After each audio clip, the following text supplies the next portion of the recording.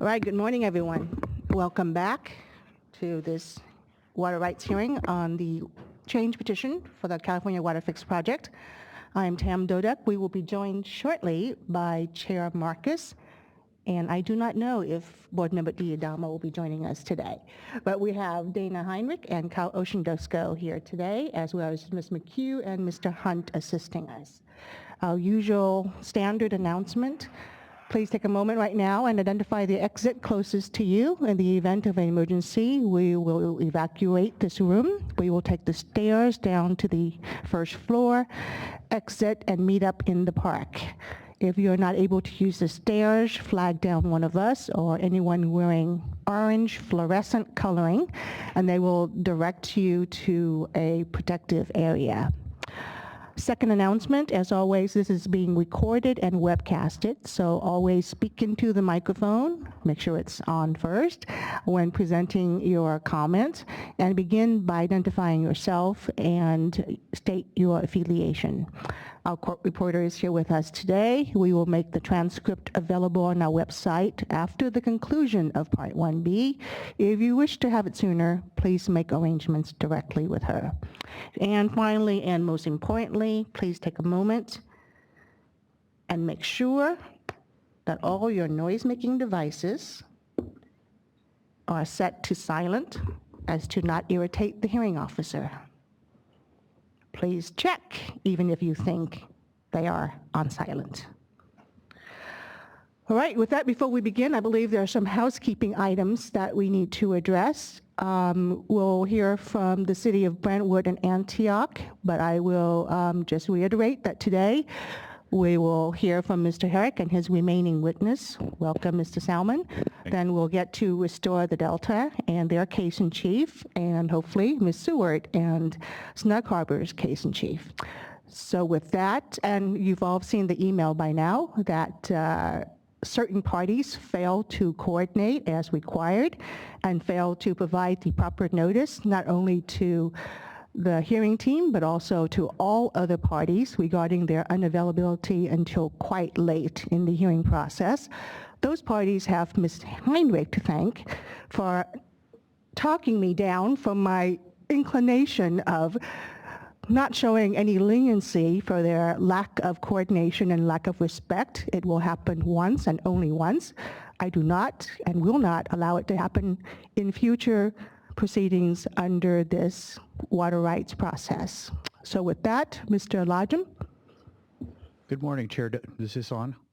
I don't know.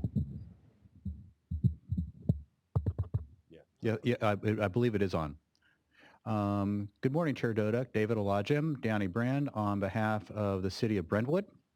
Chair Dodek, in mid-November, the City of Brentwood and the Department of Water Resources represented to the board that we were engaged in serious settlement negotiations, and we asked that the board postpone the city's case in chief so as to allow those settlement negotiations to proceed. I regret to inform you that we have not been able to reach a settlement, but we are ready to go next week, and I will represent to the board that Mr. Ehlers, Assistant Director of Public Works, and Dr. Susan Paulson will be available to testify next, I believe it's Wednesday, December 14th. I've coordinated with Mr. Emmerich on behalf of the City of Antioch. Antioch will also be ready to go, and we have also conveyed this to the department, and the department concurs with this request. All right. Thank you. We will so schedule you for next Wednesday, December 14th. Thank you very much, Madam Chair. All right. And actually, while I have you up there, could you provide me an estimate of the time that you will need for direct? Yes, Madam Chair. Mr. Ehlers should be something on the order of 15, maybe 20 minutes. Dr. Paulson probably will be 45 minutes, maybe an hour, but probably not more than that. All right. Mr. Emmerich? Probably exactly the same time estimate. And Mr. Mizell, your anticipated cross? I would think a conservative estimate at the moment will be about 3 hours, but we will attempt to make that shorter. And anyone here, at least present right now, anticipate cross-examination? Rough estimate, Mr. Herrick? Probably no more than a half an hour. Okay. And that's for each or both? Total. Good morning, OSHA Reserve for local agencies of the North Delta, and I would think probably 15 minutes each party that we've just discussed. Good morning. Depending on what has come before, Tom Keeling for the county protestants, we'd like to reserve 15 minutes to cross on the 14th. And we need to check to make sure that microphone is on and as loud as possible. Testing, 1, 2, 3. Good job, Mr. Brodsky. Michael Brodsky on behalf of Save the California Delta Alliance, and I'd estimate a half hour for each panel. Okay. Ms. Seward. Harbor Resort, I would say maybe half an hour total. All right. Madam Chair, since Dr. Polson will be appearing on behalf of both the City of Antioch and City of Brentwood, we will have her here both on the 14th and 15th. Perfect. Thank you. Thank you. Any other housekeeping items we need to address? Mr. Brodsky. Antioch and Brentwood are going on the 14th, and on the 13th, would that be likely that North Delta Cares would be called? They've reached out to me recently to give them. Yes, I would expect on 13th, we will begin, well, if there's any carryover, we'll begin with that, although I doubt it.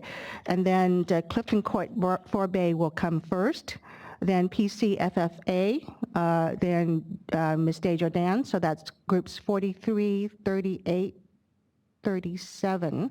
Where does North Delta Cares fall in the grouping of order? After those, After, I believe they're 39. possibly the afternoon of the 13th, or could be would then, if it laps over to the morning of the 14th, would we go before them, or would they get ahead of us, Antioch and Brentwood? Mr. Alajim, my preference is to move North Delta Cares ahead of Antioch and Brentwood because we did put you at the last of the order. That would be acceptable. All right. All right, thank you. With that, Okay, thank you. thank you. Seeing no other housekeeping item, I will give you, I guess, one other additional homework that you might start thinking about. As I mentioned earlier, the whole scheduling process for cases in chief during Part 1B has been challenging, as some of you actually have even noticed in your suggestions and written comments to the board with respect to the rebuttal portion of Part 1B. So please start thinking right now in terms of what different process we might pursue for the rebuttal portion, as well as going on, if we do go on, into Part 2 and other parts of this hearing. We've tried several mechanisms. I think we started out 1B by allowing the parties to self-organize. That did not work very well because we ended up with 2 days which there were no case-in-chief presentation. We then next try real-time management, which for the most part worked out well, and I really appreciate all the parties that really stepped up and really coordinated, and Ms. Meserve in particular, who rounded up her witnesses and got them here. But I recognize that created a little bit of a lot of uncertainty, not only for the parties presenting cases in chief, but also for the parties conducting cross-examination. So let's see if together we might come up with a third and perhaps better approach for scheduling and coordinating cases in chief for the rebuttal phase. We do not need to discuss it right now. I just wanted you to start thinking about it. I just wanted to go back to the scheduling for North Delta Cares. So they had originally requested, and I understand the interchange with Ms. Heinrich and difficulties of late notice, but they had originally requested to go on the 15th or later, and they can then for sure have all their witnesses there. So since Antioch and Brentwood are prepared to go, could we put North Delta Cares after Antioch and Brentwood, since there won't be You are any gap? really pushing me so early in the morning, Mr. Brodsky. Have you had your second cup of coffee yet? No, I haven't had my first cup of I coffee can yet. run downstairs and they have an espresso bar down there. We can discuss later. Keep in mind, though, that there is a possibility that we may get to North Delta Cares on Tuesday, depending on how quickly things go. Okay, and if we do, they'll have to be available, but if we don't, then can they go after? Wow. He's really, really. I would assume that there is no objection from Antioch and Brentwood. I'll take a little bit of the heat here. I had been in contact with North Delta Cares, and they have, they're needing a little bit of assistance to get in the right spot. So I'll take a little bit of heat for Brodsky. Madam Chair, David Olajim on behalf of the City of Brentwood. Our chief concern is, since Dr. Paulson is coming from Southern California, that we are able to put her on the 14th and 15th. Anytime during those days, we're good. All right. Since Mr. Brodsky and Ms. Meserve actually provided us the respect of appearing in person to speak in behalf of North Delta Cares and not using Mr. Jackson as a third party to convey their request, I will hereby grant it. If we get to North Delta Cares on Tuesday, I expect them to begin with their case in chief. If we do not finish their case in chief on Tuesday, we will return with them on Thursday. And that's on the premise that, and I believe, given on the time estimate, that Brentwood and Antioch will take more than just one day. All right. Thank you very much. We have now been joined by Chair Marcus. Let the record show that. And now we'll get to Mr. Herrick, who has been patiently waiting. Mr. Herrick, please present. Actually, I need to administer the oath before Mr. Salmon can testify. Please stand and raise your right hand. Do you swear or affirm that the testimony you're about to give is the truth? If so, answer yes, I do. Thank you. Mr. Herrick. Thank you, Madam Chair, staff. John Herrick for South Delta and Central Delta parties. This is the last witness in our group. We appreciate the fact that the board was agreeable to scheduling him more at our convenience than yours. But this will conclude our presentation. There's no opening statement. I already gave that, so I'll just get right to it. Mr. Solomon, would you say and spell your full name? It's William Chip Solomon, S-A-L-M-O-N. And is South Delta Water Agency Exhibit 111 a true and correct copy of your testimony? Yes, it is. And then very briefly, reference in that testimony, and as different exhibits are South Delta Water Agency 112, 113, 114, 115, 116, and 117. Is that correct? That is correct. And those are all true and correct copies of the documents you reference. 100%. Briefly, before I ask you to summarize your testimony, would you please just describe the location of the lands that are the subject of your testimony? Yes, it's in the South Delta, Union Island. Been there 52 years. It's between Stockton and Tracy, approximately 5 miles from the east of the Clifton Court forebay. It consists of around 1,300 to 1,400 acres at that ranch, and then I represent some other ranches in the Central and North Delta also, but this one speaks to the South Ranch. And just so people can get some perspective, the South Delta Water Agency number 112, Exhibit 112, is a map that shows the location of the property. Is that correct? Correct. And just for frame of reference, the property touches Middle River and Grant Line Canal. I divert from the Grant Line Canal, and I divert from Middle River as well. Thank you. Now, would you please summarize your testimony? Certainly. approximately in the early 2000s, my father and I had basically pioneered some diversification in the Delta with permanent crops. My dad had been working on it for several years. He'd been there since the early 40s working on that. We pioneered walnuts and vineyards. And most recently, I've gone into blueberries, which at the time were not quite put in for this testimony. But prior to planting those crops, we would plant beans and some other crops that would, give us some nitrogen and help the soils. So I planted quite a few acres of beans and lost the entire crop. We had high degrees of salt toxicity, chloride toxicity, had everything tested, started to see a pattern in the early 2000s, right around the time in which flows in the Delta were substantially reduced. Monitoring that, as any good farmer would do, we started taking tests and sampling. I'm not a professional water sampler, but I am highly educated with several degrees from universities, so I think I know how to calibrate such equipment, which I did. But I did request third-party intervention, which they did come out, and we started testing all of our crops, tissue samples, bark samples, tearing into the cambium layers, taking water samples, soil samples, just so I knew what I had to mitigate.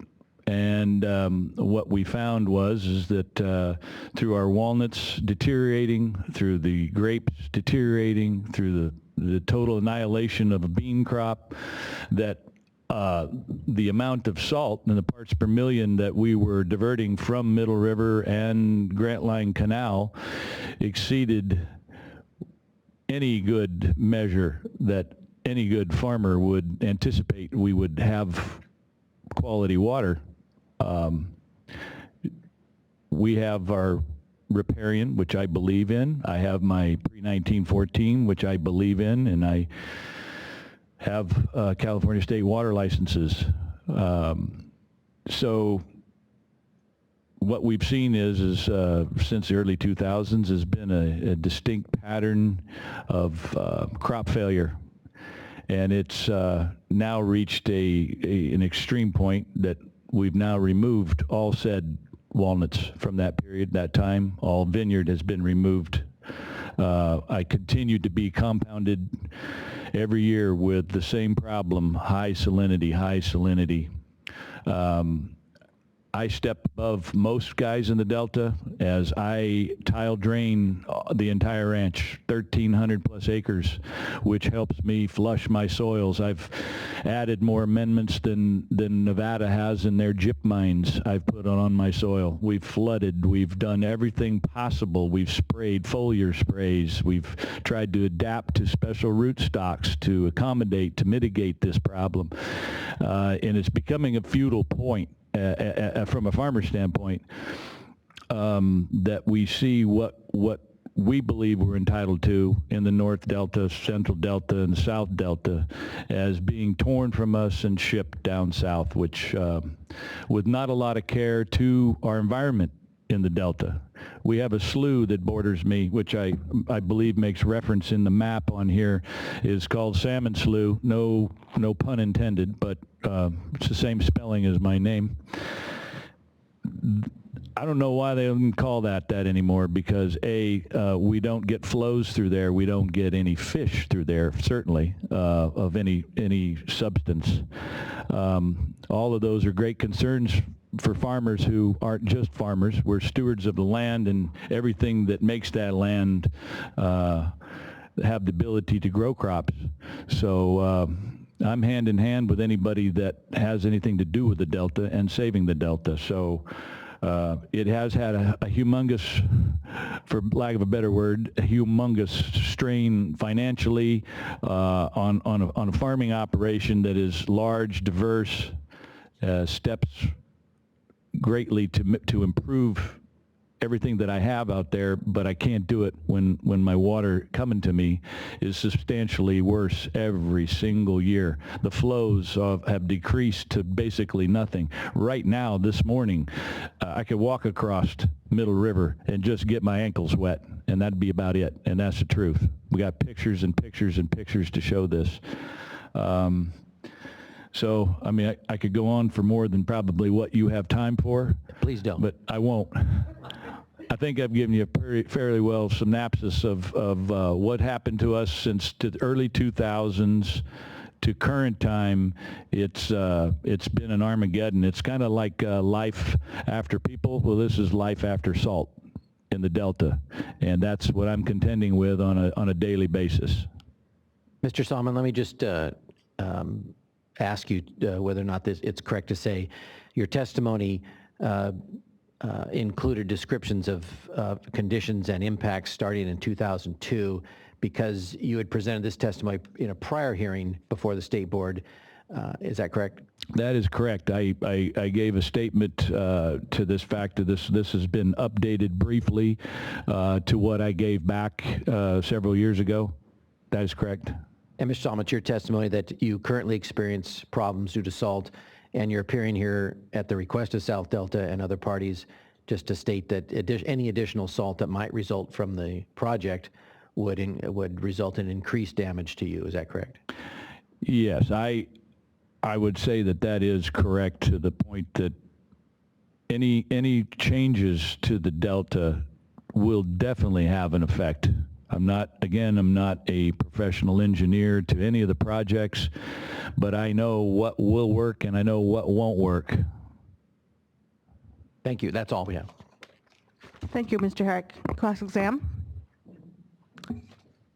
There's no taker on cross-examination, so thank you, Mr. Salmon, for Well, that's coming not very and joining fair. us today.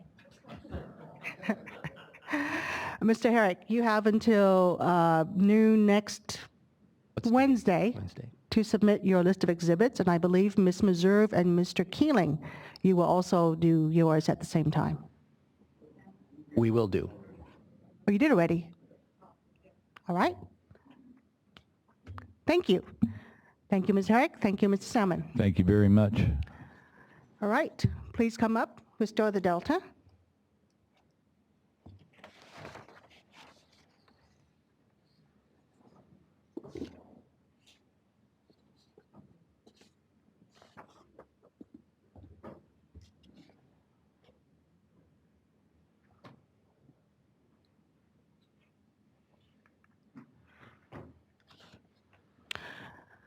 And I believe you've requested an hour and 45 minutes?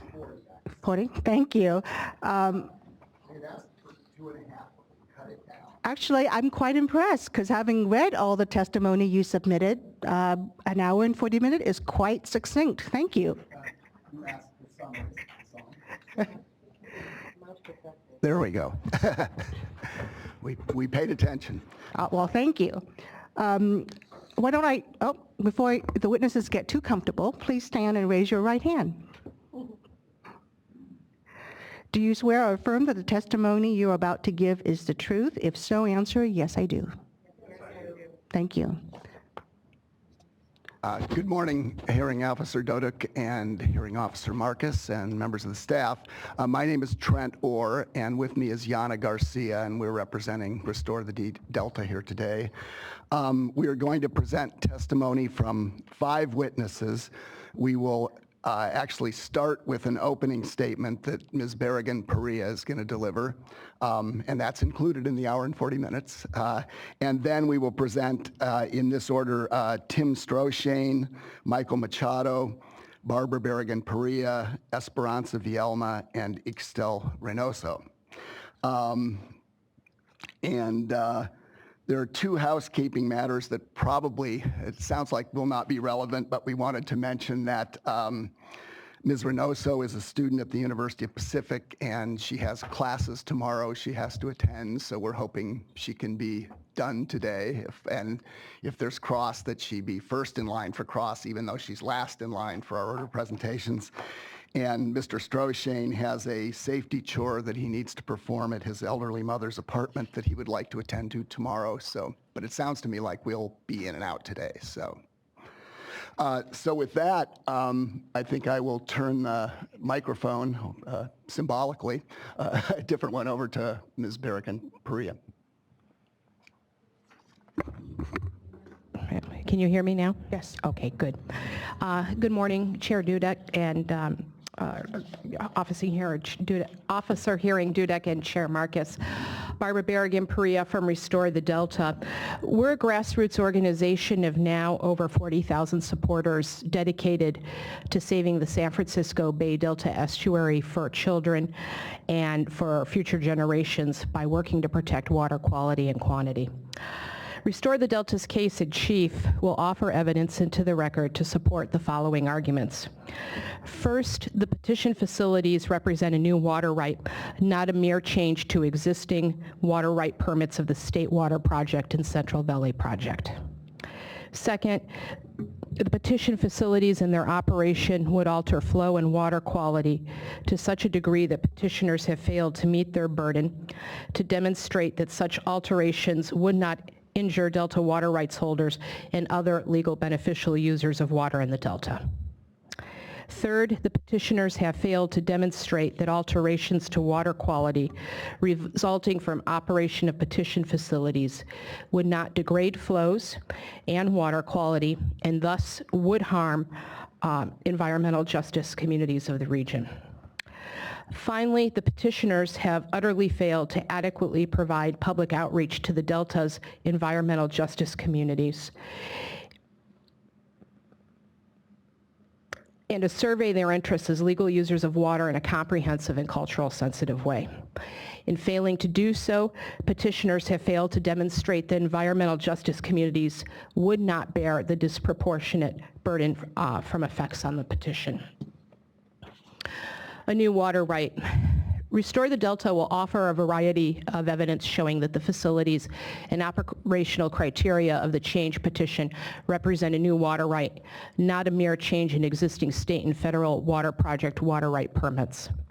Petitioners assert that petition facilities merely alter where water is diverted and that the overall effect to existing water right parameters would be unchanged. Petitioners ignore the loss of flow and overall effect to existing water rights parameters.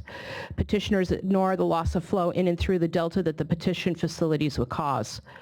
Flow in multiple channels, sloughs, and rivers through which project's water is delivered to the South Delta pumps would be significantly reduced by petition facilities. This removal of fresh water flow from Delta channels represents a change in the method of diversion from the Delta and must be evaluated for its reasonableness under Water Code Section 100 of the California Constitution, Article 10, Section 2. Mr. Stroshane's testimony will also offer evidence that existing water rights permits of the State Water Project and Central Valley Project are actually complete and should be licensed. Do petitioners own and operate completed projects that put water to full beneficial use by the deadlines assigned them by the State Water Resources Control Board?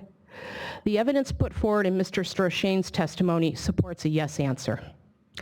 Were petitioners sufficiently diligent in constructing and operating a diversion at Hood for a peripheral canal? The evidence put forward in Mr. Stroshane's testimony supports a no answer. Do the existing water rights of the projects merit award of time extensions so as to develop 3 new diversions along the Sacramento River? The evidence put forward in Mr. Stroshane's testimony supports a no answer. We recommend that the State Water Board dismiss the change petition without prejudice and license existing water rights permits for the Central Valley Project and State Water Project, excluding the facilities described in the change petition. If the projects were to continue, which Restore the Delta opposes as injurious to environmental justice communities' beneficial uses of water, it should be the subject of a new water right application with an attendant current filing date indicating its junior priority. Flow and water quality from the petition facilities. Petition facilities will reduce flows in the lower Sacramento downstream of the proposed North Delta diversions. Petitioners' modeling results will be submitted into evidence to support our argument that this flow reduction is regional, extending from the diversion points between Clarksburg and Cortland, and perhaps from even further upstream to 21 miles downstream to Rio Vista. Our evidence also shows that 4 other flow effects of this reduction found in petitioners' modeling results. 1, increased resonance of water time. 2, increased salinity incursion into the delta. 3, greater flow into the central and western delta from the San Joaquin River, which has impaired water quality. 4, and potential reverse flows upstream as far as Freeport above the North Delta diversions of the Sacramento River. These hydrodynamic effects will cause water quality degradation in the delta, evidenced by increased salinity to keep locations that will also intrude into groundwater from delta recharge. Mr. Stroshane's testimony touches on modeling issues raised by others about the calibration, verification, peer review, and accessibility of modeling made available, but not included as exhibits with their case in chief for this hearing process. Our case in chief rests on petitioners' representations to that effect. We understand that the initial operating criteria for the petition facilities could change yet again, and we express the hope that in Part 2, Part 1 participants will be able to revise the effects of any changes on the issues we raise in Part 1 of our case in chief. Salinity impacts on Delta agriculture. Delta agriculture is the Delta region's economic engine and its major employer of portions of the Delta environmental justice communities. Harm to the sector of the regional economy would compound direct economic and social losses to these communities. Michael Machado, former state senator and executive director for the Delta Protection Commission, will submit into evidence the Delta Economic Sustainability's plan modeling of salinity impacts in the South Delta. Water quality protection is crucial to maintain Delta agriculture's contribution to the region and the state's economies. My testimony will focus on the variety and size of Delta environmental justice communities that have not been adequately taken account into the petitioner's case for the project and that would be harmed significantly as legal users of water if the petition were granted. We believe that the petitioner's own documentation supports this conclusion. Our evidence centers on Stockton and San Joaquin County, the poorest portions of the Delta region, where beneficial users of water would be injured by water quality degradation, as well as by subsurface intrusion of saline water into groundwater under Stockton. Such environmental harms to Stockton's natural endowment of fresh water would add injury to the economic and social distress, food deserts, low rates of education attainment, and high rates of populations isolated by language barriers endured by Delta environmental justice communities. These injuries would result from the increased expense of water treatment, food security issues, and unemployment associated with degraded water quality. Degraded water quality would adversely impact urban drinking water, subsistence fishers, and urban agriculture, which is intended to improve healthy food access and affordability and create new job opportunities. Stockton has been left behind economically.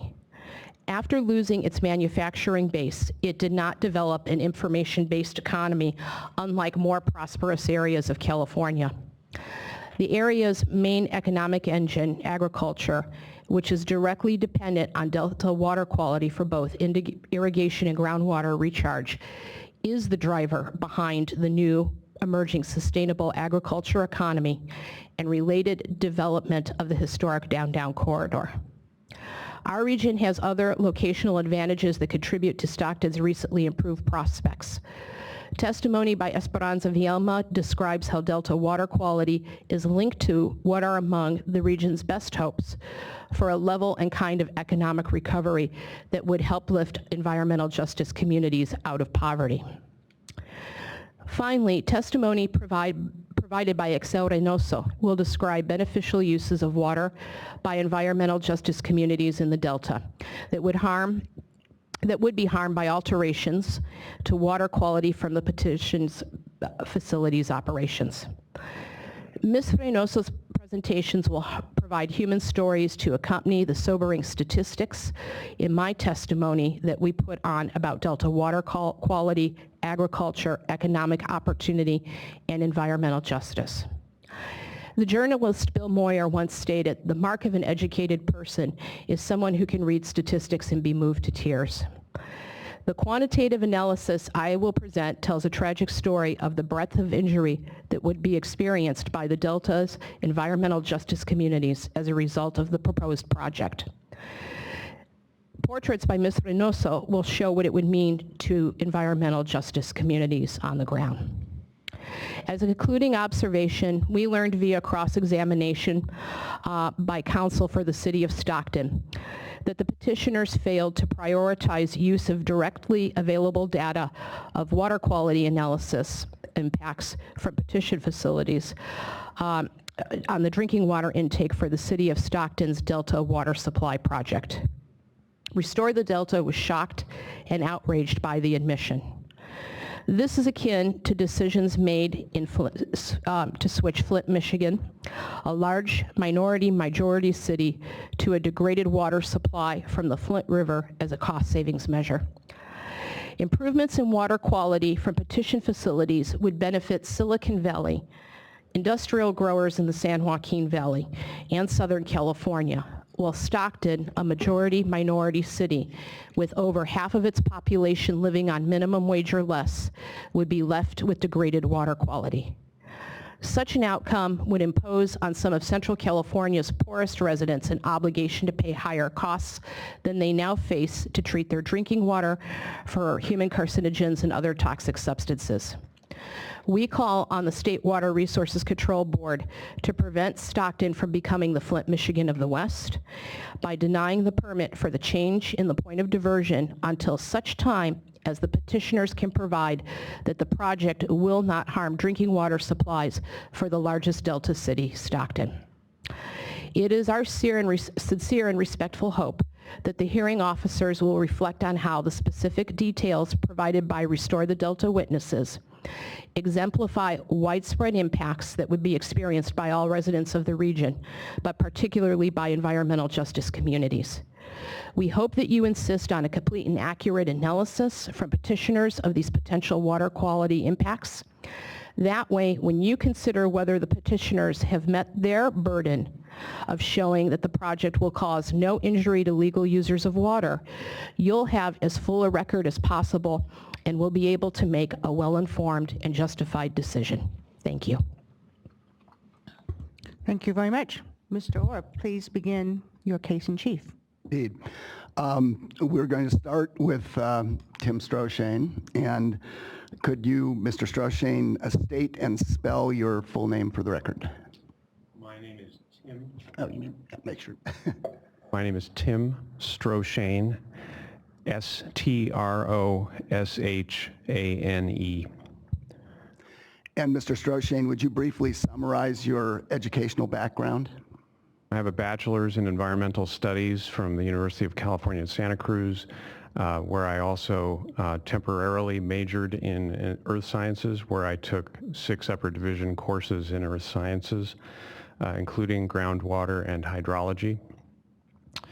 And I went to UC Berkeley and received a Master's of City Planning from UC Berkeley in the spring of 1988. And would you describe your current position and the amount of time you've held that position? I am a consulting policy analyst with Restore the Delta. I have been with Restore the Delta since October of 2014. And could you briefly describe your duties for Restore the Delta? I provide policy analysis on things like the State Water Board's water quality control planning process. I write letters, and I also assisted with preparation of testimony for this witness panel. Thank you. And are there any other prior experience you have that are relevant to, job experiences relevant? Yes, I was a contractor with the California Water Impact Network between 2009 and early 2015, and until May of 2015. And finally, could you tell us about a book that you authored that was recently published? Yes, it's by me. The title is Drought, Water Law, and the Origins of California's Central Valley Project, and it is published by the University of Nevada Press, just released in November. We were refraining from setting up a table at the back where Mr. Stroshane could sign copies. And now to turn to authentication matters, have you reviewed RTD1, which is your statement of qualifications? Yes, I have. And is RTD1 a true and correct copy of that statement? Yes, it is. And have you reviewed RTD10 REV2, which is a revised version of your testimony? Yes, I have. And does that accurately reflect your knowledge and belief regarding the matters discussed in that statement or testimony? Yes, it does. And did you prepare this testimony? Yes, I did. And then finally, have you reviewed exhibits RTD 101 through 154, which are submitted and referenced in your testimony? Yes, I have, with the caveat that there were some that were stricken. Yeah, I can note those for the record, okay. That in that, rather than go through one at a time, in the range of 101 to 154, numbers 122 through 127, 133 through 137, and 141 have been withdrawn from Part 1 at the hearing officer's requests, and last, RTD 151 is reserved and has no associated exhibit. So as to the remaining ones, those are true and correct copies. Yes. So, could you please summarize your testimony then? Yes. My name is Tim Stroshane. I serve Restore the Delta as a consulting policy analyst and have since 2014. I have also provided research and drafting assistance to Restore the Delta witnesses on this panel: Barbara Berrigan-Perea, Michael Machado, Esperanza Vielma, and Ixtel Reynoso. Next, can you bring up the PowerPoint, please?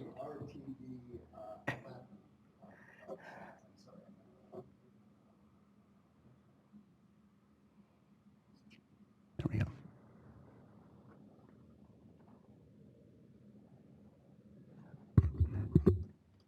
Thank you. Thank My you. apologies. And this is RTD 11 revised. Yes, that's correct. Yeah. And go ahead and advance to the second slide. Thank you. My testimony has 3 sections reflecting hearing prompts for Part 1 in the board's notice of petition and hearing of October 30th, 2015. First, it is my testimony that the petition should be treated as, in effect, initiating a new water right. Second, it is my testimony that the petition facilities would cause harm to beneficial users of water from flow alterations and degraded water quality. Finally, on Restore the Delta's behalf, my testimony offers recommendations to the hearing officials. Next slide. I offer evidence in my testimony supporting the view that the petition should be treated as initiating a new water right. I respond to claims made by DWR witness Maureen Sargent about the relevance of Board Water Rights Order 2009-0061 involving the City of Santa Cruz's water rights on the Upper San Lorenzo River as to whether this order provides precedent for the petition facilities being covered under existing water rights of the petitioners. Further, it is my testimony that petition facilities represent a new method of diversion in the Delta as well as distinct new points of diversion from those indicated in existing SWP and CVP water rights.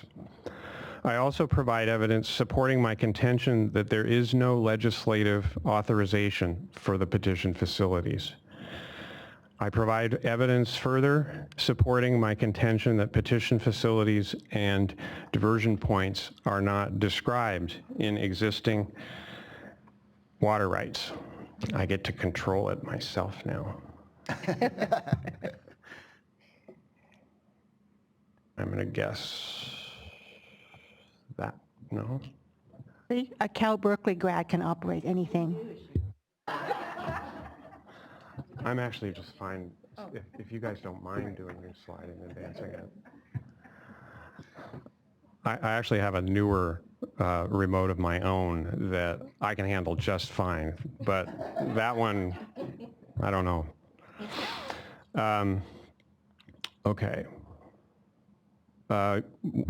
Move one slide back. Yes, thank you. It's my testimony that unresolved SWP and CVP permit time extension requests bear on whether the change petition in effect initiates a new water right. In preparing this part of my testimony, I relied on data and narrative passages from publicly available databases and documents by the California Department of Water Resources, the U.S. Bureau of Reclamation, and the State Water Resources Control Board. I present evidence supporting the view that the CVP and SWP, as originally permitted, are complete and have put water to full beneficial use as much as they are capable. From these sources, I provide evidence that these time extension requests lead to cold storing of unused appropriated water by the permittees.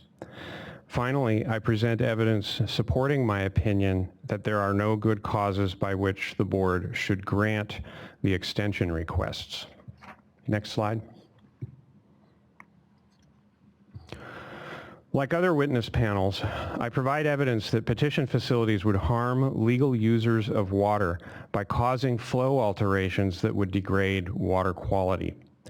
These include removal of fresh water from the Sacramento River, reverse flows or upstream transport along the Sacramento River, which would occur at times of reduced delta inflow and could be worsened by petition facilities operations. Increased residence time of water from operation of the petition facilities in the delta, and changed water source composition at various delta locations, which would result from a changed flow regime from the operation of the tunnels project. I did no new modeling of my own to present evidence of these effects to flow and water quality in the delta from petition facilities. Instead, to prepare my testimony, I relied chiefly on exhibits and re-presentation of data and modeling results drawn directly from the petitioner's recirculated draft environmental impact report and from written comments provided to petitioners by the City of Stockton, Contra Costa Water District, and East Bay Municipal Utilities District, the latter of which included calcium 2-based modeling study results developed by Walter Bure of MBK Engineers and modeler Daniel Steiner in 2015. Next slide.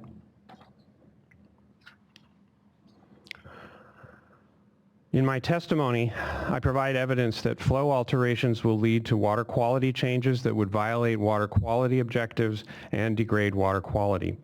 It is my testimony that while petitioner's case has proliferated modeling scenarios, what matters to environmental justice communities represented by Restore the Delta are those describing the petition facilities and their effects in a distinct, stable, and finite manner.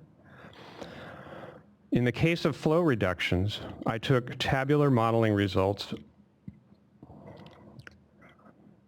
from recirculated draft environmental impact report sources and presented them in both revised tabular and graphical forms to assist hearing officials with ready interpretation of the results. These are in exhibits RTD-149 and 150, with simple percentage change statistics included. In each presentation, monthly and annual flow decreases are shown. Further, it is my testimony that these model results show that Sacramento River flow alterations from petition facilities operation would have regional effects, since flow reductions are identified in these results at specific locations 21 miles apart.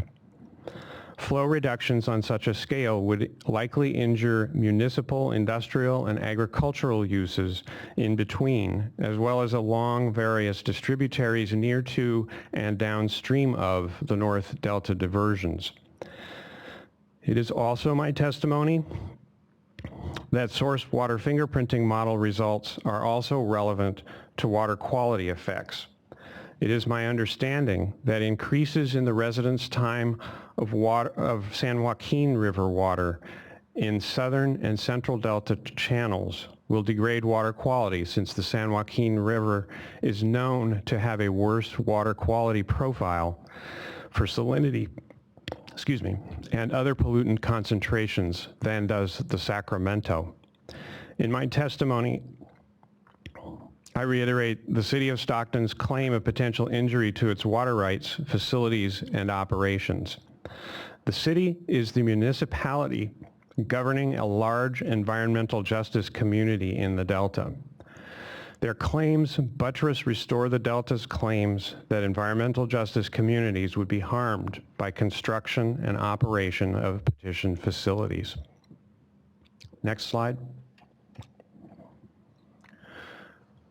It is my written testimony that Restore the Delta recommends the board deny the change petition. Restore the Delta recommends the Water Board license the existing SWP and CVP permits, excluding the petition facilities and their proposed diversion points.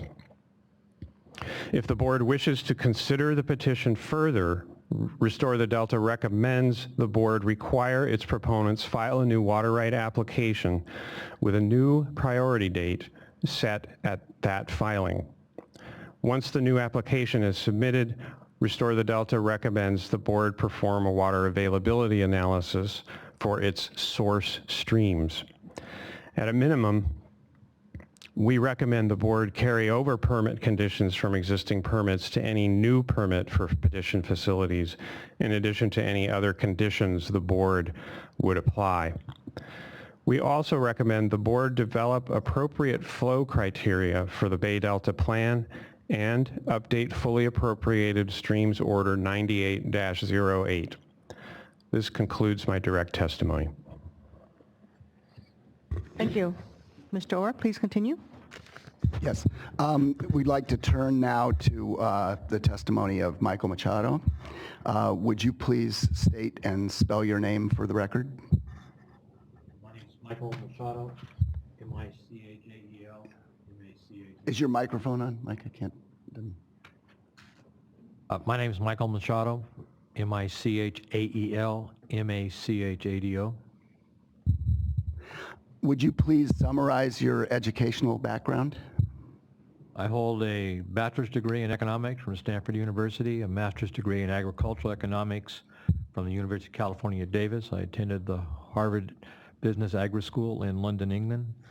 I have been a farmer for the last 40 years, served in the legislature, both in the Assembly and in the Senate, and I'm a practitioner.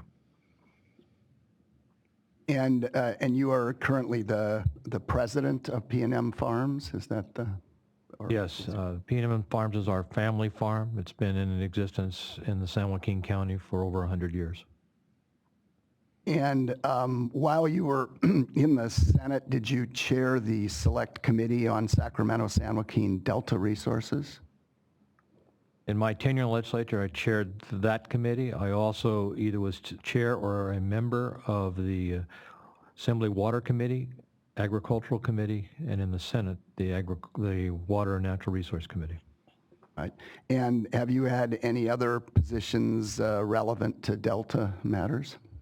I was Executive Director of the Delta Protection Commission in 2010. All right, thank you. Have you reviewed RTD-3, which is your statement of qualifications? Yes, I have. And is it a true and correct copy of your Yes, it is. qualifications? Thank you. Have you reviewed RTD-30, your written testimony? Yes, I have. Is that a true and correct copy of your testimony? Yes, it is. And does that testimony accurately reflect your knowledge and belief regarding each of the matters discussed? Yes, it does. And did you prepare that testimony? I prepared it with the assistance of Tim Strushan. Thank you. Could you summarize? Oh, one more. Have you reviewed exhibits RTD 301 through 305, which are referenced in your testimony? Yes, I have. And are these true and correct copies of the documents as identified in the exhibit list? Yes. All right. Could you please summarize your testimony? Yes, I am. Thank you. I have some slides. Yes. Oh, that would be RTD 31, I believe. And I'll just assume that you handle the device. I don't have my grandson here to help me. We're all old. Oh, and he's a Stanford grad. But I do know my limitations. And how did Big Game turn out?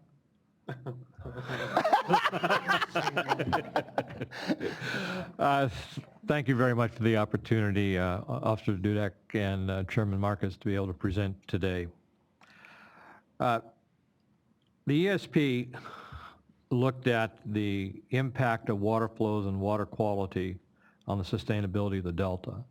And it was a product of the 2009 Delta Reform Act, in which the Delta Protection Commission was charged to develop an economic sustainability plan for the Delta as part of the measurement or the evaluation of preserve and enhance agriculture, natural resources, and the culture of the Delta, along with the co-equal goals.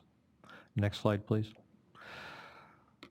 My testimony will summarize the Delta studied, the methodology used to define and measure the effects to the Delta from changes in flow and water quality, and describe the results of the study. I will address the issue prompts that were presented as to, will a change in the points of diversion cause injury to legal agricultural users of water, and will the changes in water quality cause injury to legal agricultural water users of Delta water? Next slide, please. The first part of the ESP was to identify and define the farm economy in the Delta. And nearly all the water right holders are farmers irrigating crops. You have recreational uses, and you have tourism businesses. The common thread to all of them is that their income comes from the availability and the use of water in the Delta rivers, channels, and sloughs that make up the Delta. The ESP studied the economic impacts to water quality changes, and that was a broad measure, provides a broad measure of injury to Delta water owners. Salinity conditions affect the economic and irrigation decisions that farmers make. And I think you heard previously from Chip Solomon about some of the decisions that he makes. But every season, Delta farmers decide on crops to plant based on the water quality and how much of the water, based on that quality, is going to be available that they can be used. But the other thing to understand is that these decisions not only impact the individual farms, but also the peripheral economies that depend on the Delta agricultural economies that extend beyond the legal Delta. Next slide. The Delta is really a mixture of a variety of crops, and it comes because 80% of the farmland is categorized as prime farmland. You have about 38,000 acres, not part of that 424,000 acres, that is pasture lands. Next slide, please. And the acreage crops The top acreage crops that are grown are corn, alfalfa, processing tomatoes, wheat, and wine grapes. And the value crops shown are tomatoes, wine grapes, corn, alfalfa, and asparagus. Next slide. The highest revenue per acre is from truck crops and deciduous crops. Animal production in the deltas is about $100 million. But if you look at the delta is actually composed of bands of crops that go through it.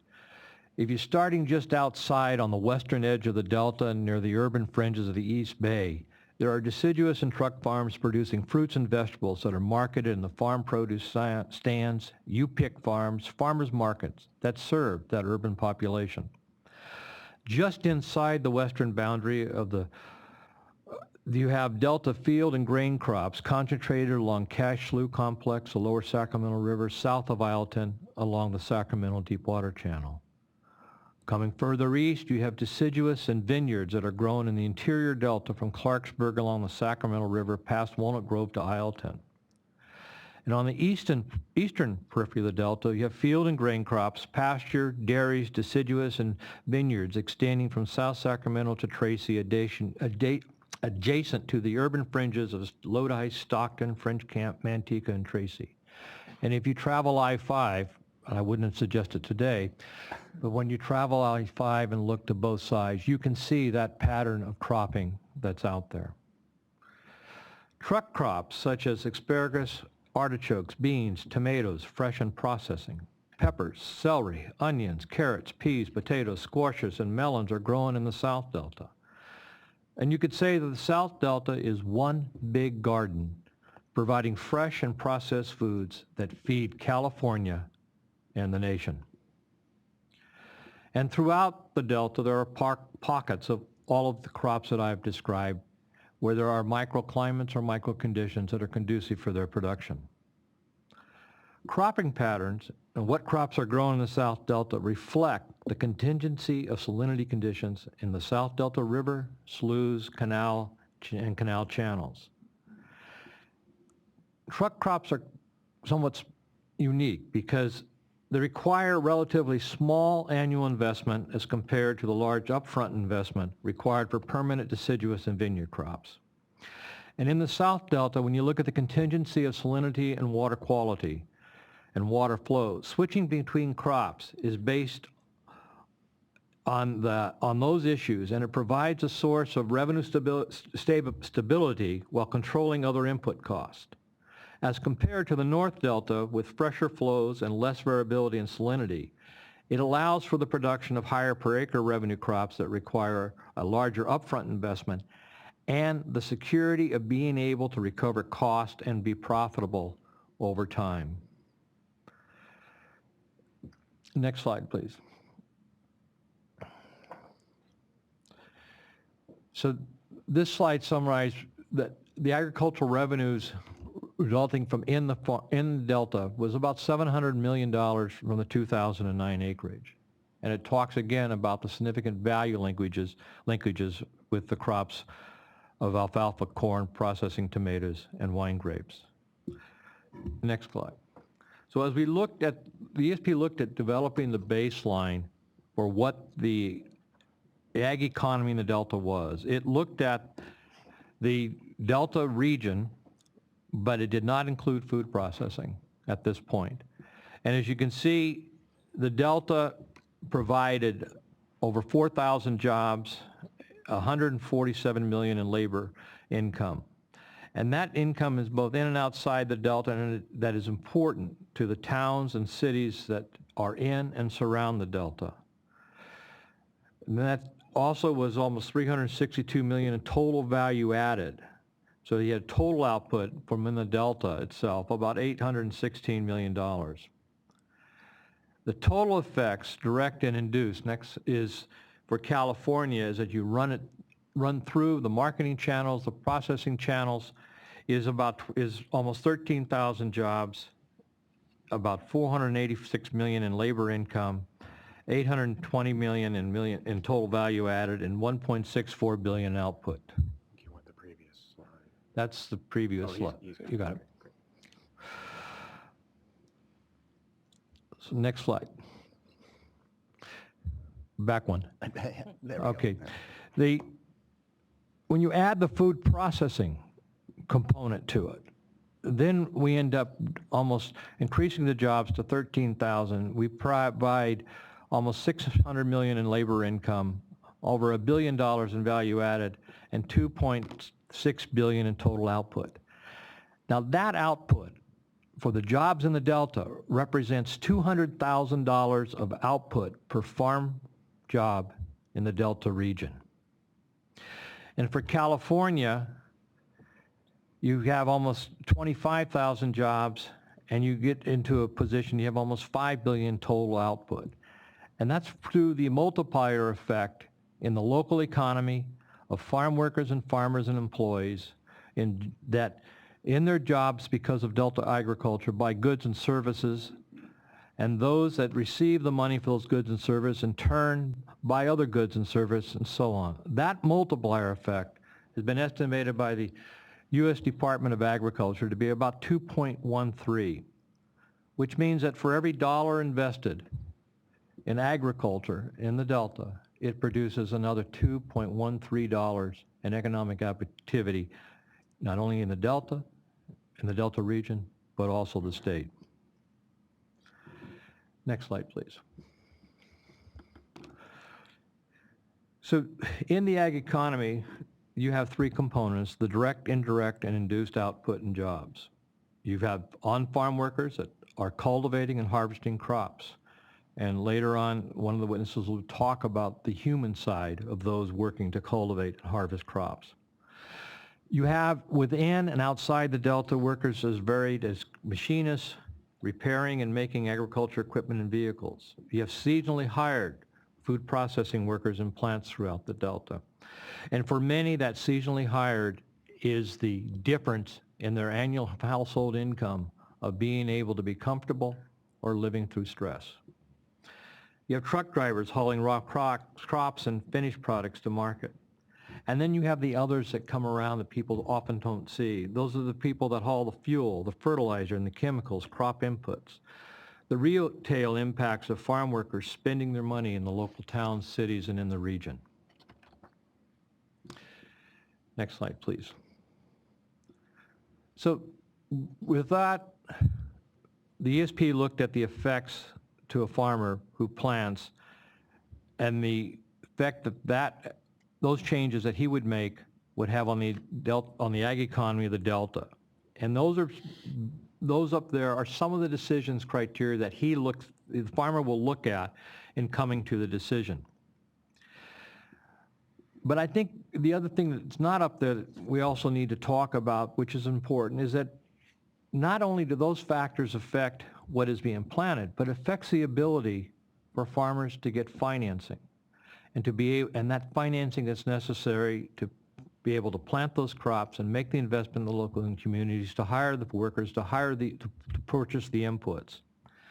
And much of this financing comes from community banks and regional banks who are owners and customers, are members of the same community as the Delta farmers.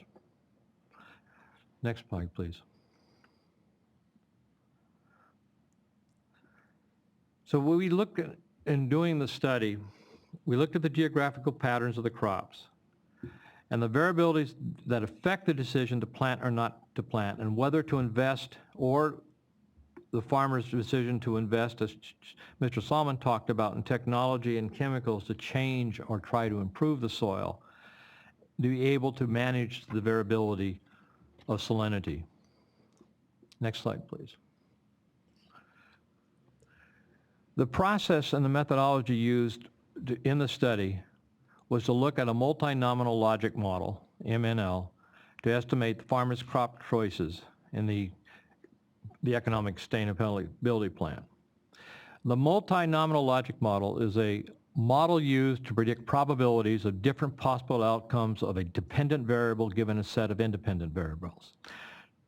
So that is, for a farmer, what crops will be planted given the possible changes in water quality, salinity, flows, and the threat of urbanization in the agricultural area.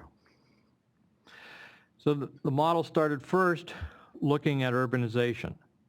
And the areas of urbanization were looked at would included Stewart Tract west of Lathrop and French Camp, the northern periphery of Tracy, the western boundaries of Stockton and Shema Tract. Next slide. And that's to illustrate where the urbanization would be that I just mentioned.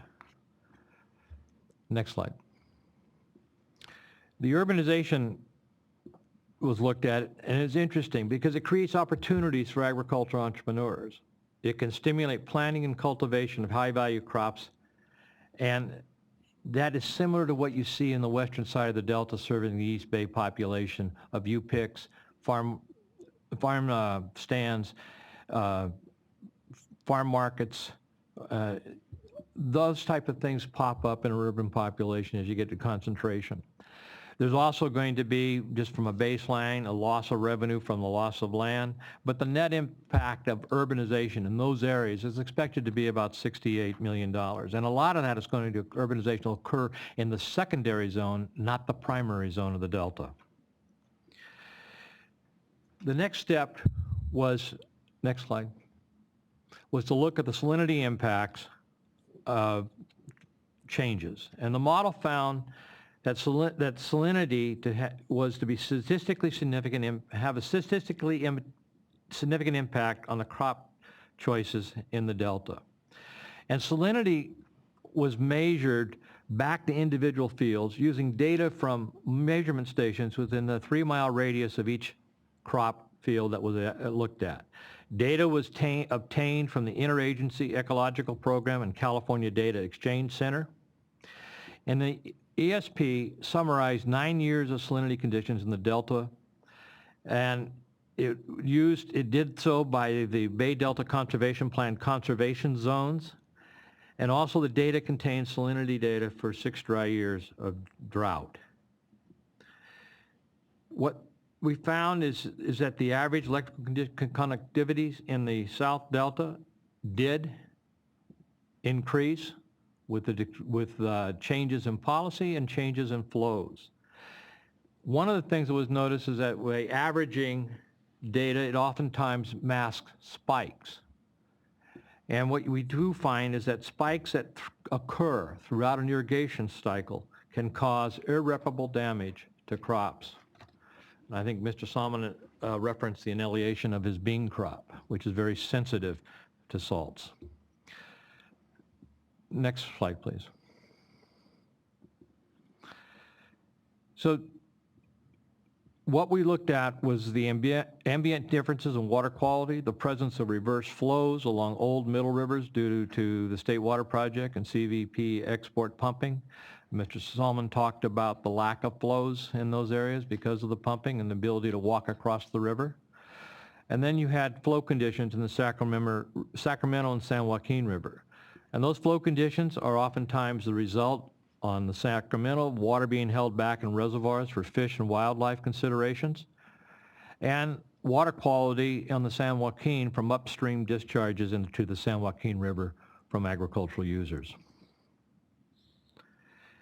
Next slide, please. So water quality and salinity was also affected by policy proposals.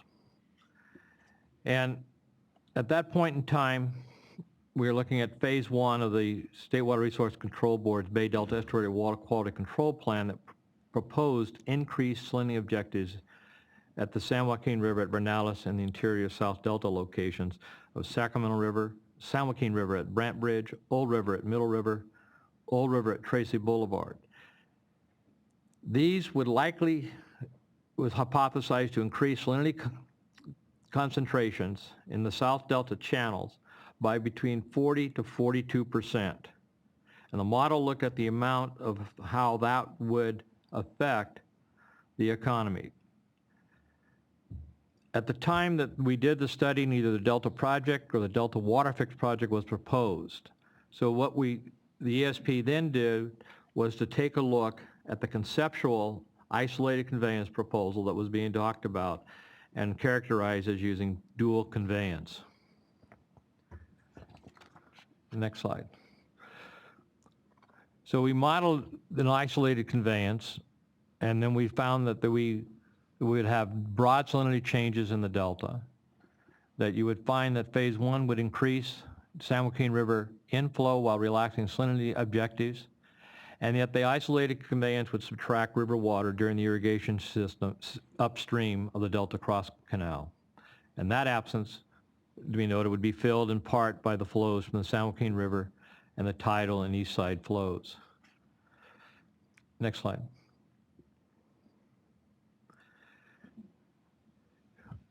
We focused on the model on the South Delta channels where existing conditions were already at a higher level of salinity than the North Delta.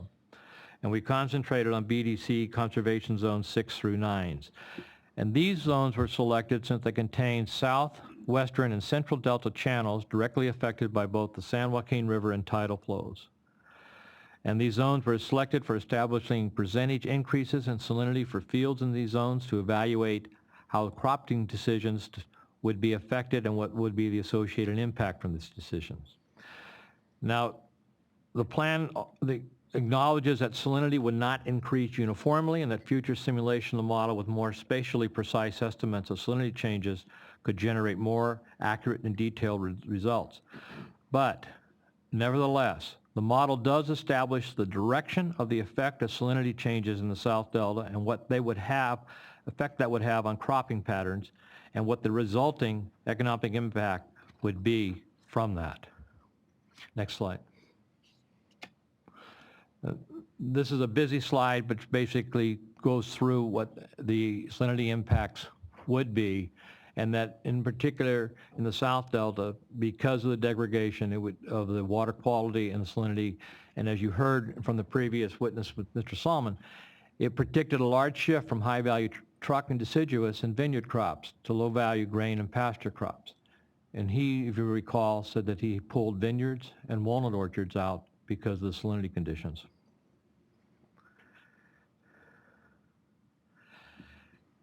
And then the next slide, please.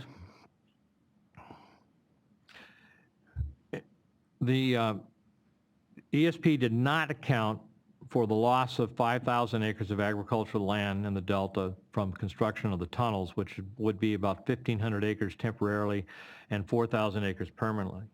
If you take those acres and you figure that the average output for those acres is about $1,600 per acre, the total impact of that is about $8.9 million annually from production that did not happen because of the loss of those acres.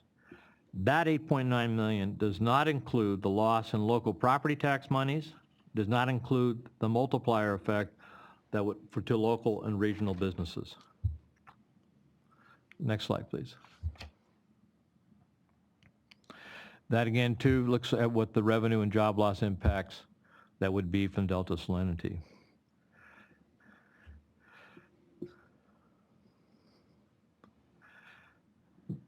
So this really just talks about the job losses represented broadly, the magnitude of economic injury to agricultural water users. And it would, then this is changes that would result from changes in flow and water quality because of the California Waterfix. Next slide.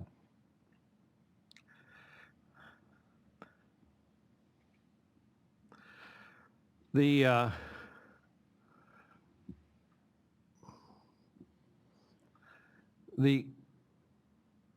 ESP, finding ESP showed that you would find negative impacts as a result of changes in water quality and water flows. And what that did cause was that the Department of Water Resources, and indeed the Delta Stewardship Council at the time, challenged the results of the Economic Sustainability Plan and asked that that plan be subject to a peer review as to being whether or not the Economic Sustainability Plan was factual, whether the application of methodology used was appropriate, and whether the quality and accuracy of the conclusions drawn in the ESP were accurate. And next slide, please.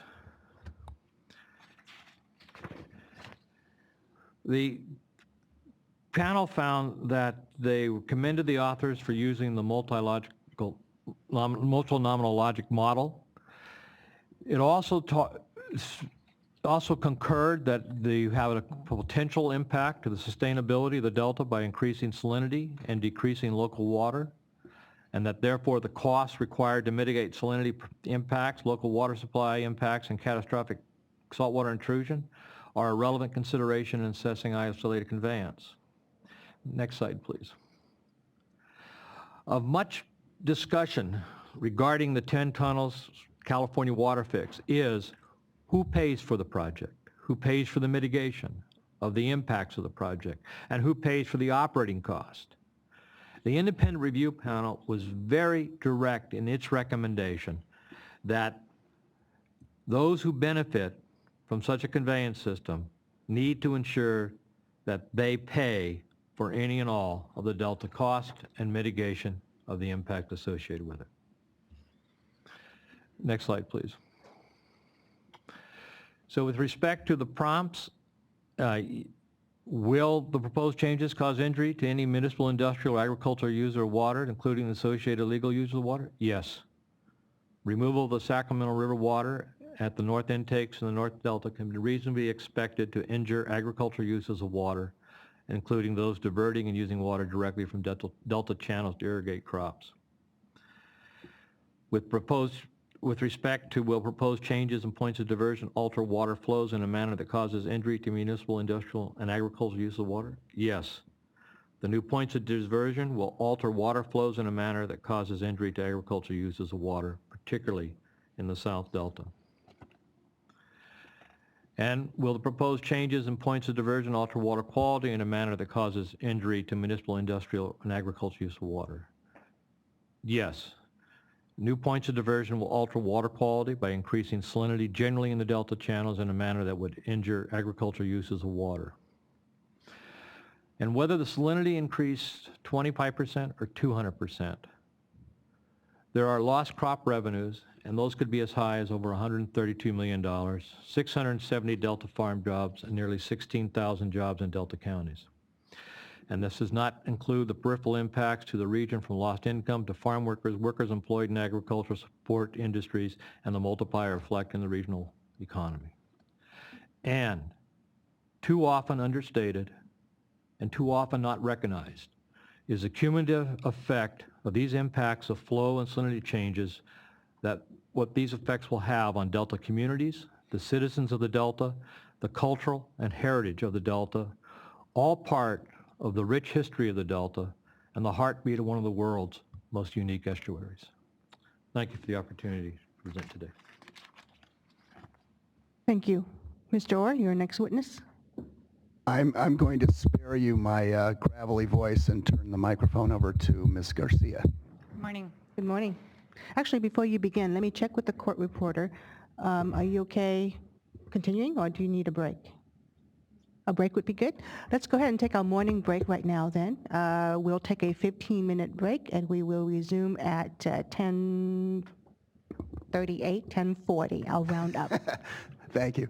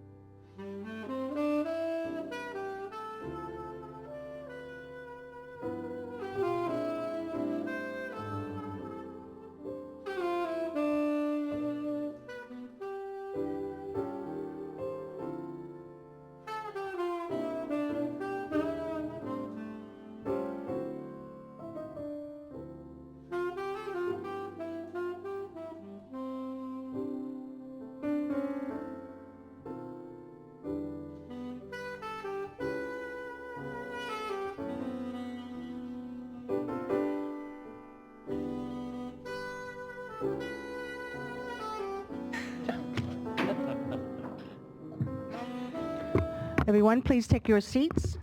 It is 10:40. We will resume, and we'll now turn to Ms. Garcia. Thank you. And we're actually going to be turning now to the testimony of Ms. Bergen. And could you please move the microphone closer to you? Thank you. We will be turning now to the testimony of Ms. Bergen Parrilla. Would you please state and spell your name for the record? Sure. My name is Barbara Berrigan-Parrilla. My first name is B-A-R-B-A-R-A. Last name is B-A-R-R-I-G-A-N-P-A-R-R-I-L-L-A. Thank you. And can you briefly summarize your educational background for us? I have a Bachelor's of Arts in English from UC Berkeley and an MFA in English Literature and Creative Writing from Mills College. And what is your relationship to Restore the Delta? I am the Executive Director. How long have you had that position? 10 years. Can you describe for us some of your duties as Executive Director? Well, over the last 10 years, we started as a small coalition grassroots organization doing education and outreach. We started with about 70 members at our first meeting. In over 10 years, we've grown to about 40,000 members with thousands of members from the environmental justice community. We work and we seek to protect water quality and quantity for the Delta by educating the public of policies and issues. And our goal is to restore the Delta for our children and future generations. And have you always been Executive Director? Since the start, yes. Okay. Now, have you reviewed RTD2, your Statement of Qualifications? Yes, I have. And is that a true and correct copy of that statement? Yes. And is RTD20 a true and correct copy of your written testimony with revisions pursuant to the board's instruction? Yes. And does this accurately reflect your knowledge and belief regarding the matters discussed in that testimony? Yes. Great. And did you prepare that testimony? Tim Stroshane, he conducted research and he drafted my testimony. I worked with him to create lists of issues. I did rewrites, I did edits, I located source materials and read through all the research materials, and we went back and forth with this document in this collaborative manner several times, and then it was reviewed by our attorneys at the end. Now, have you also reviewed exhibits RTD 202 through 246? Yes. Great. And are those also true and correct copies of the documents RTD submitted into evidence and that you reviewed in preparation of your testimony? Yes, they are. Great. I'll note that RTD 21 are Ms. Bergen-Parrilla's slides. If we could turn to those, please. Thank you. Now, if you would please summarize your testimony for us, Ms. Bergen-Parrilla. Thank you very much.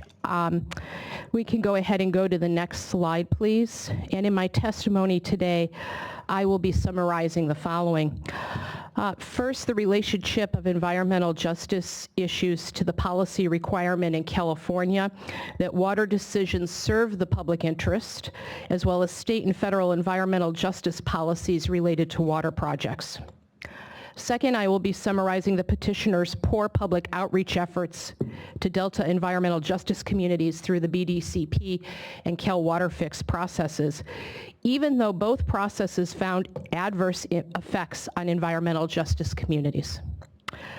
Third, I will describe, based on data from the 2014 American Community Survey by the U.S. Census Bureau, who Delta environmental justice communities are, where they're found, which minority groups are represented, where and what degree impoverished neighborhoods are found in the Delta. I will also discuss other quantitative measures of economic distress found in Delta environmental justice communities, particularly in Stockton, as identified in the American Community Index.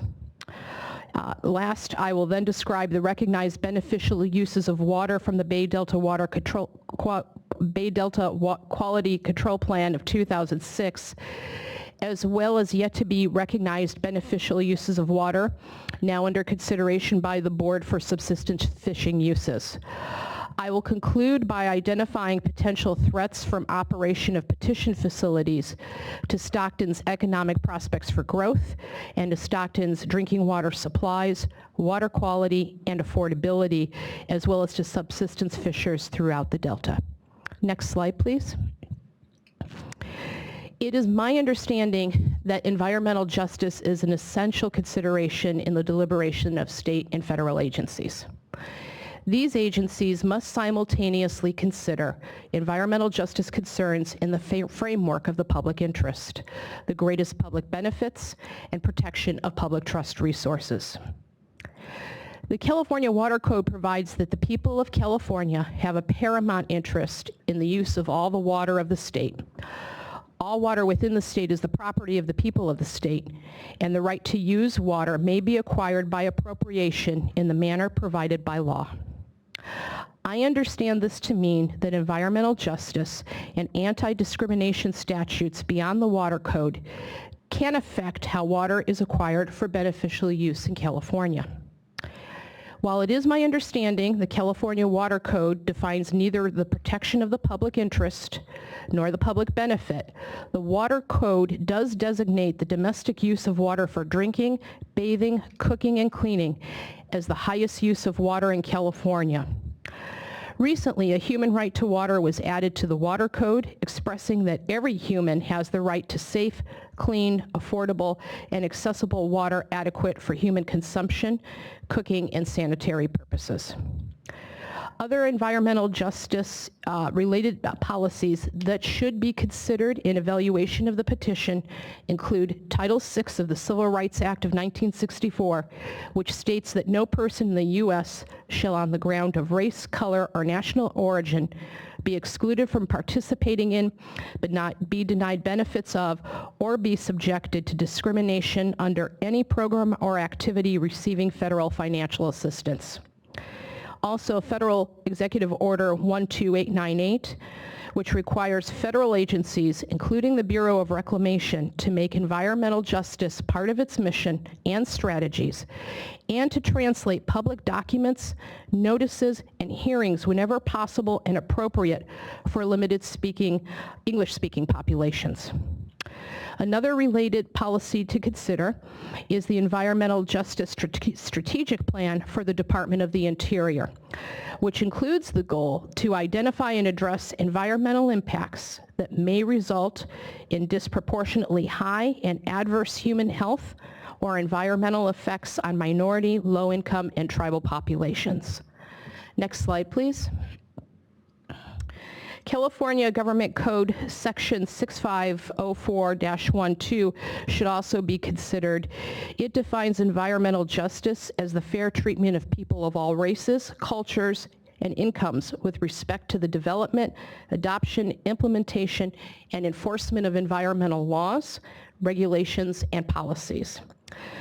While California Government Code 11135A does not include the phrase environmental justice, the State Attorney General's office says that in certain instances, it requires agencies to undertake the same consideration of fairness in the distribution of environmental benefits and burdens called for in the state's definition of environmental justice. Next slide, please.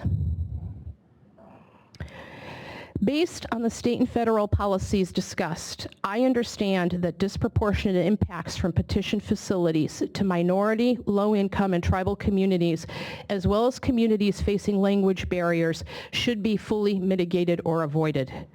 Addressing impacts on human health and environmental impacts on environmental justice communities must be substantive. It should not be window dressing.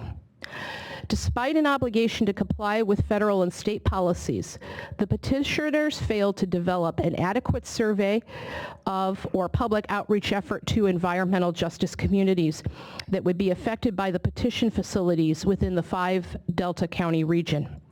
Consequently, they failed to show that these communities will not be harmed as legal users of water by the petition facilities. Petitioners also failed to complete adequate outreach to communicate the significant level of adverse impacts to residents living in language isolation within the 5 Delta counties. Next slide, please. In early 2007, at the beginning of the BDCP outreach work group identified and communicated to the BDCP Steering Committee 13 tasks for public involvement, from a work plan to a schedule, community presentations, collateral materials, etc.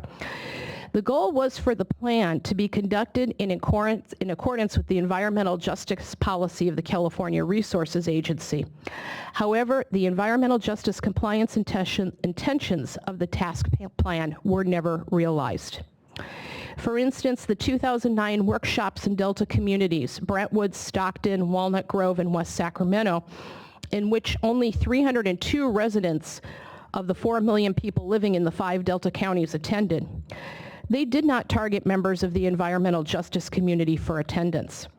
Having attended the largest of those meetings in Stockton with 133 people, I specifically recall that the diversity of the Delta community was not reflected in the audience. Attendees were almost all English speakers, white, and very aware of Delta water issues. A LexisNexis search that we conducted in 2014 showed that only 4 stories appearing in languages other than English for the BDCP between 2010 and 2011, with not 1 story showing for the 2009 comment period. There was no broad effort to engage with the environmental justice community through the initial public outreach workshops for the BDCP. Even more disheartening were DWR's environmental justice community surveys of 2010. The intent was to elicit a broader understanding of the public's attitude on environmental justice water issues in the Delta and the State Water Project Central Valley Project service areas. The sampling size was inadequate. Only 17%, or 231 of the 1,400 people contacted even agreed to be interviewed. Their method for surveying environmental justice informants did not rely on randomized selection processes, but included participant identification that targeted representatives from farm bureaus, chambers of commerce, 50% were elected officials, designated representatives speaking on behalf of majority population business leaders, water districts, some environmental advocacy groups, and yes, there were some representatives of faith-based and ethnic group organizations, about 35% of the 231 surveyed. Telephone interviews were conducted using a questionnaire, but respondents were also encouraged to explore non-scripted related topics. Based on this survey, I concluded that there was no effort to include and contact environmental justice community residents in the field about their experiences in regard to subsistence fishing or the quality and costs of their drinking water supplies.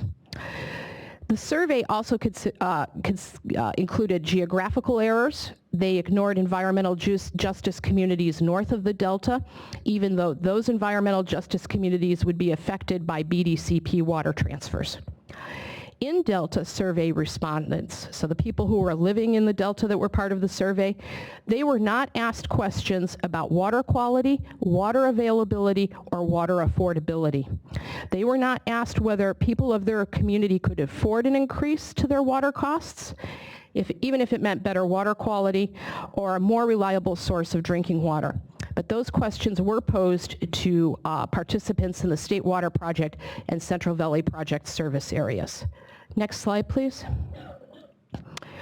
A reference to DWR's Environmental Justice Community Survey of 2010 is included in Chapter 28 of the draft BDCP EIRS, which is how Restore the Delta learned of its existence. Chapter 32 of the BDCP draft EIRS claims that during document preparation, public outreach activities considered minority and low-income populations. No mention of communities with language barriers is made. They cited the inadequate 2010 survey and then listed future environmental justice outreach, including placing announcements in ethnic newspapers and radio stations, conducting scoping meetings during evening hours, providing translators, providing the BDCP website in Spanish, and providing a multilingual hotline. After Restore the Delta, along with a coalition of environmental justice and environmental groups, sent a letter to BDCP in 2014. Petitioners for the 2 Waterfix workshops of 2015 made available short promotional materials translated into several languages and provided translators upon request for these events. However, the identified significant and unavoidable impacts of the project the water quality section of the revised draft EIRS and other important sections of the document were never translated. Instead, non-English speaking members of the environmental justice community in the Delta would have had to have known about the project, called the Waterfix translation hotline, and waited days for a return phone call.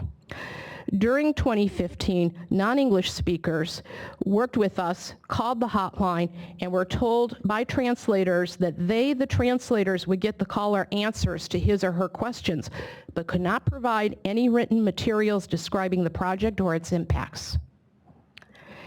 Petitioners failed to carry out a robust and inclusive public outreach effort among the environmental justice communities of the Delta. This is particularly disturbing when we consider that the revised draft EIRS stated that the petition facilities would result in disproportionate effects on minority and low-income communities for land use, socioeconomics, aesthetics, cultural resources, noise, and public health effects. Despite mitigation, Waterfix wrote that these effects would be disproportionate and adverse for the Delta environmental justice communities. Next slide, please. Here I helped to identify who makes up Delta environmental justice communities and show where they can be found. These statistics come from the U.S. Census American Community Survey of 2010 to 14. The first slide shows the environmental justice communities of San Joaquin County by race or Latino ethnicity compared to U.S. populations. In almost every category, race or ethnic group populations are significantly higher in San Joaquin County than the national average. Next slide, please.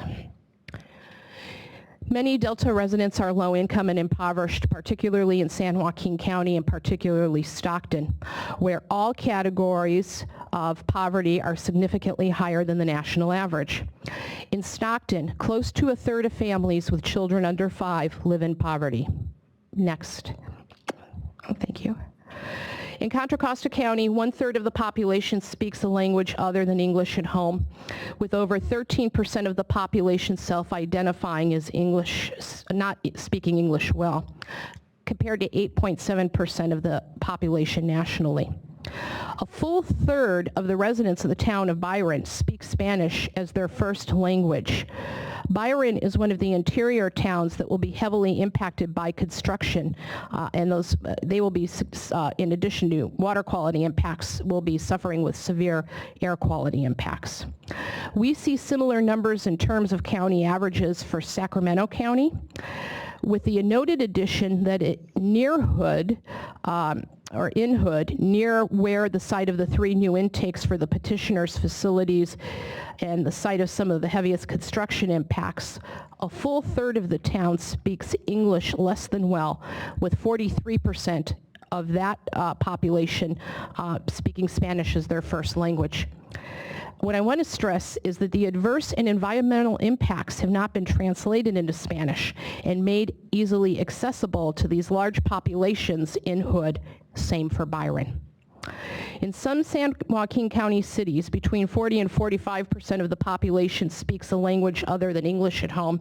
And while there's a greater variety of languages spoken in Stockton, between 11 and 21% of families do not speak English very well.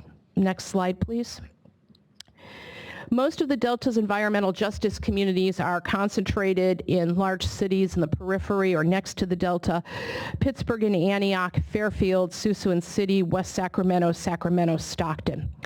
This list shows the ways in which Delta environmental justice communities, which include hundreds of thousands of residents, use water in ways both recognized and yet to be recognized by the State Water Resources Control Board.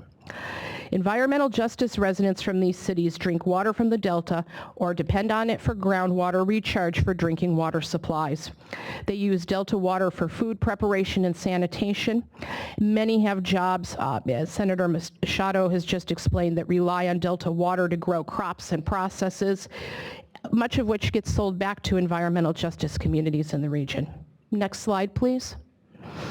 Delta environmental justice communities beneficially use waters in ways yet to be recognized by the board.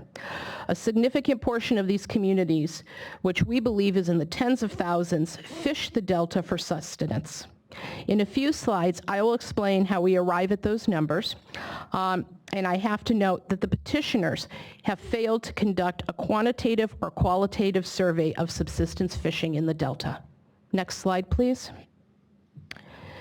The presidents of environmental justice communities do not tell the full story of the economic and public health challenges some of the Delta's most vulnerable residents face. To tell that story, Mr. Stroshane extracted data from a recent study entitled the Distressed Community Index, which uses 7 weighted variables that are averaged and normalized to be equivalent to percentiles. We embarked on this evaluation after I learned that the index rated Stockton as the 6th most economically distressed large city in the United States. Distress scores range from 0 to 100. Stockton's score is 95%, with over 70% of its population living in economically distressed zip codes. The zip code for neighboring French Camp on the Delta had a distress score of 95.4%. Sacramento's score was 77%, as was Antioch's. Next slide, please. These are the variables on which the Economic Innovation Group evaluated economic distress to create the index. These are important statistics that indicate the depth of economic distress in environmental justice communities in the Delta. The housing vacancy rate in downtown Stockton, zip code 95202, where Restore the Delta's office is located, was 31% compared to 6% statewide. 44% of adults were not working in 2014 in California. That percentage was 49% in Stockton, 46% in Antioch, 47% in Cortland, and 56% in Ileton. In terms of median income ratio, San Joaquin County is the lowest of the 5 Delta counties at 87% of the median. Of the Delta cities, Stockton is the lowest at 74%, followed by Sacramento at 81% and Antioch at 88%. By zip code, downtown Stockton has the lowest median income in the Delta at 24%. Only 2 interior Delta zip codes exceed 90% of the state median income, and that is Locke, Walnut Grove, and Cortland. Among Delta cities, employment growth between 2010 and 13 was negative for Stockton, Pittsburgh, Antioch, and Sacramento. Among Delta cities, only Sacramento saw an increase in the number of business establishments, while Stockton, Pittsburgh, and Antioch saw losses in this period. Food deserts add to economic distress and unhealthy outcomes in the Delta region, including the Stockton area. Significant portions of Stockton, Manteca, Lodi, Pittsburgh, Antioch, and Delta Islands in Contra Costa County, Fairfield, Vacaville, South Sacramento have low-income census tracts whose residents have low access to grocery stores. Lack of access to fresh food leads to poor health outcomes. Next slide, please. While distressed, the Stockton metropolitan region has prospects for growth and sustainability in jobs and economic development, at least some of which depends on protecting and improving Delta regional water quality. Since 2012, prospects have improved in the Stockton multiple service area with its 4th consecutive year of job growth. According to the University of the Pacific's Eberhart School of Business May 2016 forecast, while job creation has mostly happened in the Delta cities of Manteca, Lathrop, and Tracy, Stockton is also seeing economic gains. Delta agriculture continues as the region's economic base, and irrigation water quality is the foundation for the sustainability of that future. The relationship between salinity and agriculture are covered thoroughly in Senator Machado's testimony. Next slide, please. There are other beneficial uses of water by environmental justice communities in the Stockton region, home to the largest and most distressed environmental justice community. The City of Stockton and the Cal Water Service Company, which serves Stockton residents, project about 18,500 acres of low-income household demand for water by 2040. This is approximately the drinking water demand for Stockton's environmental justice communities. Next slide, please. Operation of the petitioner's facilities would degrade water quality in delta channels, which would in turn degrade raw water diversions and deep percolation into the eastern San Joaquin groundwater supply basin, both of which serve as drinking water supplies for Stockton metropolitan residents. My testimony here relies on Tim Stroshane's testimony regarding Contra Costa Water District and City of Stockton's drinking water analysis for the project. Mr. Stroshane makes note of Contra Costa Water District's comments on bromide, which is a precursor to the formation of disinfection byproducts, bromate, bromoform, and other brominated trihalomethanes and haloacetic acids. All of these constituents are potentially harmful to human health through municipal water supplies. CCWD commented further that neither environmental review of petition facilities is adequate because first telling just the number of days the bromide objective is violated fails to disclose the magnitude of that excess. The absolute magnitude is related to the health risk for bromide. Looking at the number of days for the exceedance obscures the human health impact of the exceedances. CCWD also lists the number of water facility upgrades that would be required for drinking water treatment systems because contaminants accumulating in delta water channels would have to be treated prior to distributing water supplies. In addition, Ms. Tabor for the City of Stockton elicited testimony from the modeling panel on August 25th that the modeling team did not model water quality condition at Stockton's Empire Tract for its Delta Water Supply Project, which serves an estimated service population of 170,000 people for the City of Stockton. This contrasts with the modeling team's inclusion of modeling results for urban drinking water intakes at Jones and Banks pumping plants, Contra Costa Water District's Rock Slough intake, the City of Vallejo's municipal intake in the North Delta. Instead, for Stockton, petitioners relied on conversion equations and data from a water quality station, quote, a few miles away from Stockton's drinking water supply intake. Excuse me. The impacts on costs and water quality for Stockton's environmental justice communities were ignored, in part because they were never identified in the early days of the project and its planning. The City of Stockton testified that operations of the petitioner's facilities would lead to rate increases for water users up to 30%. Please remember, 70% of Stockton's residents live in economically distressed zip codes, and close to a third of their families with children live in poverty. Increased costs for water treatment would further disproportionately burden Stockton's sizable environmental justice communities when paying for drinking water supplies. Also, my comments here do not address the additional environmental impacts of greater concentrations of salt in groundwater wells for drinking water supplies. That's covered in Tim Stroshane's testimony. Next slide, please. It is my understanding for this petition, there has never been a census of Delta subsistence fishers, despite the potential health risks of catching and consuming fish regularly in the Delta. Using public data from the California Department of Fish and Wildlife, Mr. Stroshane used two distinct methodologies to estimate that on any given day, there are between 66 and 110 subsistence fishers from distressed communities on Delta waterways. Our methods conservatively assume that each fisher fishes once a year, which is most likely an underestimate.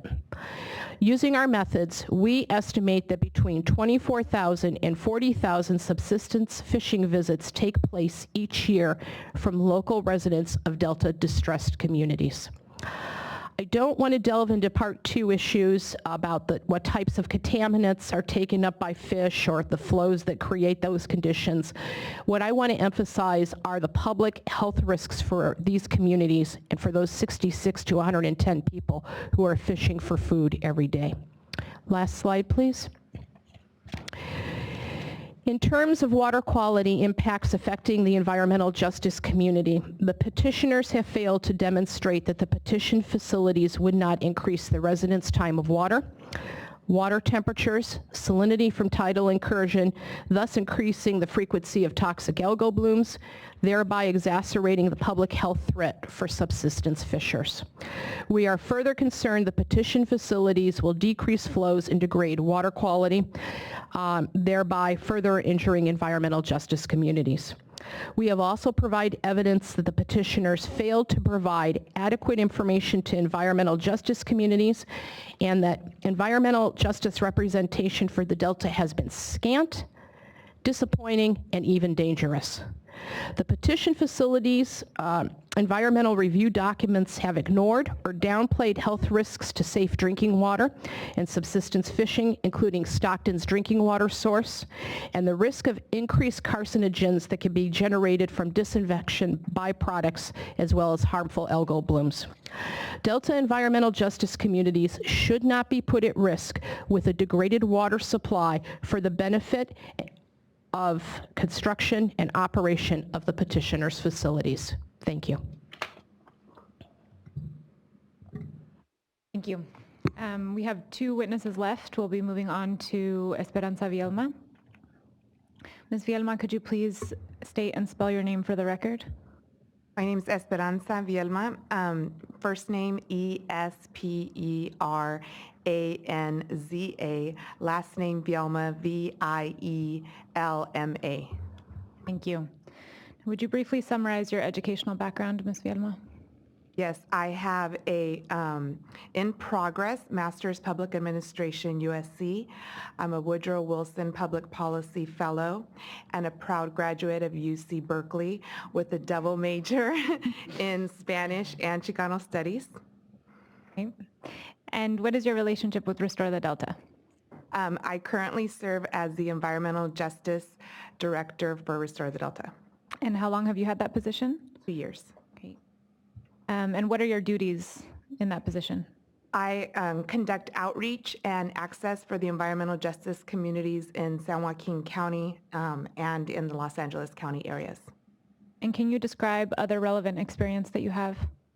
Yes, I am currently the founder and executive director of Cafe Coop, the first nonprofit business incubator in San Joaquin County for startups, social entrepreneurs, freelancers, and artists. We provide resources, space, and niche networking for all our members. We work directly with San Joaquin County, San Joaquin Partnership, and iHub of San Joaquin on economic development of our region. We cultivate local talent as part of the Greater Silicon Valley campaign. We assist in attracting entrepreneurs from the Silicon Valley. And I'm also a graduate of the 2016 inaugural Delta Leadership Class of the State of California Delta Protection Commission. I serve on the boards of the Environmental Justice Advisory Group for the San Joaquin Valley Air Pollution Control District, of which I am the chair. I am also on the boards of the Environmental Justice Coalition for Water, the California Alumni Association, the Chicano Latino Alumni Association of UC Berkeley, the iHub of San Joaquin County, the chapter for Stockton of APAPA, Asian Pacific Islander American Public Affairs, and most recently appointed to the San Joaquin Valley Rail Committee as the San Joaquin rep. Thank you. Have you reviewed RTD4, your statement of qualifications? Yes, I have. And is that a true and correct copy of that statement? Yes, it is. And have you also reviewed RTD 40? Yes, I have. And is that exhibit a true and correct copy of your written testimony? Yes, it is. And I have prepared it with the assistance of Tim Stroshane. And does it accurately reflect your knowledge and belief regarding the matters stated in that testimony? Yes, it does. Now, have you also reviewed exhibits 401 through 414? Yes, I have. And are those also true and correct copies of documents regarding local foods and food availability in Stockton and its surrounding areas? Yes, I have. And I will note that RTD 405 has been stricken from Part 1. And Ms. Vielman's testimony has similarly been revised pursuant to the board's instruction. Okay, if you'll go ahead and summarize your testimony for us. Okay, and then we have the exhibit. The slides. Oh, yeah. RTD 41. Yeah. RTD 41, thank you.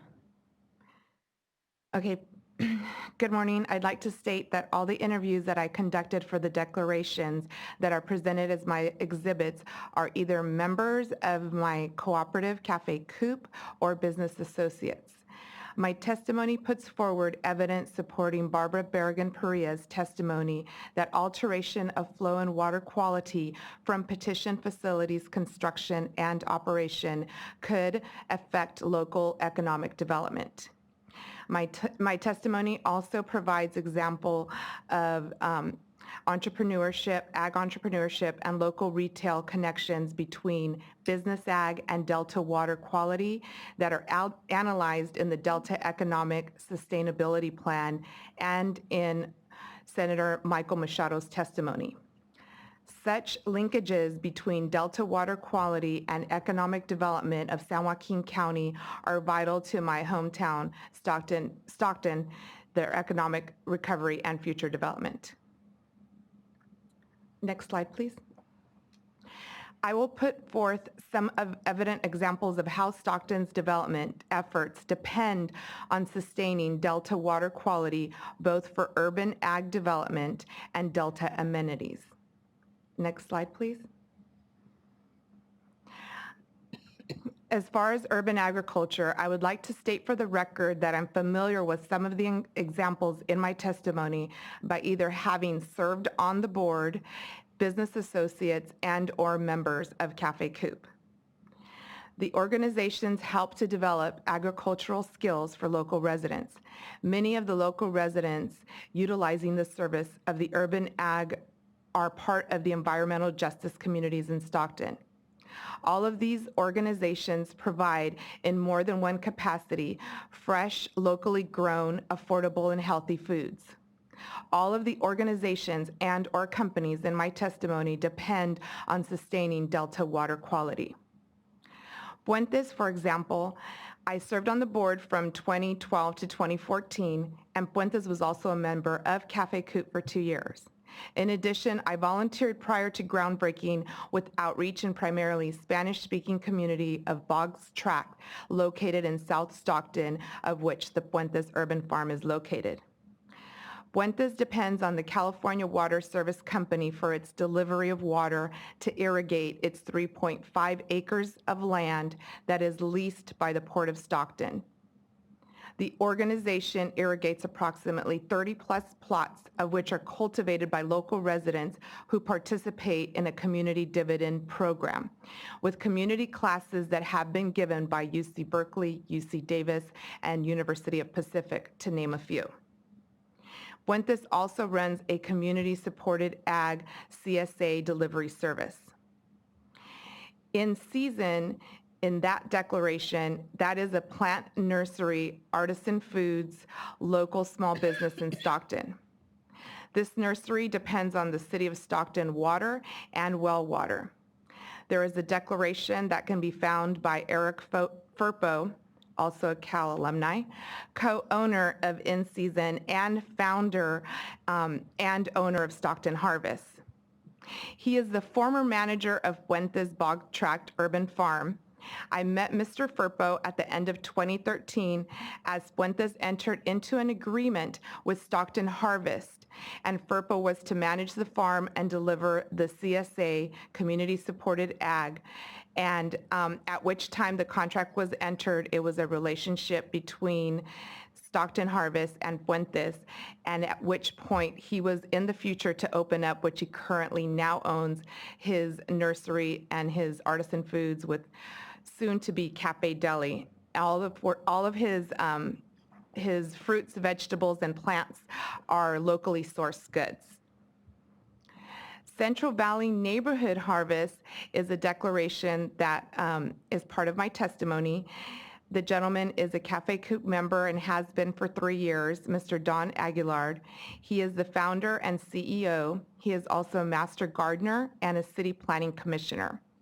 He farms 2 of his 9 acres that are donated with a combination of well water and city water to irrigate all of his area for Central Valley Neighborhood Harvest. He helps to prevent food insecurity, promote food justice while utilizing urban resources. He trains veterans, homeless, seniors, and disadvantaged youth. BUFA, Black Urban Farmers Association, is an example also of an organization that came from the Puentes Farm. Barbara Berrigan-Perea also interviewed Ellen Powell, who is one of the founders of BUFA. Ellen Powell is a UC Davis Master Gardener as well, and is one of the founders, a co-creator of BUFA, and she currently also serves as a volunteer coordinator for Puentes Farms. On one occasion, I was also given a tour of the BUFA location near French Camp, and the urban farm irrigates with groundwater. In addition, I had the pleasure to participate in their kickoff reception honoring Black farmers from San Joaquin Valley. BUFA provides crops specific for African American communities by African American farmers. The farmers markets in San Joaquin County and in Stockton specifically, there are 7. One of the oldest markets in the state of California, the Stockton Asian Farmers Market, is held every Saturday in downtown Stockton. The Stockton Asian Farmers Market was also named one of the top 100 farmers market in the country in 2007, according to SWRCB magazine. Did I say it right? Many of Stockton EJ residents depend on access to the fresh fruits and vegetables that are located at many of these farmers markets, and specifically the ethnic-specific Asian market. Next slide, please. With regards to the Delta amenities and local sourcing, the link between the small businesses and the urban ag, I would like to state that my testimony provides affidavits of interviews I conducted with both small business owners. I have known both business owners from the date they opened up their restaurants. Both proprietors are concerned with the fact that should the petition facilities be constructed and operated, water quality in the city of Stockton, which they depend on, would compromise their restaurants' abilities to provide local foods, thus impacting their prices. Mile Wine Company is a farm-to-table restaurant owned and operated by Stocktonian Paul Marsh, who is also a certified sommelier. He prides himself in providing locally sourced foods for locavores.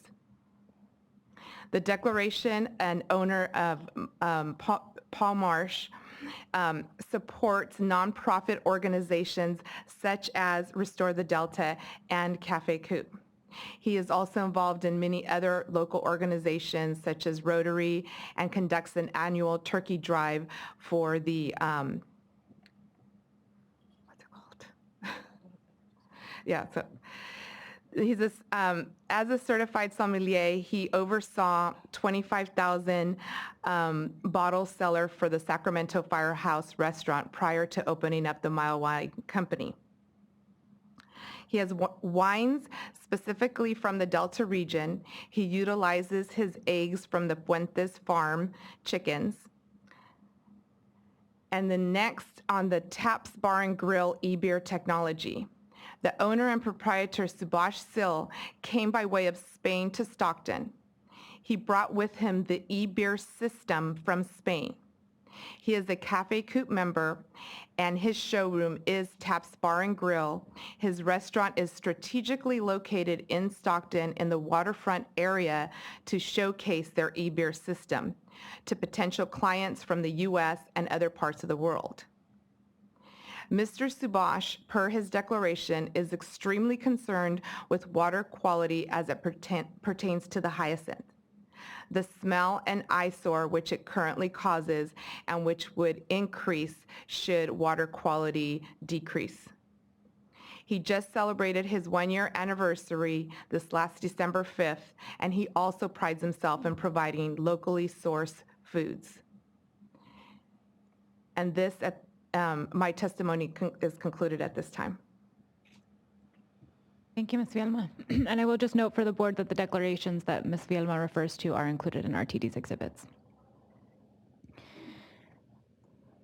Now, Ixtel Reynoso, would you please state and spell your name for the record? My name is Ixtel Reynoso, IXTZELREYNOSO. Can you briefly summarize your educational background? Sure. I am currently a student at the University of the Pacific. I am a sophomore, just switched to sociology. And what is your relationship with Restore the Delta? I am an intern with Restore the Delta. And how long have you been an intern? Since this January. And what are some of your duties as an intern with Restore the Delta? I do office work. Over the summer, I conducted interviews for this testimony, and I do a lot of community outreach. And do you have any other experience that you feel is relevant to your participation in this proceeding? No. Have you reviewed RTD 6, your statement of qualifications? Yes. Okay. And have you also reviewed RTD 60 erratum, your written testimony? Yes. And is that a true and correct copy of your testimony? Yes, it is. Did you prepare this testimony? I did with the help of Tim Stroshane. And does this accurately reflect your knowledge and belief regarding the matters discussed? Yes, it does. And I meant to ask whether your statement of qualifications is in fact a true and correct copy of that statement. It is. Great, thank you. And now if you'll go ahead and summarize your testimony for us, and we have her exhibit up. Next slide.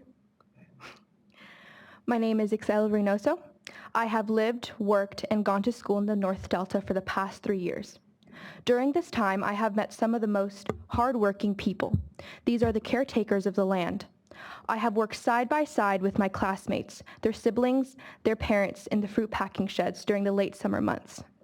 I have heard the stories of friends and their moms who were unable to procure a job in the packing sheds and had to work in the fields, covered from head to toe in clothing in order to protect themselves from the unforgiving heat. Yet, I rarely hear complaints. The overwhelming sense of thankfulness is astounding, all for the simple opportunity to work that relies on suitable water for farming. I will recount interviews I held with my peers, my family friends, a caring librarian, and an experienced English language development teacher in the Clarksburg area, an environmental justice community. These are people whose education will be put on hold or dreams of farming in the Delta will be shut down. Individuals whose livelihood will be destroyed if the twin tunnels are built and the flow of the Delta compromised. Next slide, please. The North Delta houses a large environmental justice community. A quick drive down any rural road will display the disparities that occurs in the community. The small rundown houses between fields and orchards where field workers and their families reside are often loaned to their families by their bosses. If you decide to visit the Clarksburg Library during lunchtime in any summer month, you will find Margaret Kaplan, the librarian, passing out free lunches for children and their families. In the same visit, you can head over across the street to the Clarksburg Community Church, where a nonprofit distributes food once a week. On the first day at Delta High School in January 2013, I noticed that every single person in the lunch line before me received free lunch. I was met with odd looks by the lunch ladies when I paid for my meal. Walking into Delta High School in the morning, you will be met by a large group of Spanish-speaking freshmen and sophomores waiting outside the door of Miss Rodriguez, the English language development teacher. The services provided in the schools, churches, and libraries all around the North Delta have been adapted to support the environmental justice community in order for the upcoming generations to lead better lives.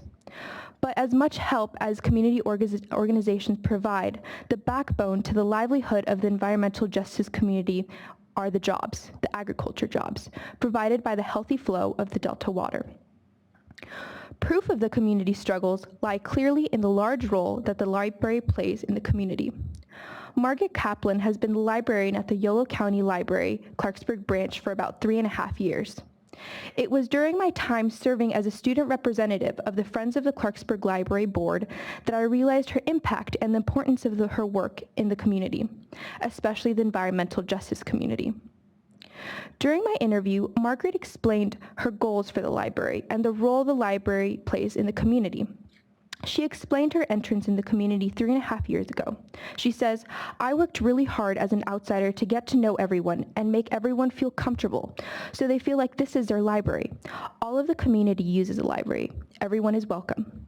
She continued, "I see the library more as a community center." She lists the various bilingual programs that are offered, yoga classes, and lunch distributions.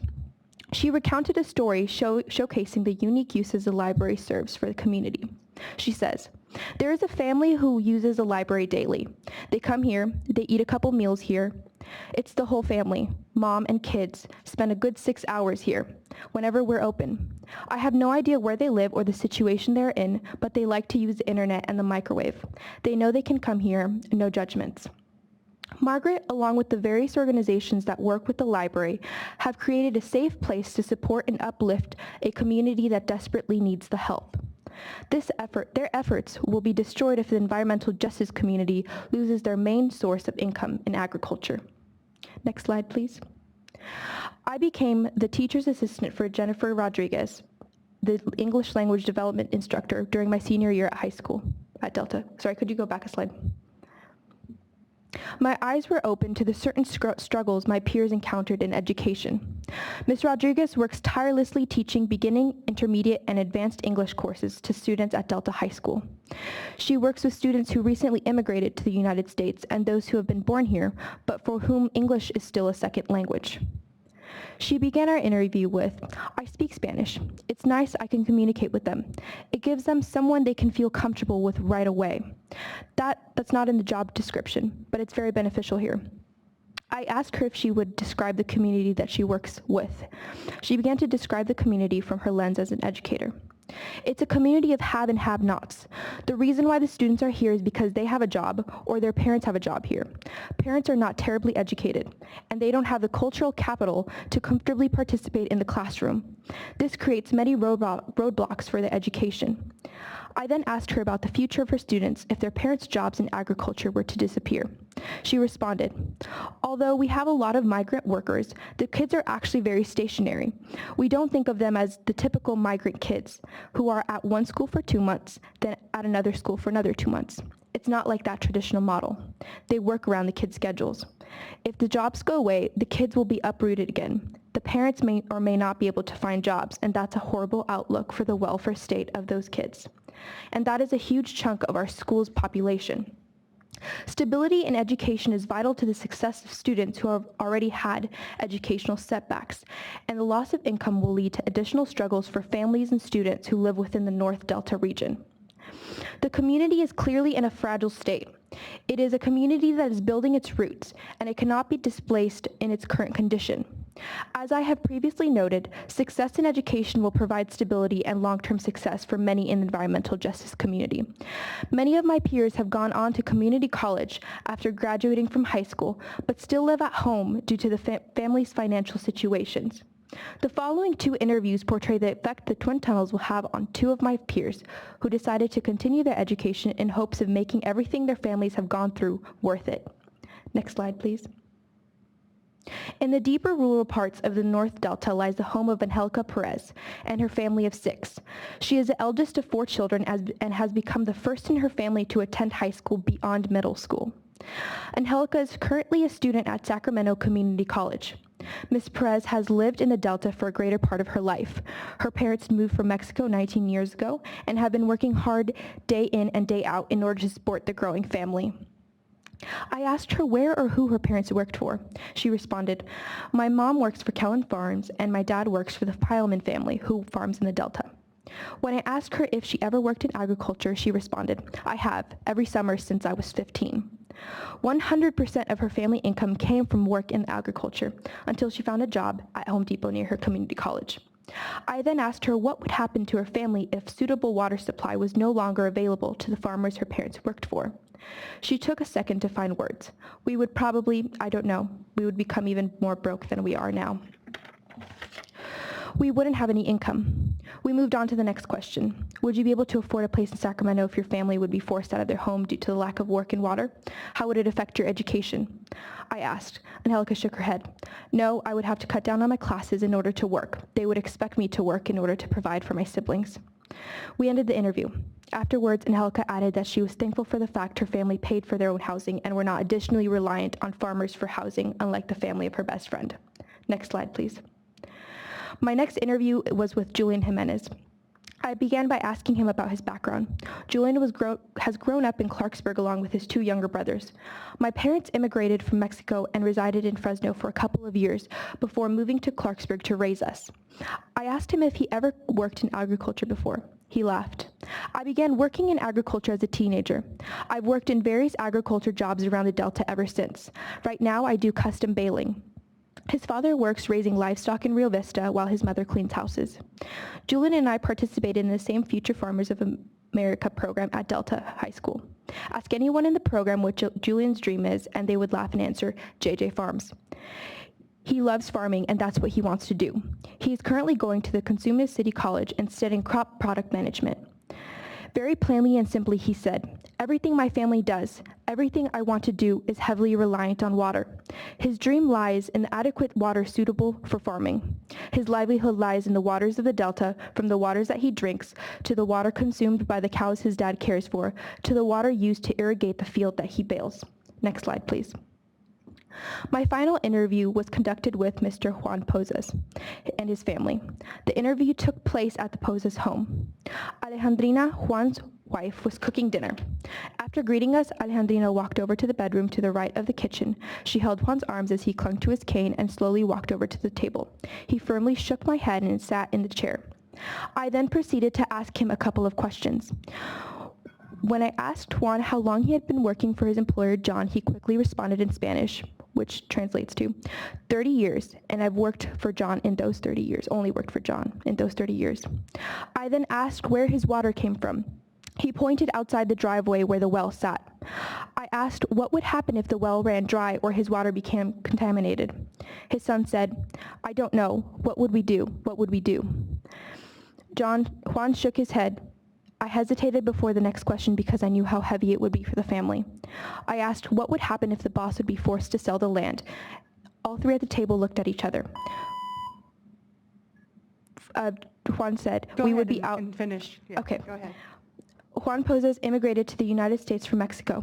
He was known for his loyalty and hard work. Juan's employer set him up in a house across the street from his own. Unfortunately, his employment with John ended after his body could no longer take the strenuous work, and he ended with a broken back. Due to his work and loyalty over the last 30 years, John has allowed Juan and his family to stay in his home.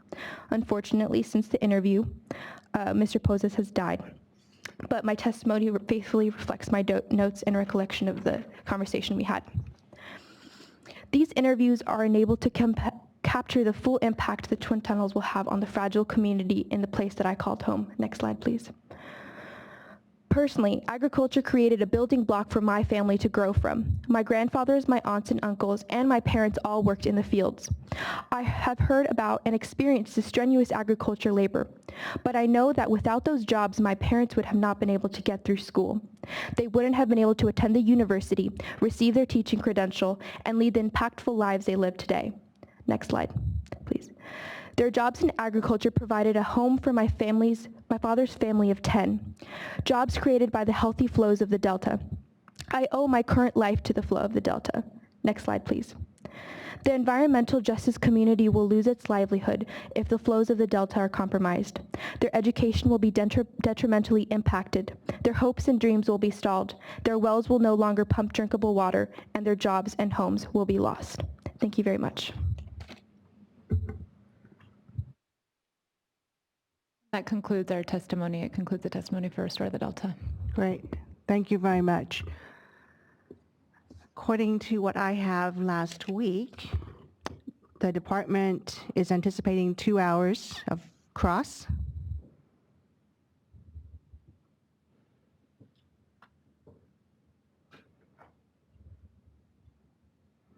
Myself for DWR, we've actually been able to reduce our questions, and we would anticipate something more along the lines of 40 minutes today. 40 minutes? Okay. State water contractor, I do not see here right now. Oh, I'm used to seeing Ms. Morris. I'm not here on behalf of the state water contractors. I'm here on behalf of the next group, San Luis Delta Minota Water Authority. Ah, And- yes. And we will have maybe 10 minutes, All right. but perhaps no cross at all. Mr. Herrick, you had anticipated about 15 minutes. Is that still the fact? No. You have no cross, okay. Mr. Keeling, you had anticipated 15 minutes.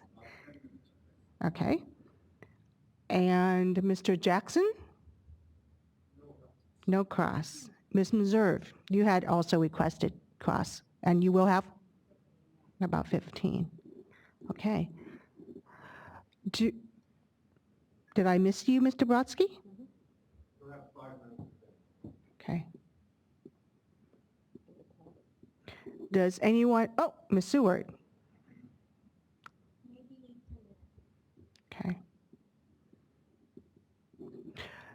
Do any of you, I expect we will get done today, but let's, in response to Mr. Orr's request, does anyone specifically have question for Ms. Reynoso? No.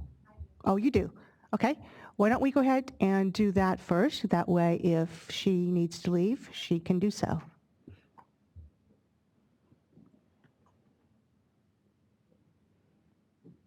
If you would join your clients, that way the cross-examiner could have those seats.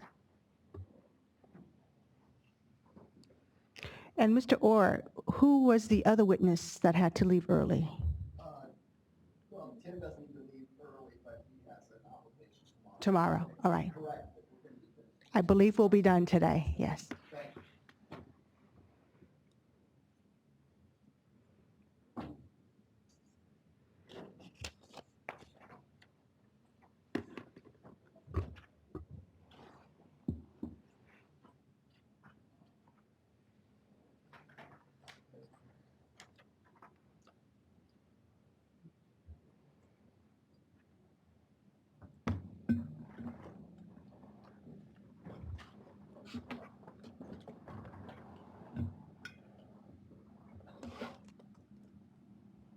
Just one moment, let me find the exhibit that I need.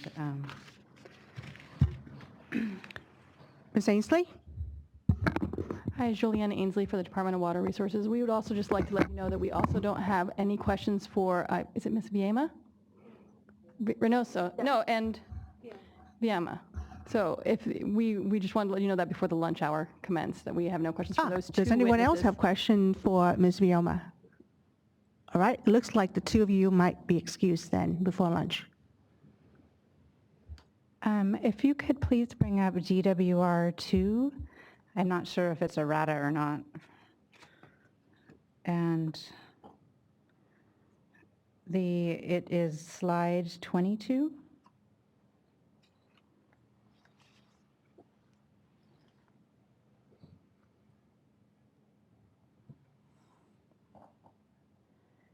And Ms. Reynoso, good morning. Morning. I just, I was listening to your testimony regarding the Rose Orchard, and is that where your family resides? No. No. Why, can you explain to me why you had mentioned the Rose Orchard?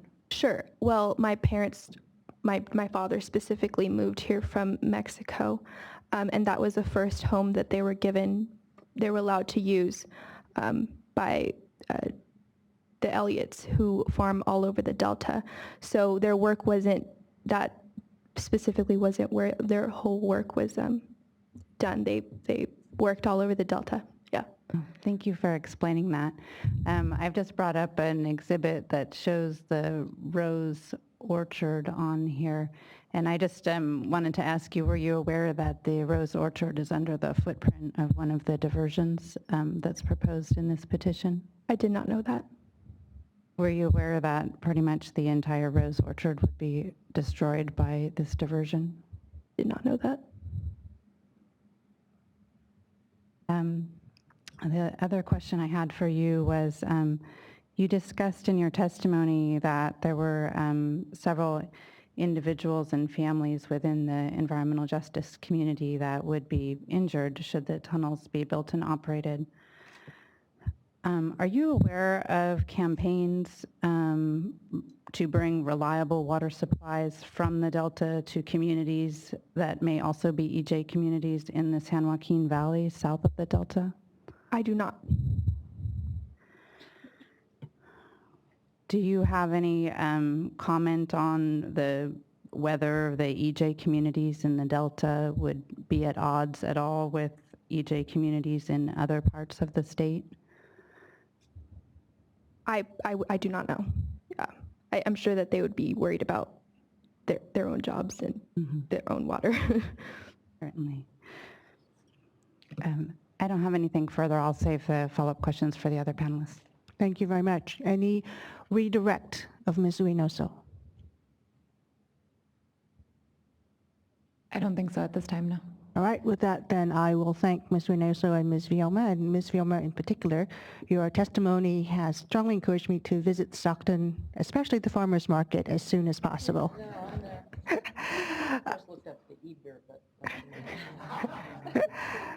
Thank you both very much. We have to have a meeting during the lunch break, so I'm going to go ahead and call for the lunch break now. We will reconvene at 1 o'clock with cross-examination by the Department of Water Resource. And Ms. Seward and I believe Mr. Brodsky will be directing you. I expect we will get to your case in chief later this afternoon. Thank you for being here. With that, we will adjourn for lunch.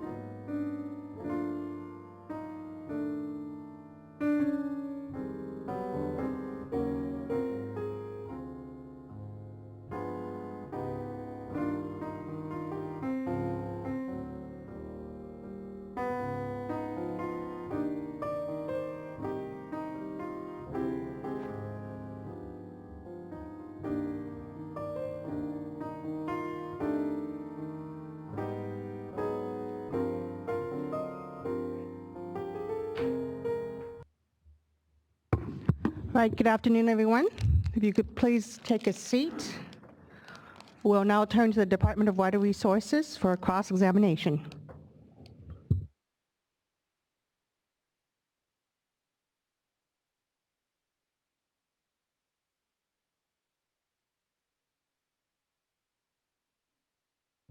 And as always, please begin by giving us an outline of the topics that you'll be covering.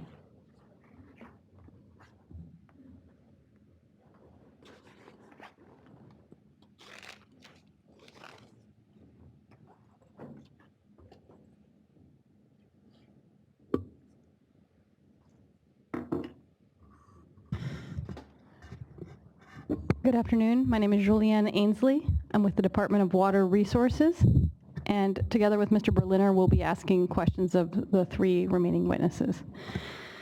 I'm first going to ask some questions of Ms., please correct me now, is it Barragan Paria?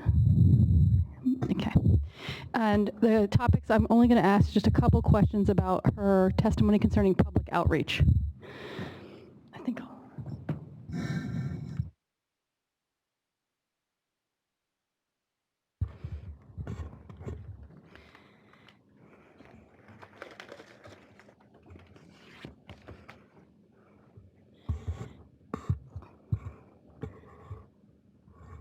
Ms. Barragan-Perea, starting on page 6 of your testimony, which is RTD 20, correct? Hold on one moment.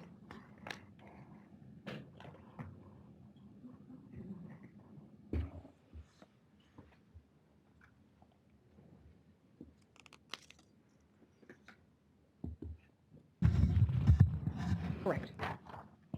You provide your opinion on petitioner's outreach efforts during the BDCP process as a whole. Is that correct? Correct. And in particular to minority and low-income communities? Correct. On page 41 of your testimony, it's your conclusion that the outreach efforts from the onset of the BDCP process was inadequate. Is that correct? That is correct. And in your testimony regarding outreach, you discussed the survey conducted by the DWR? Yes, that's correct. And you also provide testimony regarding the 4 public workshops held by the petitioners? Correct. The initial ones. In 2009, right? September of 2009? Yes. And did you say that you had attended 2 of those workshops? I know I attended the Stockton one. I may have possibly attended another one, but I can't say with complete certainty. Did you also attend one of the 22 scoping meetings? Oh, yes, many. For the BDCP? Many. And so you didn't mention the scoping meetings in your testimony? We originally went back to how the process started in the testimony. I attended many of the scoping meetings and then the open houses that continued with Waterfix, and that's actually described in my testimony. Tim Strashane and I had attended both of the Waterfix open house workshops. And so you were aware that there were 22 scoping meetings conducted for the BDCP DEIR? I don't remember the exact number, but I do know that there were numerous ones, correct. And you're familiar with the Environmental Review Chapter 28, which is the Environmental Justice Chapter? Yes. And Chapter 32, which is the Public Outreach and Involvement Chapter? Yes.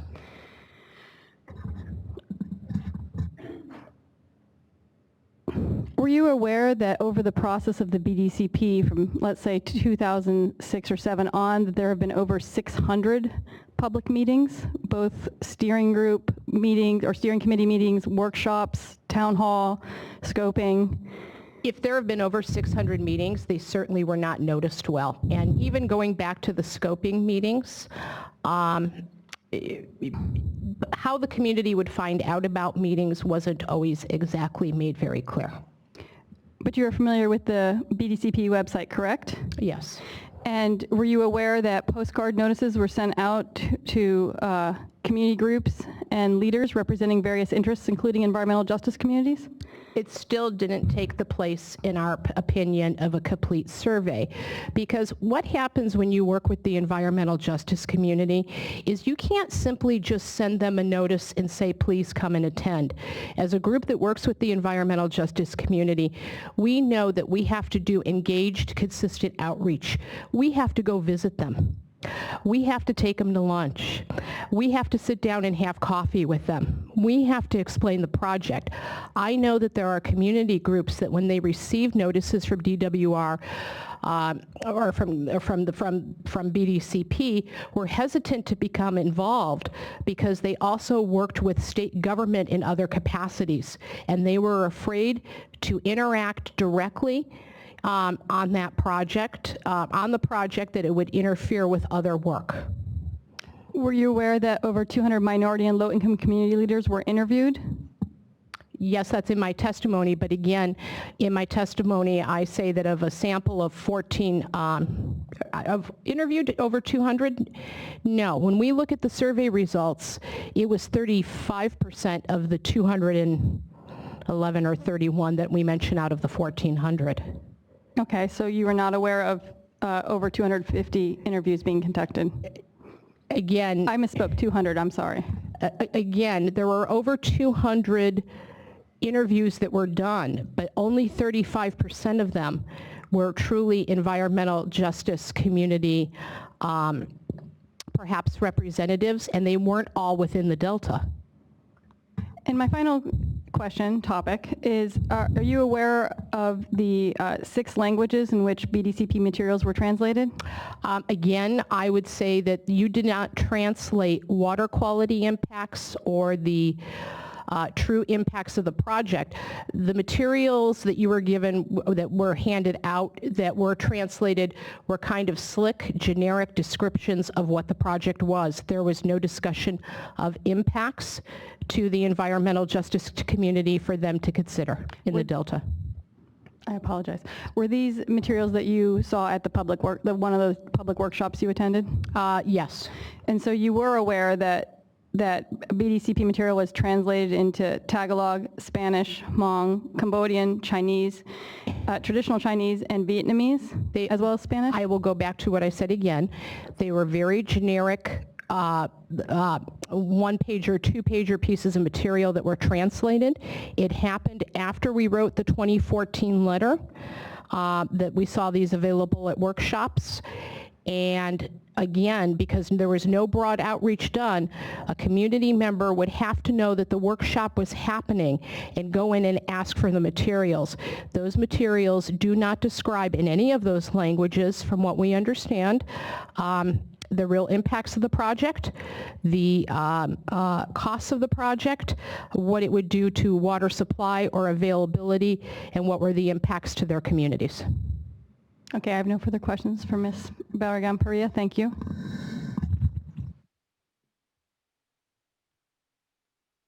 I'll be doing the next cross-examination.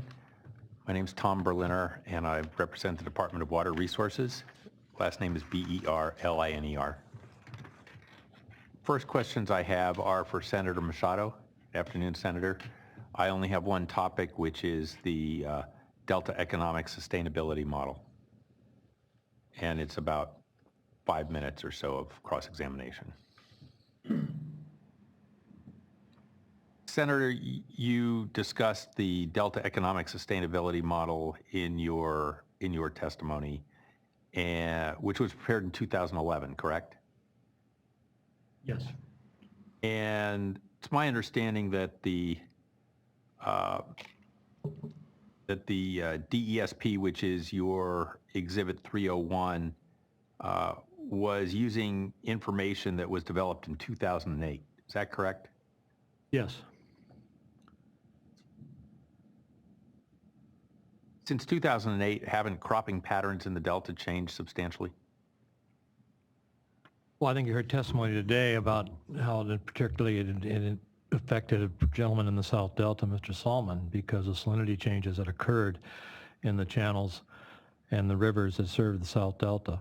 Yes, there's been some changes. You have basically seen, because of market prices along the interior corridor where there have been the ability to put in some of the more higher value crops, a tendency to do that. And the truck crops have basically stayed the same. Markets have substantially changed the processing tomato industry. But then again, there have been other truck crops that have come in and backfilled the loss of the tomato industry. And isn't a lot of that shifting because of the market? Where the water quality was able to sustain the crops that they wanted to raise, yes, they went and did that. And one of the points you made in your testimony was you suggested there might be changes, and I am assuming you're relying on the study for this, that could be changes in salinity that could be as much as 25%, and you even said whether it was 25 or 200%.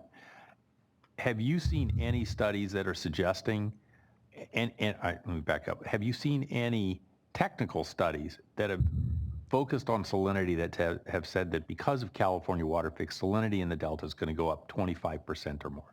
Phase one was estimated to be able as high as 42% change. But remember, what the economic sustainability study did was to try to establish what would happen if you had significant salinity changes. And so as part of the variables to be looked at within the multi-nominal logic model, they looked at 25, they looked at 50, looked at 100, they looked at 200. In all cases, what it did show is that when you have a change of salinity and you have a change of flow, you're going to have a change in cropping patterns. And I think that was brought out early this morning when Mr. Solomon started talking about how it did affect his cropping patterns to have the salinity changes take place where he farmed in the South Delta. Are you aware of testimony that was offered in this proceeding a couple of weeks ago that was talking about salinity increases in the 1% to 2% range? I was not present to hear any of those then. And the DESP study didn't address changes of that magnitude, did it? Because the fact of the matter is the type of water quality changes that have occurred in the South Delta have exceeded the 1% to 2%. And again, the authors of the study started to look at to try to demonstrate what the direction of change would take place because of changes in salinity. And we have had spikes in the salinity that have well exceeded the 1% to 2%.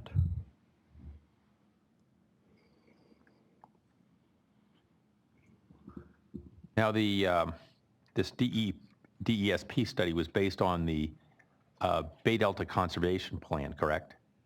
That's right. The Bay Delta Conservation Plan called out the Delta Protection Commission to do the Economic Sustainability Plan, which was part of the charge and intent that was put forward by the legislature in the Delta Reform Act, that there needed to be a program that would enhance and promote not only agriculture, but the cultural and natural resources part of the Delta. And so we did the Economic Sustainability Plan as part of that to try to show where the baseline would be and what would happen if changes were to occur and how that would affect the ability to be able to enhance and improve agriculture in the Delta.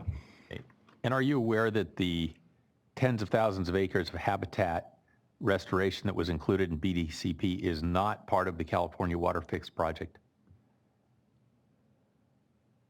Well, I would hope the Waterfix project did take into consideration some habitat restoration. So you're not aware that that's not part of the current proposal that this board is considering? No.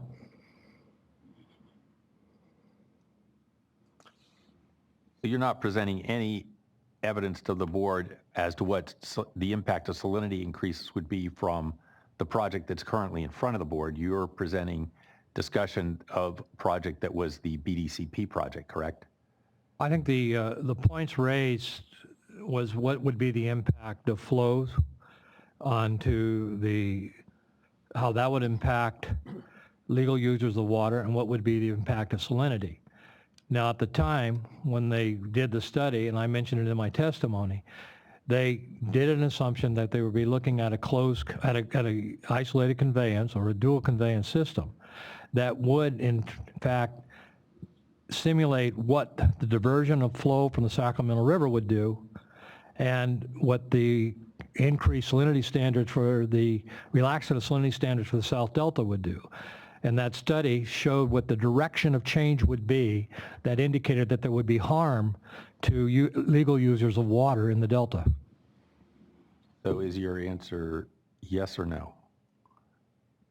You're not presenting any evidence regarding salinity? I am presenting the economic sustainability plan that does present evidence that the impact of reduced flows in the Sacramento River going through the Delta, that change in salinity standards in the San Joaquin River and the channels of the South Delta will cause economic harm. Based on the BDCP project? Yes. No further questions for this witness. My next questions are for Mr. Stroshane. Good afternoon, sir. Good afternoon. I was not quite clear from your resume. Mr. Berliner, I'm sorry, your topic areas? Topics, yes. Salt impacts, reduced flow impacts, modeling and water quality, and I'm hoping 20 minutes or so.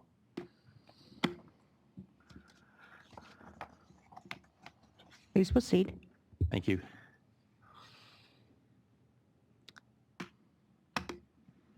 You indicated when you were introducing yourself that you had taken some courses in hydrology. Do you have expertise in modeling? No. So I take it you've never run either CalSim or DSM-2? No, I have not. I was introduced in my undergraduate education to the difference between analog and numeric models. This was 35 years ago. Okay. In discussing the modeling in your testimony, you were relying in part on information from the Contra Costa Water District, correct? Correct. And you understand they haven't testified in this proceeding? Yes. And that their testimony has not undergone cross-examination? Yes, correct. And that in fact they've withdrawn from the proceeding? Yes. So is your testimony then a summary of comments in the modeling area that were made by CCWD? Yes, and they made those comments. One exhibit that I relied on is the 2014 comments by CCWD on the draft Bay Delta Conservation Plan, EIR, EIS. The other was their comments submitted in October last year on the recirculated draft EIR, EIS. And have you discussed those comments with them? I'm sorry? Have you discussed those comments with them? No. Did you play any role in preparing those comments? No, I did not. No. With regard to the analysis that was done by MBK and Dan Steiner, did you do any independent analysis based on their work? No, I did not. Did you analyze their work? And let me restate that. That's a little bit of a vague term. Did you have any ability to pick apart the modeling work that they had done such that you understand their modeling approach? I understand basic things about CalSim as opposed to, say, DSM-2, such as the different time steps involved with the two models. I understand that CalSim results are often used as inputs to the DSM model for purposes of modeling hydrodynamics in the Delta. There's probably a couple other things that are just not coming to mind right now, but I'm familiar with the broad brush of CalSim's utility, what it tries to do, and what DSM-2 tries to do. Okay, and those are very generic issues that you've raised with CalSim that would be true of anybody who was doing anything with CalSim or DSM-2, correct? I'm sorry? That would be true of anybody that was doing anything with DSM-2 or CalSim, correct? What you've indicated you're familiar with, anybody that would use those models would know that, for instance, CalSim's a monthly model, DSM-2 is a 15-minute model. Right. Okay. Yeah. But specifically as to the modeling approach that was taken by MBK, do you have an ability to describe what it is that they did? My understanding, I attended a presentation that MBK did, that Mr. Beret specifically gave a presentation about an early version of his 2015 results to, I think it was the Delta Independent Science Board, now going on 2 years ago, about, let's see, by then we were still talking about a Bay Delta Conservation Plan type of project. And became familiar with some of the methodological, shall we say, tweaks that Mr. Beret used to develop and summarize his modeling results. And some of that involved interviewing the operators of the project, and the operators telling me, well, we don't really use calcium 2, and the result was that they used some more, by having interviewed the operators, that was partly how they developed their approach for evaluating Waterfix later on. And I first heard about that research approach that they took of interviewing informants with the operators at that the January 2015 meeting. And then you also cited some work that was done by East Bay Mud. Did you help East Bay Mud prepare that? No, sir. Did you meet with East Bay Mud prior to offering your testimony here? No, sir. On the basis of the witness's answers, I'm going to object to the portions of his testimony that concern the Contra Costa Water District. Information is lacking foundation. I'm going to object to the portion of work regarding the MBK Dan Steiner work as being cumulative of the work that they had performed and provided extensive testimony here, and same objection as to the East Bay Mud work. Were these objections that you have already filed with us? No, these are objections based on Mr. Stroshane's current testimony. I believe there were objections filed previously, but these are objections I'm making at this time. Right. Mr. Orr or Ms. Garcia, any response? Yeah, well, number one, Mr. Stroshane's testimony was available and was extensively objected to by DWR, so it's kind of odd that this is something new today.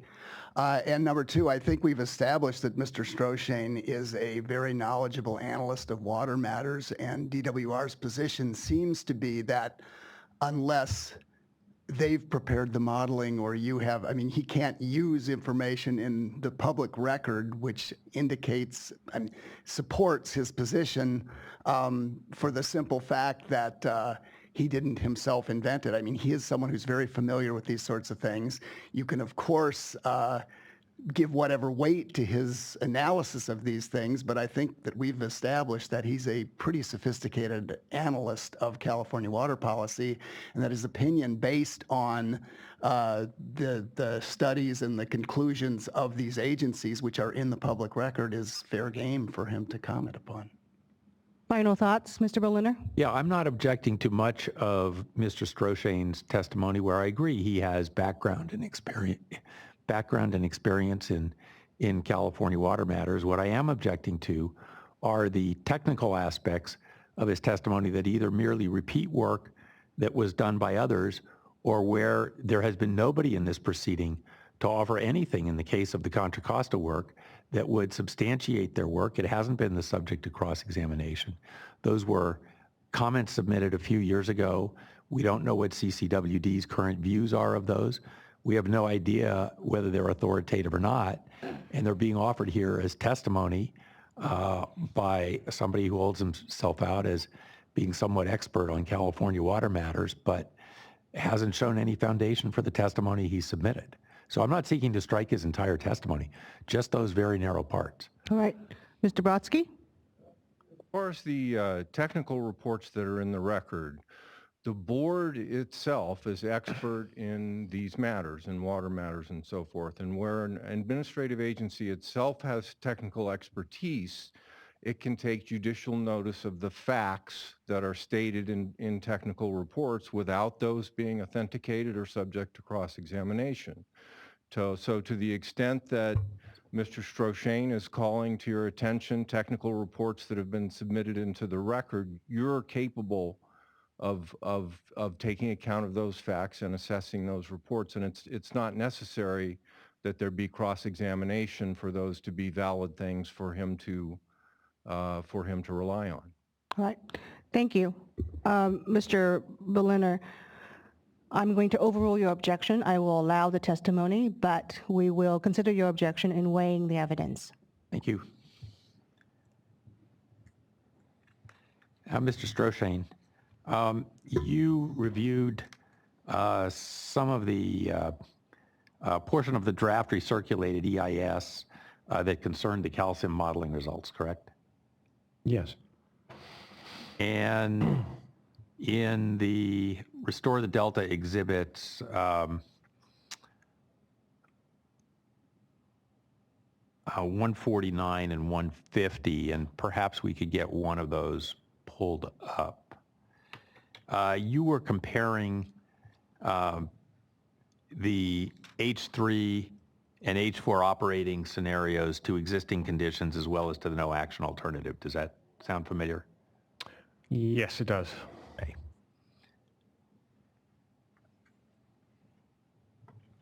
And these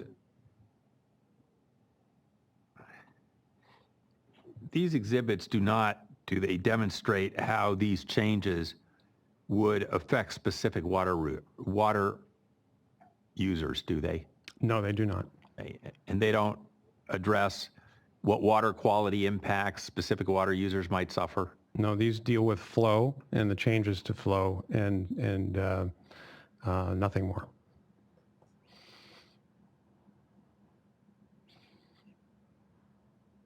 Could we take a look at Exhibit 150? I think these exhibits kind of go together in tandem, and 150 is a little bit easier, I think. Actually, that's not the one I wanted. I might have the wrong number. Is it one of the charts? Because there are charts that back We go up to the, these. yeah, could you keep going? Oh, dear.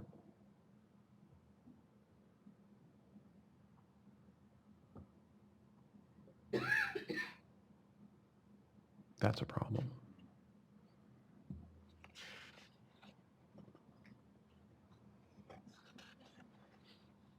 Go to page 4, please. Why does it not come up the same?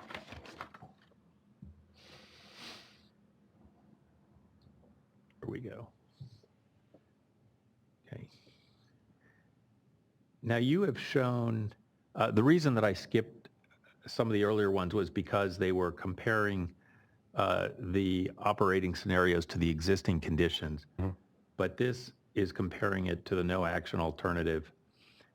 And what is your point with this chart?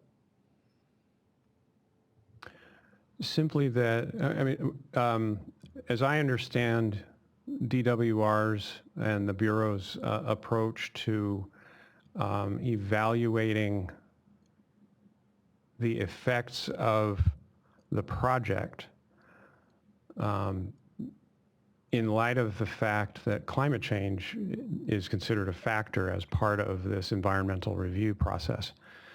To me, this particular slide suggests that even in what I think, to be a little blunt about it, if the DWR would consider a comparison of the no action alternative, which is a future conditions no action scenario, with in this particular case scenario H3, that is a more meaningful, that DWR has argued in its documents that is a more meaningful comparison, because you really are trying to compare an apple with an apple to some extent, precisely because climate change is part of the of both scenarios that you're comparing. So what this chart, as I read it, is saying is that on a month-by-month average basis, flows resulting from implementation of the Waterfix facilities, specifically in this case the North Delta diversions, would have negative effects. It would decrease flows in each month, as well as an average of minus 21% across the entire, across a year, across the average of years, in what I believe the CalSim modeling results were showing. In other words, this chart is showing the effects on flow at Rio Vista of the project, taking climate change into account. Did you give any consideration to the fact that this chart would demonstrate how Waterfix might work in order to be able to do less pumping in the Delta during the summer months and following at the South Delta intakes in order to avoid impact in the Delta while still meeting all Delta regulatory conditions? I didn't think about it a lot, no. And are you aware that one of the things that the Waterfix is being touted as is giving more operational flexibility so that water can be taken through the North Delta diversions at times that would be less sensitive than under current operating scenarios? Sorry, that was a very complicated question. Would you please repeat it? Okay. Let me see if I can break it down a little bit more. Yeah. The department and others have testified that one of the purposes of the California Waterfix is to provide flexibility as to where water is taken for export. Do you understand that? That's my understanding. And that flexibility is provided by virtue of the proposed North Delta diversion. Do you understand that? Yes, I do. Okay. Yeah. If water is taken from the North Delta diversion during the summer or during another time of year, in other words, the water is shifted to be taken to another time of year, do you understand that would mean that less water would have to travel across the Delta to Banks and Jones pumping plants during the summer when pumping is allowed, so that you would see, as this chart shows, that there would be less water going across the Delta?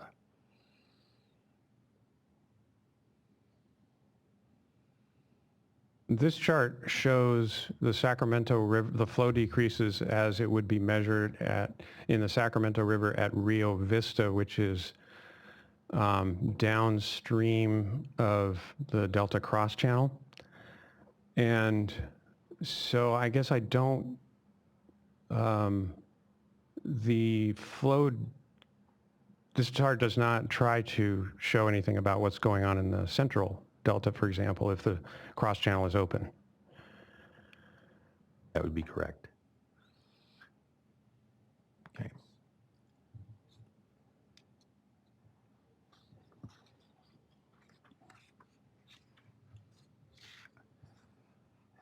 You made a contention in your testimony that it's your understanding that the San Joaquin River has a worse water quality profile for salinity and other pollutant concentrations than the Sacramento River, correct? Yeah, I asserted that, yes. Yeah. Part of that was based on a page in the State Water Board's, I believe it was the equivalent of their scientific basis report for the San Joaquin Flow Phase 1 process that they were running several years ago. And I got some of my information for that and cited that in my testimony. Are you contending that San Joaquin water is of lower quality under all conditions? No, I don't think so. I think to say it has a worse profile may mean that in a majority of months or in a majority of certain time steps, depending on the season or any time of year, it could be better, because sometimes the way the climate works in California, the San Joaquin Basin gets a boatload of snowfall and can generate a lot of very nice snow melt in the spring and early summer. And meanwhile, in that same year, perhaps the northern basin, the Sacramento basin, can go wanting for snowpack and or rainfall. It's unusual, but it does happen. And are you contending that all constituents are more degraded in the San Joaquin River than in the Sacramento River? I'm sorry, could you restate that once more? Sure. Are you contending that as to all constituents, I'll state it a little differently. Are you contending as to all constituents that the San Joaquin River is of lower quality than the Sacramento? I cannot say for any certainty that that it applies to that assessment of the profile applies to all constituents. I am not that level of a water quality expert. I freely admit that. But it is, I wrote that passage in my testimony in part because it is generally well known that the San Joaquin is not as good a quality river as the Sacramento. Now, when you make that comparison of the Sacramento to the San Joaquin, you're basing that on current conditions, correct?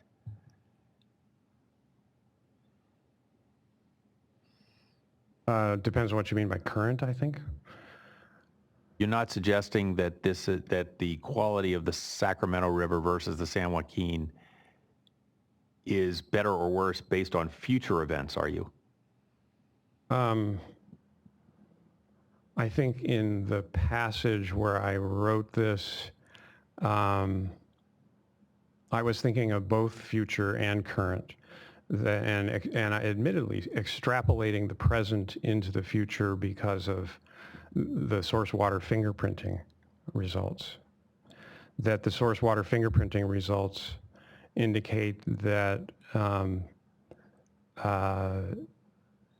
the San Joaquin River will, with North Delta diversions operating, will result in less fresh water passing through the Delta Cross Channel at certain times of year, and the San Joaquin River will flow into that area of the central and western Delta and hydrostatically or hydrodynamically fill that gap that is missing. At least a portion of it will, if not tides. Could we have restore the Delta number 130 at page 60, please?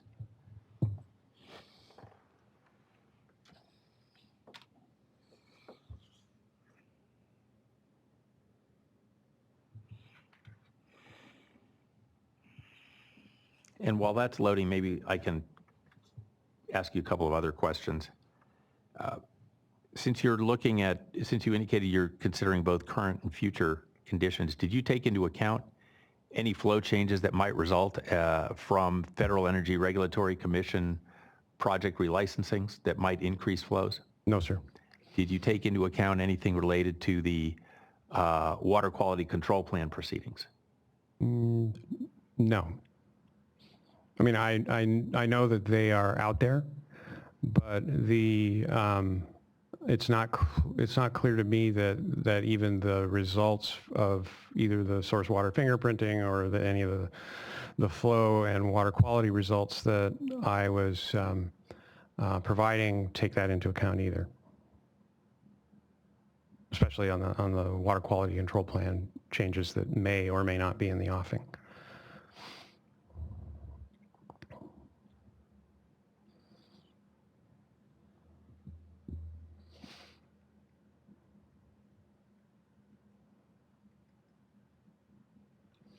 Okay, so if we could go to, on this figure, up further, that's it. Yeah.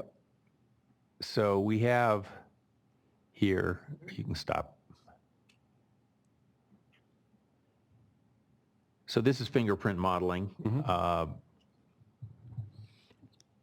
And if you look at these figures at the Banks pumping plant, and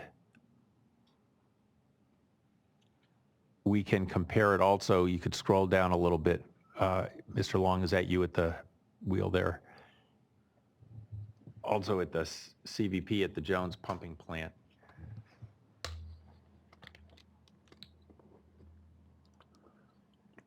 And you can see that the blue charts are the Sacramento River, and the reddish, orangish, whatever color that's supposed to be, charts are for the San Joaquin River. Do you see that?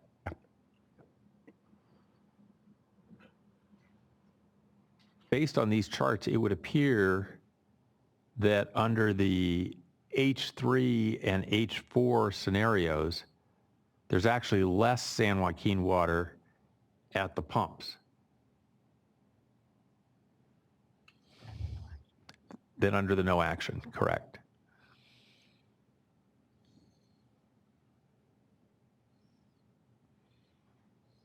So the upper row is Banks, right? The upper row is Banks. Or do you want me to just focus on Jones? So if you look at,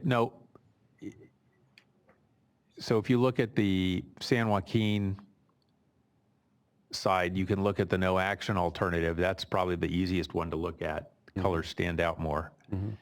And since we're talking about San Joaquin water, you can see that under the no action alternative, there's far more San Joaquin water at the pumps than there is under the action alternatives.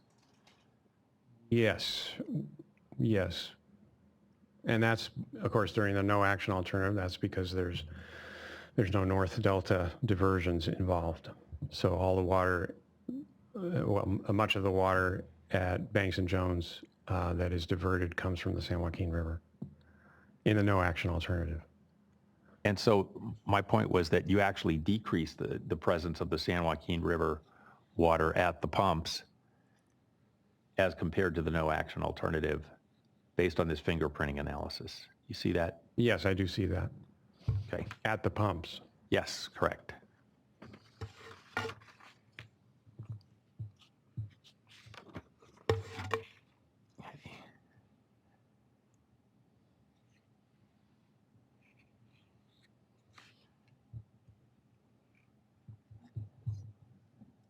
Not yet. With regard to, you discussed salinity levels in the interior Sassoon Marsh. You recall that testimony? Yeah, I think it was just a summary passage. It wasn't a large part of my testimony, as I recall. No, that's correct.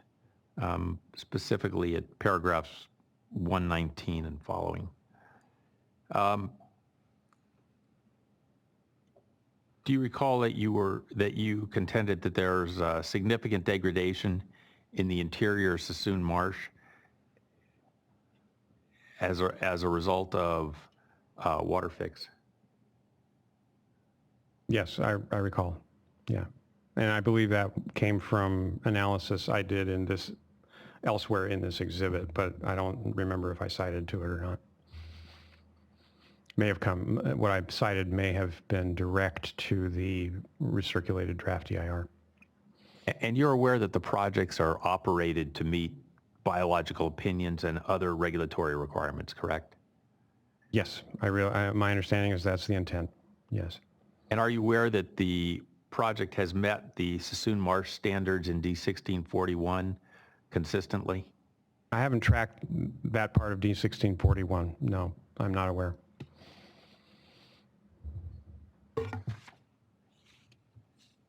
The analysis or the underlying information that I based my statement about degradation of Sassoon Marsh water quality, as I recall, goes to Appendix B, as in boy, of the recirculated draft environmental impact statement. And there are tables that show for individual monitoring stations the changes that I allude to. Are you aware that the recirculated draft EIR is not the same modeling that was submitted with the petition for this project? Yes, I am, and that's why I referred in my oral testimony about proliferation of modeling. And are you aware that the recirculated draft did not include operation of the salinity control gates for Sassoon Marsh? I'm not aware of that specific part, no. Are you aware that the modeling that was submitted did include operation of the salinity control gates? I'm sorry, could you restate the question? Yes. You're aware that there was modeling submitted with the petition? Yes. Are you aware that the modeling that was submitted with the petition did include operation of the salinity control gates? No, I was not aware. Could we have DWR Exhibit 615, please? This is a new exhibit, and we have hard copies.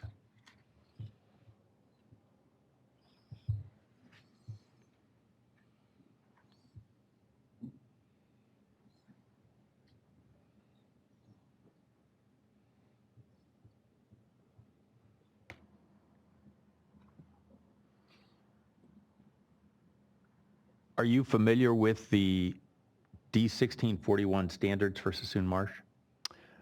No, I am not. And I will represent to you that the bars on this exhibit, and we will confirm this during rebuttal, indicate that for every month, these values are well below the D1641 standards. And we will present testimony on that during rebuttal. I was interested in highlighting the clear degradation of, or change in salinity, the increase in salinity without regard at this point to whether they complied or not with any water quality objectives. What struck me about the tables in that appendix was what I saw as a rather marked change in a more saline direction. By the way, this exhibit does not have a title, and yeah, we will provide testimony supporting this exhibit during our rebuttal. But if I were to take this home and show it to my wife, she's like, "Where is this?" I mean, that's all I mean. I have no further questions for this witness. Does that complete your cross-examination? Yes, it does. All right, thank you. San Luis Delta Mendoza? All right. That gets us to Ms. Meserve. All right, Mr. Keeling.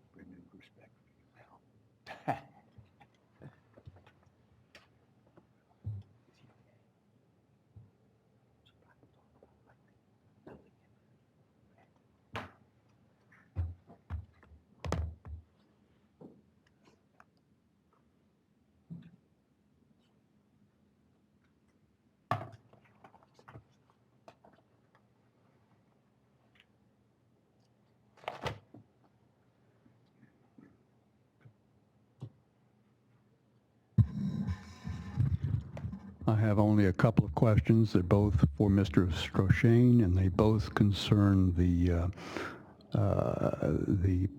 position that this is a petition for a new water right, not a petition for change in the point of diversion. Thank you. Please proceed.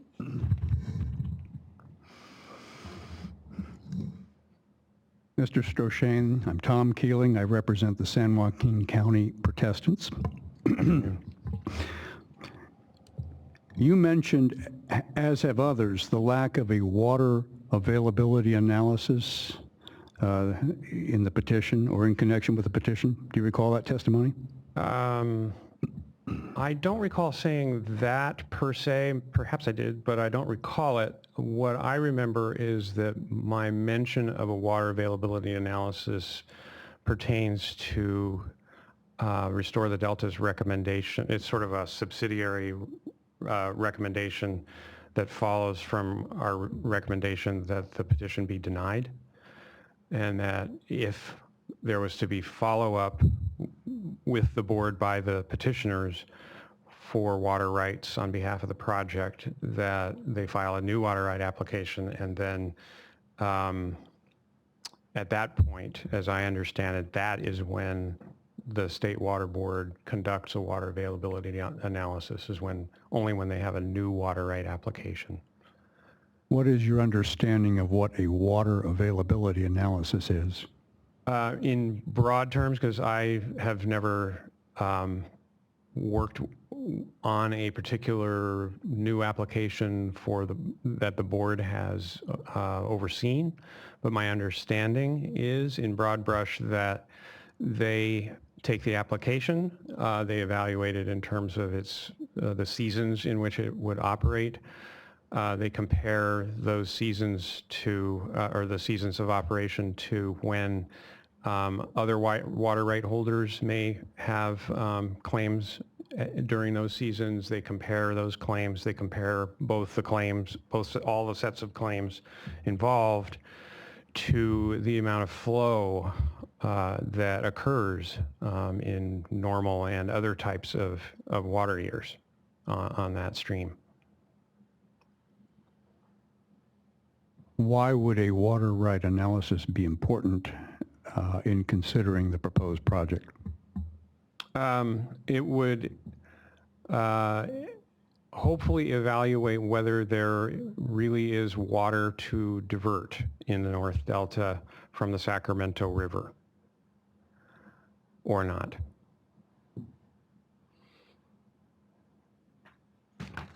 Do you have your RTD 10 revised version 2 in front of you? Yes, I do. That's Mr. Stroshane's revised testimony. Turn, if you would, to page 7, paragraph 23.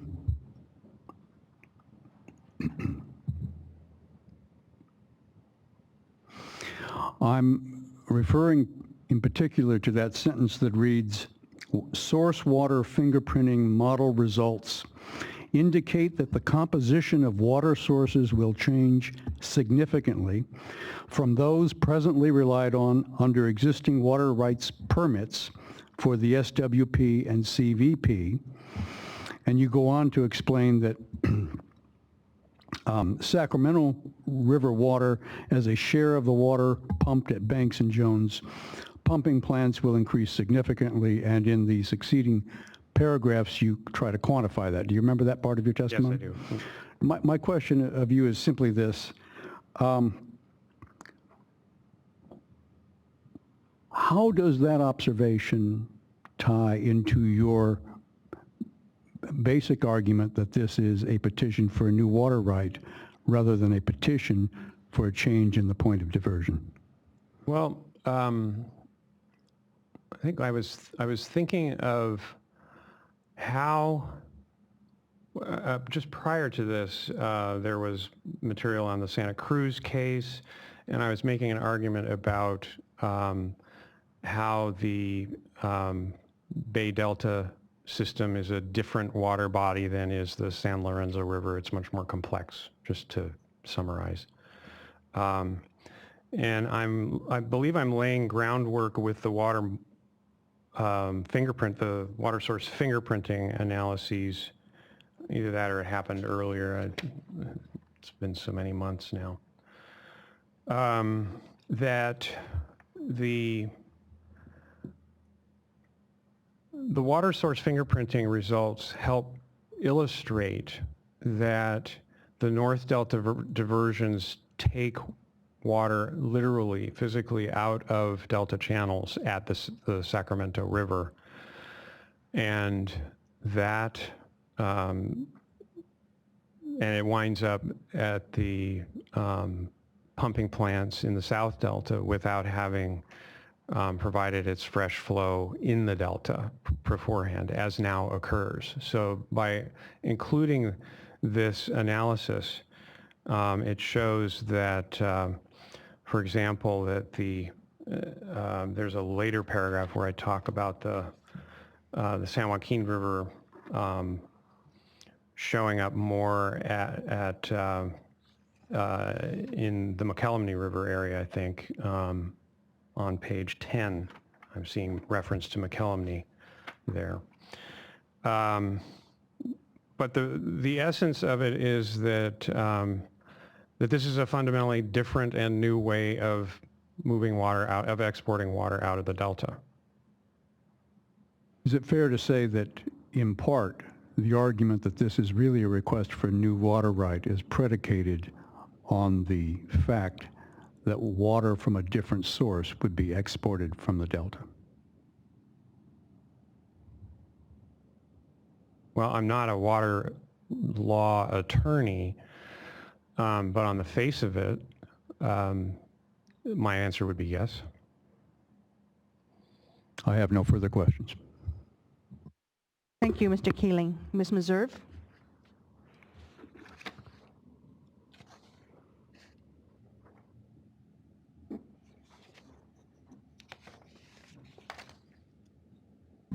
Good afternoon. OSHA Meserve for local agencies of the North Delta and other protestants.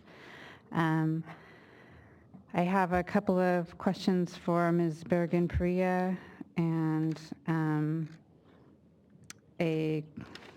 one or two questions for Mr. Stroshane and one or two questions for Mr. Machado. Just on, I guess you want the topic, sorry.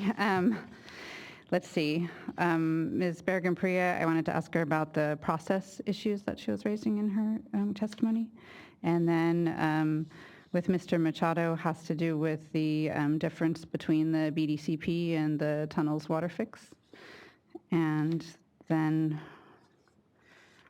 and with Mr. Stroshane, water supply quality for exporters. So it's quick, I believe. No, so thank 15 you. minutes Actually, I should say that in addition to help me follow your cross-examination, the reason I asked for this is so I keep track of the topic for any redirect as well. Yes, thank you. Sorry, I was not that organized enough despite sending Mr. Keeling up here to take a few minutes.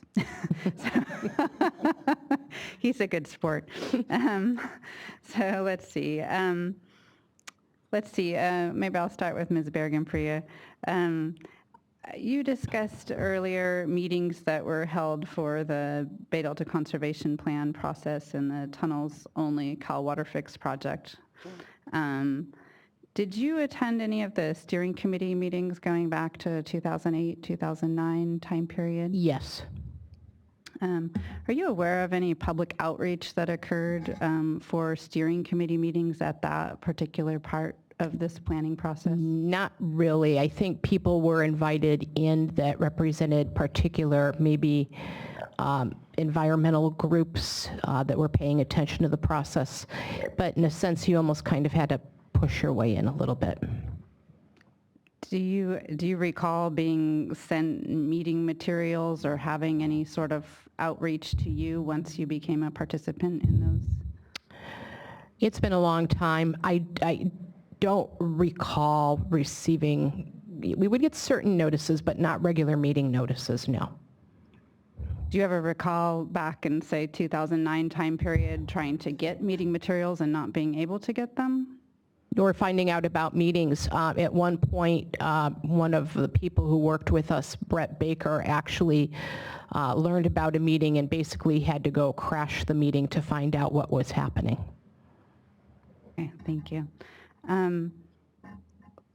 You mentioned in your testimony, I believe, groundwater concerns. Can you elaborate on, based on the case in chief that you guys have provided for Restore the Delta, what specifically those are? As salinity increases in the Delta with operation of the facilities, there is an increase for that saltwater intrusion to move under San Joaquin County eastward through Stockton.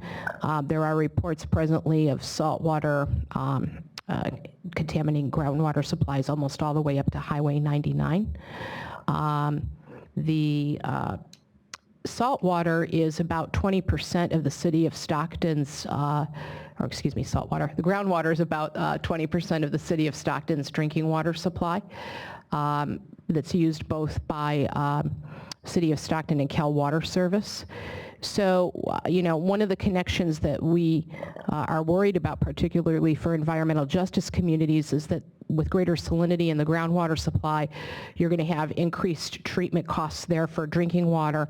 And then, as you heard, for a lot of these urban farm organizations that are working on solving food desert problems, they rely on city drinking water supply to actually run their urban farms and or water wells. And did you also look at any impacts on environmental justice or other communities that would be from direct impacts of construction and operation of the project, such as dewatering, slurry walls, and also blockages by the tunnel themselves? Well, that was part of what was in Ms. Reynoso's testimony, because she gave a very human account of, well, what happens when your home is dewatered? What happens when the land is sold from underneath you? You don't just lose your job. You lose your job, you lose your water supply, and you lose your home.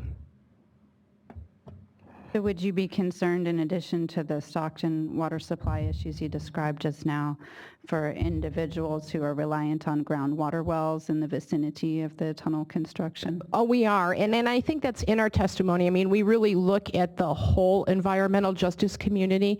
What we did argue here, though, was to look at where the greater concentrations were, but we're concerned about the impacts for the entire environmental justice community. And now, touching on a question I asked one of your co-panelists earlier, are you aware of campaigns in the southern San Joaquin Valley to bring reliable water supplies from the Delta? Yes. And do you consider the interests of the EJ communities in the Delta that you've been studying to be at odds with these other communities?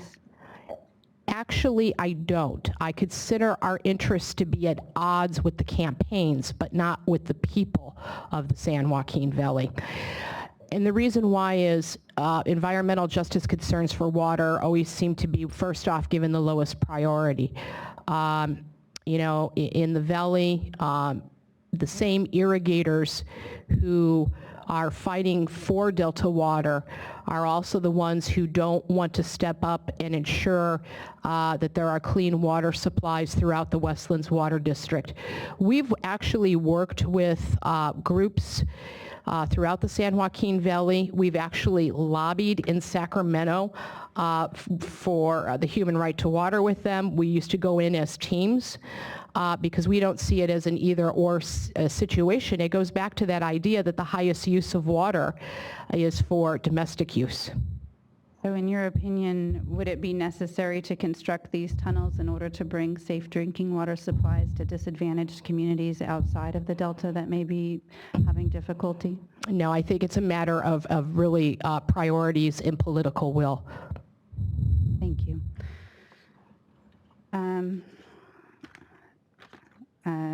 Mr. Machado,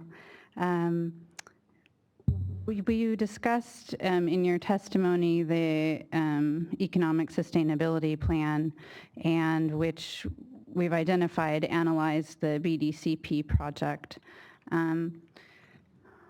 Let's see, actually, could you bring up DWR 66, page 5? I don't think it's errata, I think it's just DWR 66.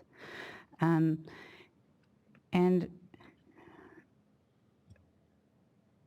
Mr. Machado, are you aware that DWR testified that their modeling showed that there would be an 18 to 19% salinity an increase at Edmonton when compared to the no action alternative?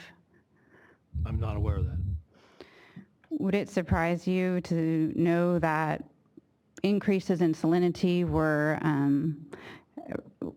in a comparative basis at least, expected even without the restoration of the BDCP prior project? Say that again, please. Would you, let's see, does your testimony rely on the restoration component of the prior BDCP in terms of the concern over salinity that you discussed the economic impacts of?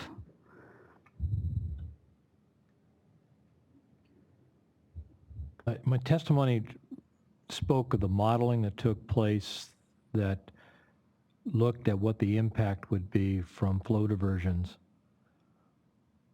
and the relaxation of water quality standards in the South Delta and what that economic impact would be. And the essence of that was to provide a direction. My testimony with respect to addressing the change to the Waterfix was an assumption that was made at the time of the ESP was done, because there was only the BDCP, that we're essentially involving isolated facilities regardless, and that the isolated facilities would remove fresh water from the center and South Delta and thereby affecting the salinity in both the central and South Delta. And the modeling showed that the direction of that effect would be an increase. And is the reduction in flows was shown also in RTD 149 and 150 that we were looking at on the screen a little bit ago, correct? Yes. And so would you be any less concerned about salinity impacts on agriculture and beneficial uses now that restoration is not one of the goals of the tunnels plan? No.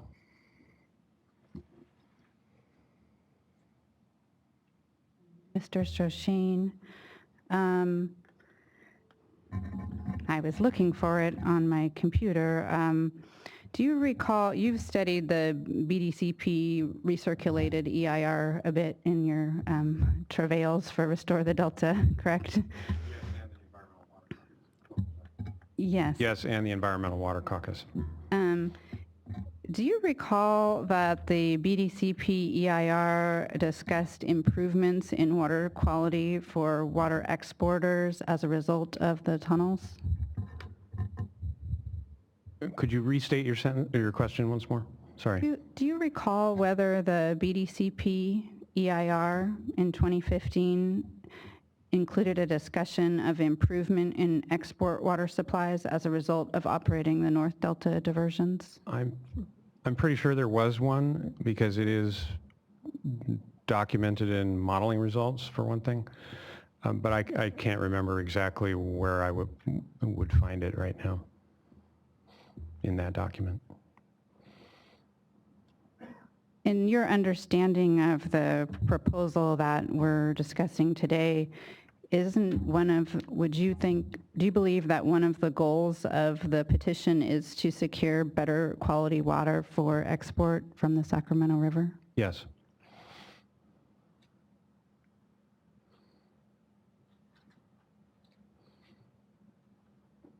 I have nothing further. Thank you, Ms. Missouri. Mr. Brodsky.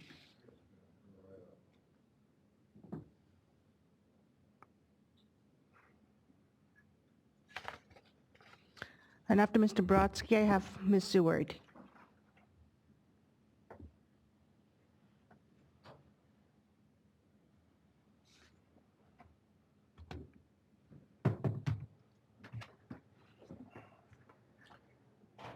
So is this on?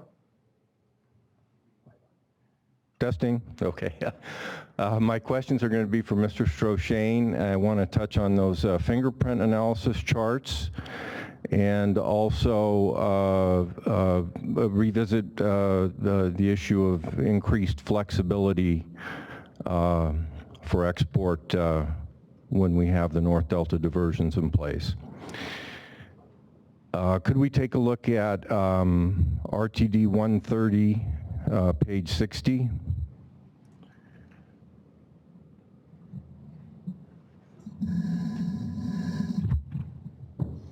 Excuse me, that's, page 60.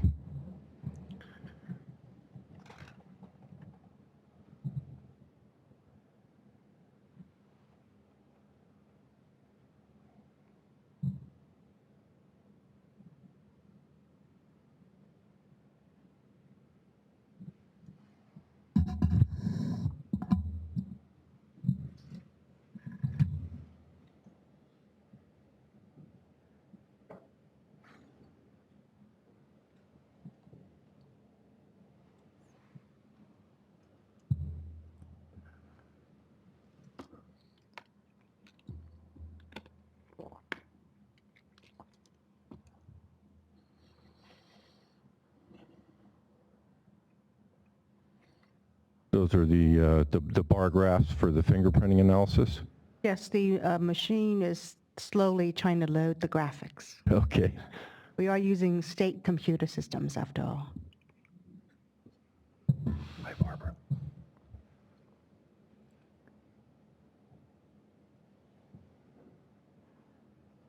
Was a large comment file for an even larger recirculated draft EIR.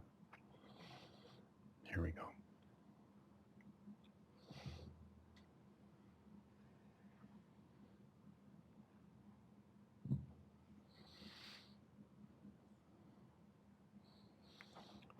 So the first part of that figure is on the previous page.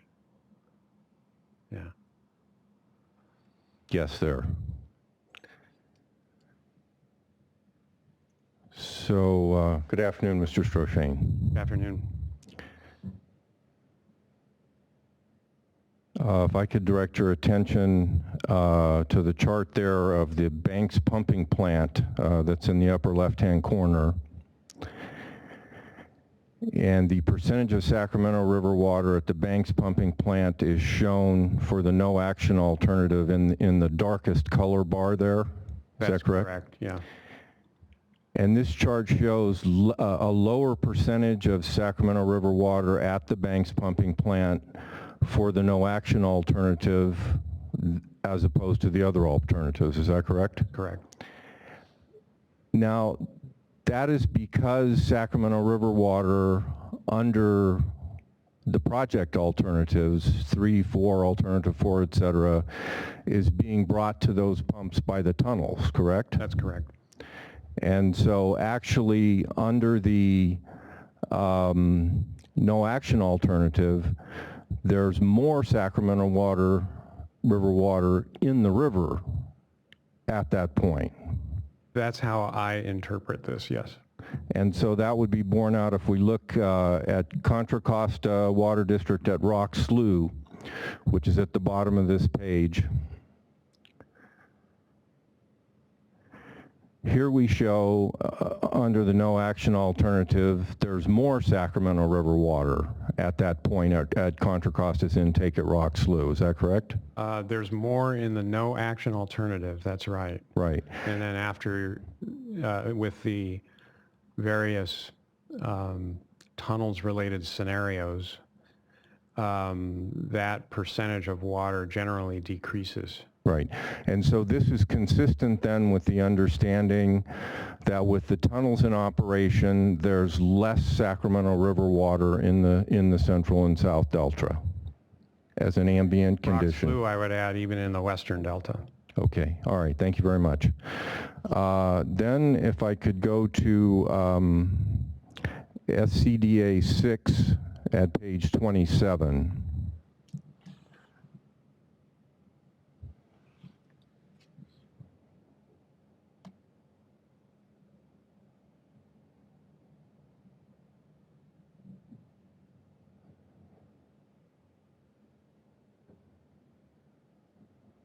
SCDA, Save the California Delta Alliance. Yes.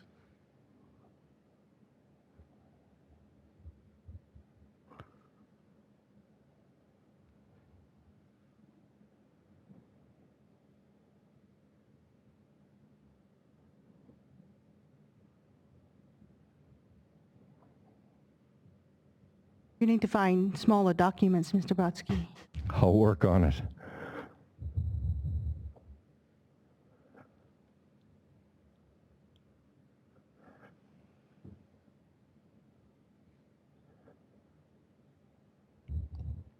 So while we're waiting for that to load, Mr. Berliner called to your attention a claim of California Waterfix proponents that it will add having the North Delta points of diversion will add flexibility to the system. Yeah, I've heard that. Okay. And if we could look there at the last sentence of that paragraph at the top of page 27 in italics, could you read that? The last sentence? Yes. It reads, BDCP therefore, and I, without having read the other part of the sentence, the paragraph, it says, BDCP therefore does not achieve the broader goal of reducing pressure on the delta during dry years by shifting exports to wet years. I'm curious where this is from. And this is, if we could go to the cover page of this document. Ah, okay. This is a report written by Jeffrey Mount and colleagues that was commissioned by the American Rivers. Yes, I remember it. Okay. And then if we could go to SCDA 3, I believe. No. Not 3.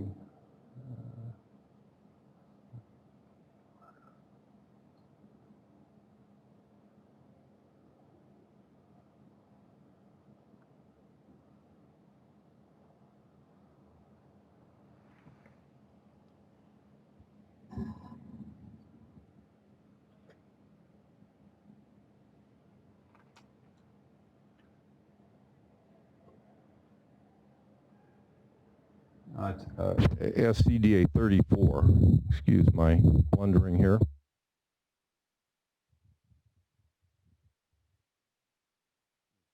And this is an October 30th, 2015 letter written by the United States Environmental Protection Agency commenting on the California Waterfix recirculated draft EIRS.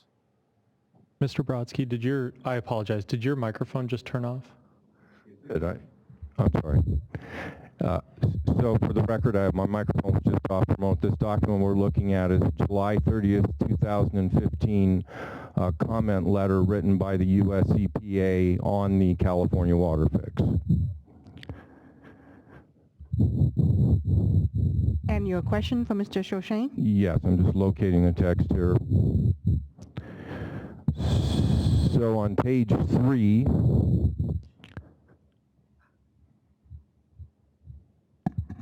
Mr. Brodsky? I don't. Mr. Brodsky? Yes. Lean back.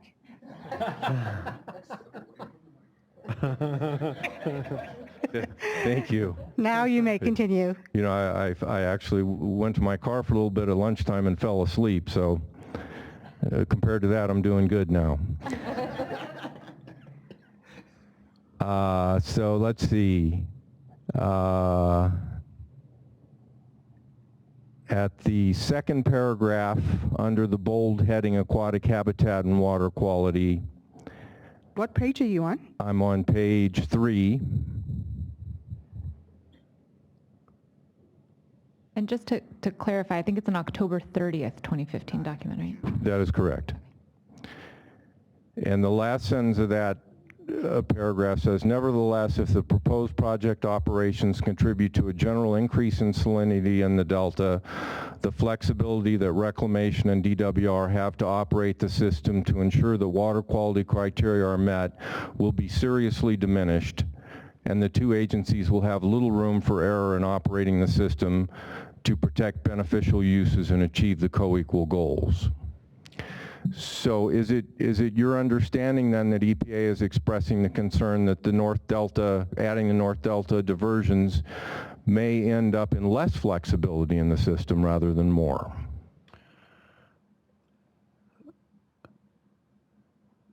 Mr. Shoshain, are you familiar with this letter from EPA? I did review it after it came out about a year ago.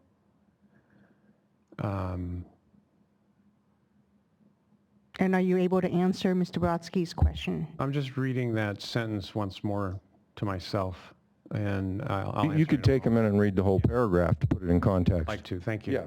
Yeah. Well, I'd like to say take your time, but I might get jumped on.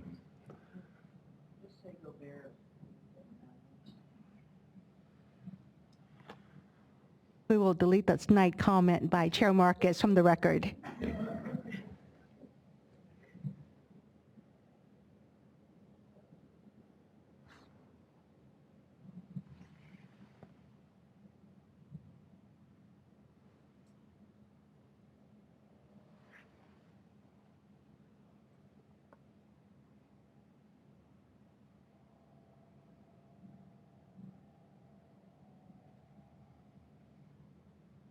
Yeah, I would generally agree with this. You agree with that statement, and that statement is saying that adding the North Delta diversions may actually decrease the flexibility in the system rather than increase it. It may, but I have to temper my answer. Okay. By virtue of the fact that I'm not an engineer and I'm not a modeler, and I do agree, though, that certainly that it could create flexibility problems for them by having salinity increase and thereby degrade water quality. And they have so much as said that they fully intend to operate the system in a way that continues to meet water quality objectives. That gets it, to my mind, that just gets harder. Okay, and so just to wrap up now, if the North Delta diversions are able to take more water at very wet periods, does that necessarily mean that we'll be exporting less water during dry periods? Is there anything in the operating rules of Waterfix that would require them to export less water in dry periods because they took more water in a wet period? I believe other people have testified to that, but they know more than me about the operations of the system and in the details. And so I'm not prepared to say yes. Okay, or no. Thank you very much. Yeah, sure. Mr. Brodsky. Ms. Seward, let me check with the court reporter. Ms. Seward had estimated, I believe, 10 minutes for her cross-examination. Are you okay with that? All right. All right, even less, 5. Ms. Seward.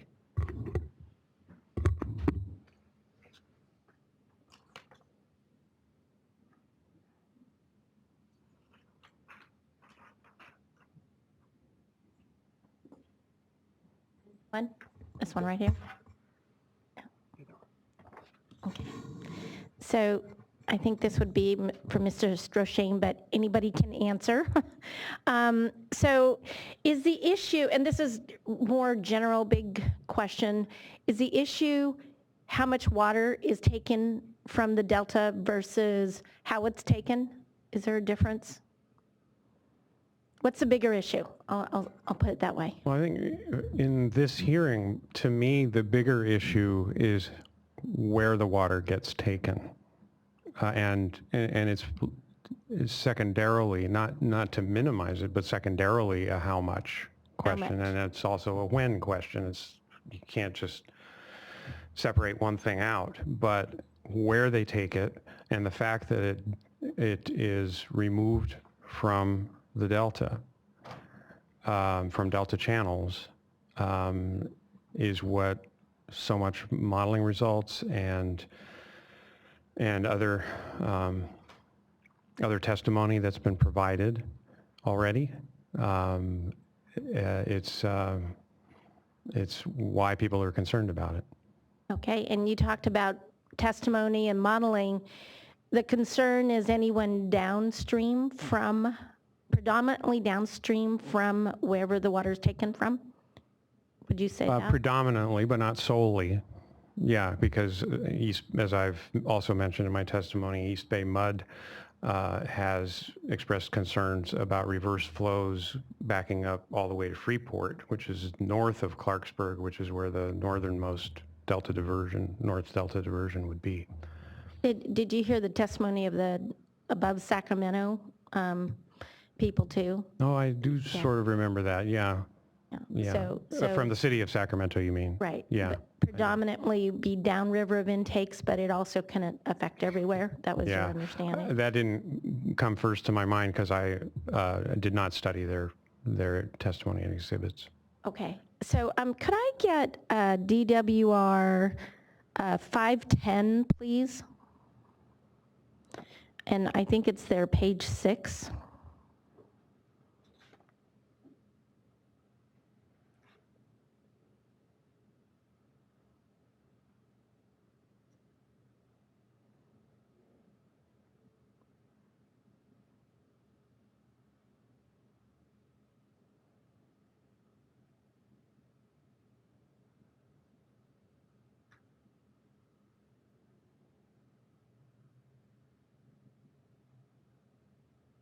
There we go. Oh, that map. Okay. I believe you Restore the Delta was involved with It's not up on this. Yeah, here we go.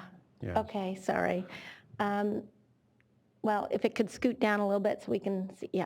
Well, I believe Restore the Delta helped in the hearings regarding barriers in the Delta. Is that correct? You mean in 2015? Yes, in 2014 for that matter. Okay. Yes. I was involved in 2015 on it, so yes. And there was modeling done for this issue as well, wasn't it? And this had to do with low flows below any of these barriers or around them. Is that correct? Hold on, Mr. Shoshain. Mr. Mizell. Yes, I'd just like to point out that we've objected previously, and I believe the board has ruled that the emergency drought barriers of the past several years that were discussed through the TUCP process were not part of this hearing, and object to them trying to bring in that sort of evidence through cross-examination. You put it up as evidence, so why are we not supposed to bring it up? Hold on a second. Yes. Ms. Meserve? Yes, DWR 510 is the exhibit we're looking at. This is a study that DWR has presented as part of their case in chief. So I believe that this is well within the realm of what Mrs. Seward could ask about. All right. I will allow her to proceed, but let's get quickly to the point. Okay. The point is here is in that study that there were studies and do you recall what it indicated the impact salinity-wise to anyone downriver of those barriers in the North Delta? What I recall most from this particular exhibit doesn't really stimulate my memory. What I do remember from 2015 is an image or a modeled map, and I believe it was a DSM-2 generated map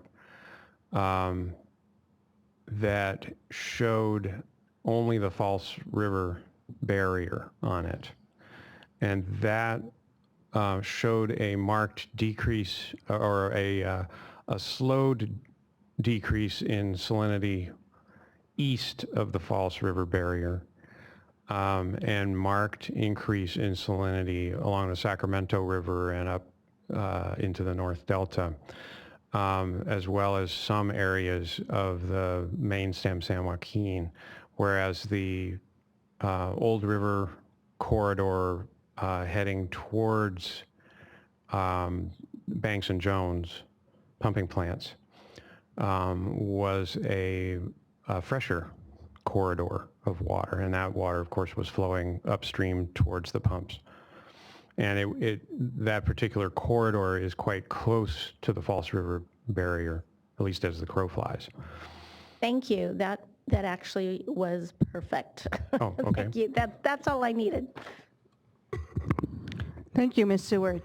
Any redirect, Mr. Orr or Ms. Garcia?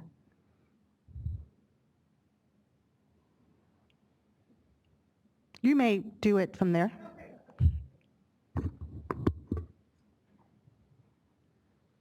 I just have a couple of questions for Ms. Bergen-Padilla around the documents that DWR referenced. Now, Ms. Bergen-Padilla, you explained to Ms. Ansley that you're familiar with the documents she discussed, including the surveys mentioned and the translated documents. Is that correct? Yes.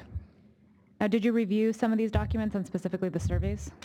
I reviewed the documents that were described as the handouts. I believe we still have copies of them. And as best as I can recall, they give a description of the project and talk about benefits or the need for the project. As far as the surveys, the 231 surveys, I read them all in spring of 2014. They were not included in BDCP documents. They were referenced as a completed survey, and Colin Bailey from Environmental Justice Coalition for Water went to the vault at DWR to acquire copies of those documents for us. So DWR did not actually release these documents to the public for review. Is that correct? You The had surveys, to, not the surveys, no, you had to request them and you had to go get them. Thank you. And do you recall what types of questions were in the surveys? People would self-identify where they were from. The surveys were different by geographical area. That's what we discussed in the testimony. I remember San Jose survey, talking with a representative of a community group if environmental justice people would be willing to pay more for better quality or more reliable water. I recall surveys that were very sad from within the Delta because they weren't conducted. One of the mistakes that was made is when they released those surveys, they were supposed to redact names, and someone erred at DWR and a number of the names were not redacted. So I started reading them and I knew who these people were. And so one of the surveys that I read, which was particularly heartbreaking, is that a business community member was giving his assessment of environmental justice communities with a lot of stereotypes. It really didn't touch on what their economic needs were, and actually was kind of really misguided as to the level of poverty experienced by people in those communities. And did the surveys ask questions regarding subsistence fishing, for example, how often fish is consumed from freshwater I will sources? say that they did ask those questions in the Delta, but they weren't asking the right people, and sometimes they weren't answered. The surveys, if I remember, and it has been 2.5 years, they were 2 to like 4 pages long. The number of questions that weren't answered and how they were answered was really inconsistent. So there would be blanks. And so the questions were asked, and again, going back to some of the surveys that really weren't done completely well or with the right people in the Delta environmental justice community, they couldn't answer who was, they knew where people were subsistence fishing close to their geographical area of the Delta, but they didn't understand the depth, the breadth, the economic reasons, and the comments were, well, they just like to do that because that's what those people do. Now, with respect to the translated documents, you've reviewed copies of those as well? The benefits and need documents? Yes. Okay. And those were also relatively general and just laid out, not much more than the benefit and need for the tunnels project? Yes, I believe some of them are still available online. And I believe we do have some copies still of them, yes. And they range between, you would say, a couple pages, maybe to 4 pages? At the most. Thank you. And you've spoken to a number of Delta residents who never received these documents, is that right? Well, one of the interesting things, the last 2 open houses for Waterfix, I would say most of the members who attended those that were members of the environmental justice community that showed up, particularly at the Sacramento, because I think there were only 2 final open houses, were there, frankly, because Restore the Delta brought them with. We started receiving lots of phone calls when we began our big sign campaign in 2012 and 2013. We would get calls from people who spoke other languages wanting to know what we were talking about. So in a sense, our own signage probably did more to alert people to what the project was than these translated documents. I have no further questions. Thank you. Any other redirect? Any recross? All right, then that concludes your case in chief. We expect your exhibits to be transmitted by noon next Thursday. All right? Thank you all very much. With that, we will take our afternoon break, and we will return at 2:50.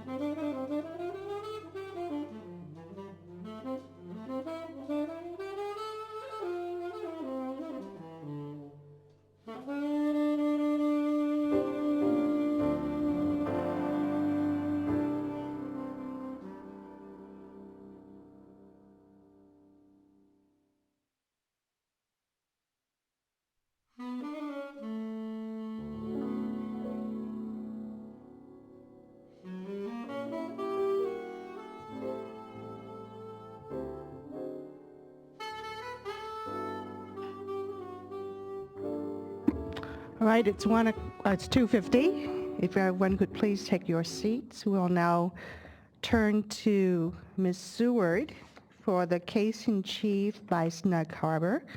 And before you begin, Ms. Seward, let me thank you for being available and being prepared to present your case in chief in the order that was necessary, given the fact that some parties were discourteous and inappropriate in not informing all the parties of their unavailability. So I appreciate you being available today to present your case in chief very much. Having said that, though, having reviewed your written testimony, I'm going to, in light of your request for 2 hours to present your case in chief, I'm going to ask you to try to summarize it as succinctly as possible in 20. I believe that Mr. Brodsky will be well positioned to advise and direct you in presenting that case in chief. Let me also ask, cross-examination for Ms. Seward. Do we anticipate any?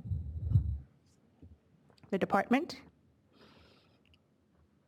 Looks like you may be the only one doing cross-examination. How much time do you anticipate? 10 minutes, 15 at the most. All right. In that case, we will strive to get done today. Ms. Seward, if you could please rise and raise your...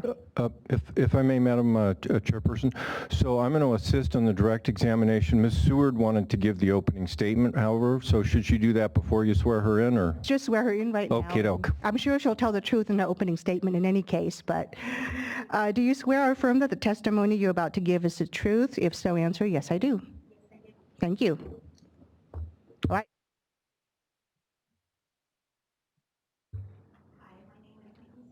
Is your microphone on? Okay, there you go. Sorry about that. My name is Nicole Seward. Sorry, I go by Nikki, so I keep referring to that. I'm with Snug Harbor Resort, LLC, which is a marina and RV park in the Delta on Steamboat Slough. And for my opening, if I would be allowed to do this, I did create a slideshow. It's my SHR 204, but the slide is in a video format that I would narrate, and then then I have a second short video which gives a little bit of the infrastructure of the physical place that is Snug Harbor. I finally got it uploaded last night, and it's more of a visual. I'm asking for leeway to be able to use that. And so this would be part of your opening statement, not part of your testimony? Correct. All right, I will allow that. Normally, if it's something that is late to be provided to all parties, I would consider that as surprise testimony and not be allowing it into the record. But since you have very wisely proposed to include it as part of your opening statement, I will allow it. Thank you. I'm going to narrate, so if it comes up, I can't see it here. Is it going to be up there? Ms. Seward, which exhibit did you want us to open first? I'm sorry. It's the one that refers to 1850. So it's the two videos, and the first one's 1850. Thank you. Okay, so what I decided to show these slides because I wanted to make a reference to the historic Delta and where we are in relation to that. We're considered to be part of the Sacramento River. Steamboat Slough was considered part of the original Sacramento River system. Sometimes it's not referred to that way. Rio Vista used to be called Suisun City. A lot of people didn't realize it. This is a graphic from one of the maps that shows what it looked like looking towards the hills in Antioch. And then you start going upriver, and you can see the chart that shows the different locations that everybody would go when boats would go upriver. You go past Suisun City, and you can see where it was called Middle Fork at first. You can see Sutter Island was down by Suisun City or Rio Vista at that point in time, whereas the Sacramento River went off to the right and then went up. This is what it looked like. It was trees and a lot of open waterway. Sacramento River went to the right. The Middle Fork is Steamboat Slough. There is a lot of graphics that people have seen before. That is at Steamboat Slough and the Sacramento River. There's a lot of written evidence about the salmon in that area. Snug Harbor is where maps refer to Hogsback Shoals. There was shoals in different area that over time got surveyed and became land grants. This boat is from one of those graphics, and that was on Steamboat Slough. That steamboats coming out of Steamboat Slough going up to Sacramento. And on the left, that was called Old River, Sacramento. Here's another map from the surveys. I think that one's 1854. And it also showed Steamboat Slough. It was considered the main channel. Wonderful writing by Mr. Hutchings, and it talks about how much salmon was in the delta and navigation and the water quality. That's one of the neat old books. That's from 1862, and it is online. I think, and that is a remake of an old graphic from back then. Oh, take that off. I had to film on, I had to video on the video so that can come back off. That was whatever was on the computer. Because this stuff's on YouTube, by the way. Or the complete ones are. These are just excerpts. And then the second one is just a small portion of kind of a PR one that I did in 2009. This is the entrance to Snug Harbor. And we are a marina. We have covered berths and open berths. We have docks, rental cabins that are really popular. There's been a generation. Snug Harbor as a resort's been there. The first permit was 1939. Before that, there was a fishing camp. Before that, the steam captains talked about flickering little campfires. River otter, love them. The river otter around. It's a great boating place. We do have, it's a mobile home park too. So we have modular homes, we have rental cabins. That's one of the bigger ones that we put in 2007. We paved the roads. That was pretty big expense. And we have 7 septic systems. They've all ended up having to be engineered and redone. I'll talk about that.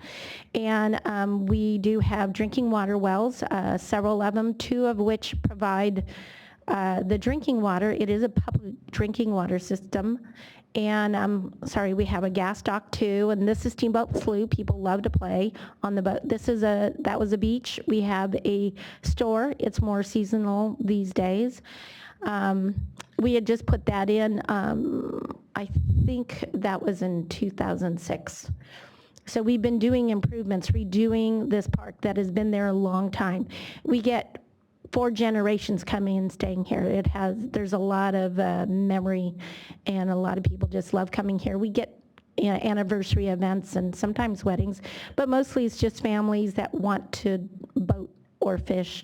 And that's a reference to our well. That's a reference to the septic systems that all function on fresh water. Fresh water is required for all that.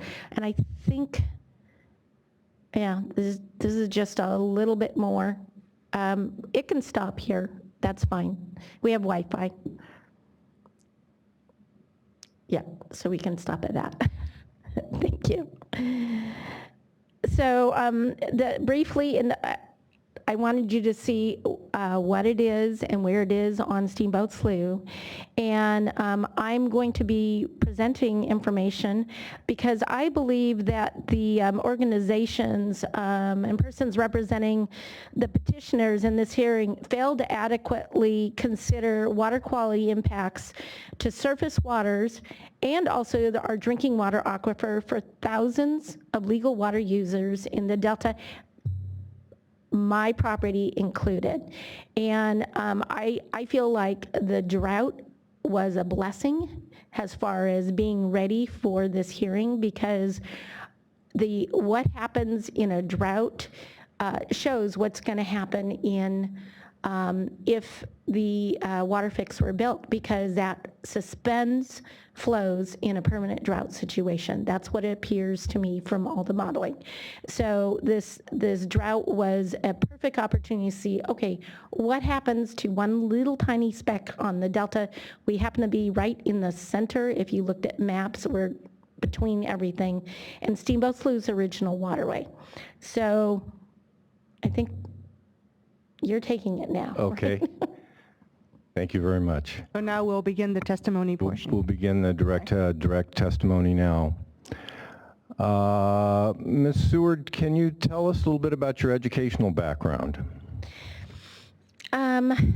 I went to college, a place called Westmont. I was business and economics major and took a lot of accounting type classes.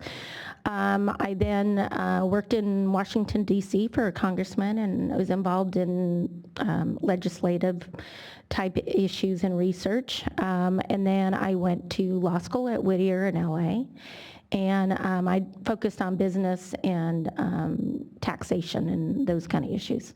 Okay, thank you. And in your... I'm an attorney, I'm sorry, since 1985. Okay. And in your opening statement video, you seem to be quite knowledgeable about Delta historic maps and the history of the Delta, and this is something, not formal education, but something you've learned on your own. Can you tell us a little bit about that? Yes, I actually am a fifth-generation Californian, and I'm very interested in California history in particular, and so I've just been interested in California. I've gone to Library of Congress, gone to the the map room there. I've gone to different locations, like UC Berkeley has maps that were saved by Mr. Bancroft, one of the first California historians, and I really started having a focus on the Delta because I love the Delta, first of all, and I started recognizing that in the last 10 years there was a lot of incorrect information being published about the Delta, particularly the names of the islands and the waterways, and its statistical history. There was inaccuracy, so I started paying attention. Okay. And you have a collection of Delta documents and historic documents and so forth? I do. And approximately how many documents do you have in that? Of historical documents, I have collected over the years the old surveys, like from 1906, of official survey books and maps, and those are huge ones. I had those scanned, and people can view them on archive.org so that they can be shared with everybody. I have hundreds, literally hundreds of old Delta maps and many of the books. I've collected now probably at least 40,000 different documents related to the water wars and water war history in California, and I do post them on an archival website, and other archival websites have actually taken my documents and put them on there. Archive.org is one of them. Okay, thank you. All right, so do you affirm that the written testimony that you submitted to the board is the truth? I do. And you uploaded to the FTP site SHR Exhibits 1 through 501, and do you know of your own personal knowledge that those are true and correct copies of those documents that you uploaded? Yes. Okay. Let me go and ask the projectionist to put up SHR 350.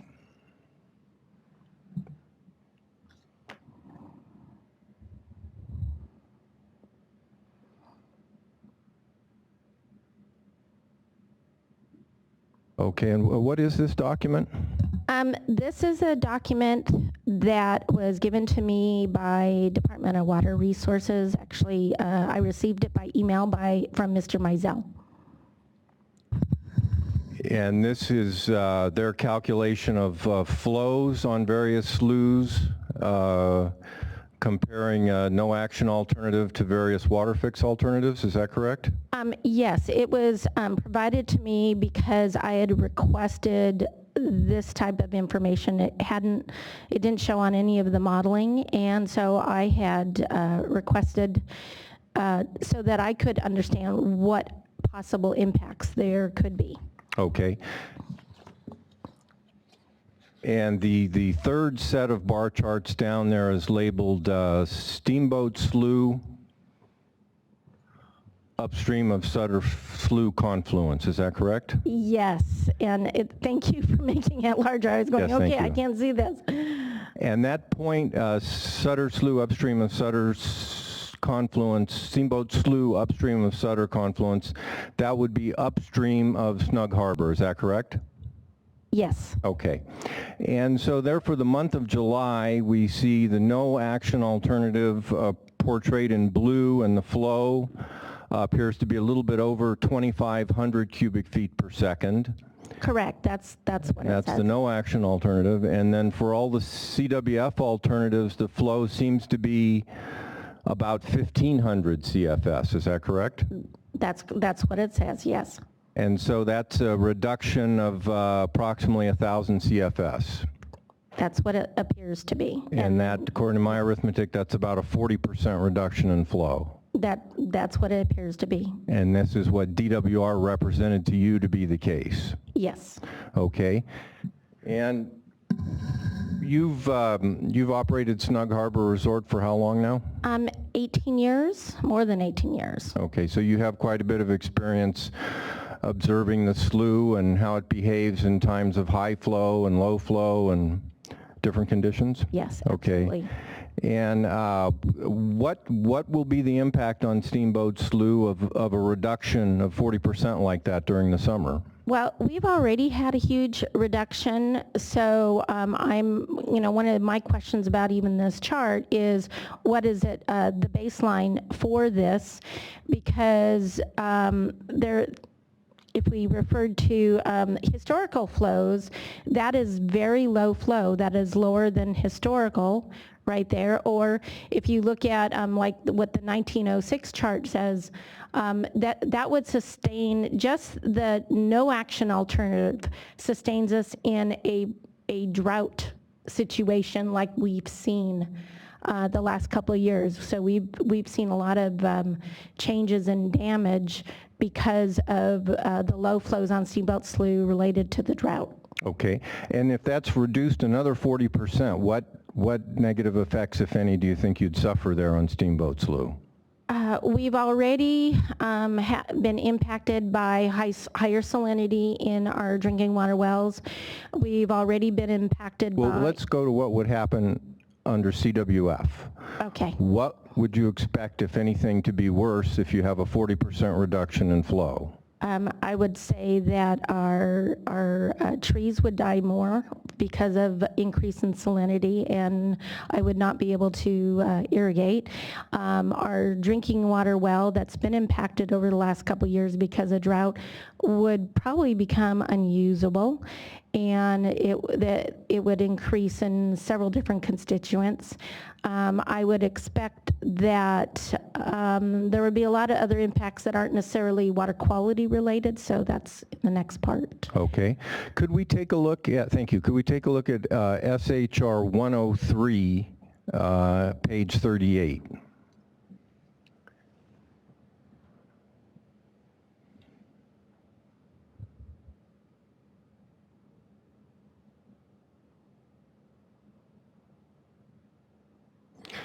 Okay, and have you experienced algae problems on Steamboat Slough at Snug Harbor at times of low flow? Yes, we have. These photos are from 2015. The flows on Steamboat Slough have been we have never seen them this low, and we end up with Egeria densa in our marina, and then the Egeria densa creates too warm a water apparently, and then we end up having other kinds of water weeds. I didn't have any tests done, so I don't know exactly what everything is. I do know we have Egeria densa, and I know that it's making our water be about 80 degrees, which is just, it kills all the fish when the water is that high. Okay, and from your experience, will a 40% reduction in flow on Steamboat Slough make the water weed problem worse? Absolutely. Okay. Absolutely. And it appears in the picture there that there's some Aegeria densa, and then there's a brownish greenish algae on top of the Aegeria densa. Have you experienced that phenomenon where the Aegeria densa comes in and then the algae on top? We've experienced Aegeria densa in the past. The algae or whatever that is new. Okay. All right. I'd like to point out too that that's the sandy swim beach. It's a mud pack now. Okay. All right. And then I'd like to go on and talk about your well water a little bit. So tell me about your wells. What kind of wells do you have there?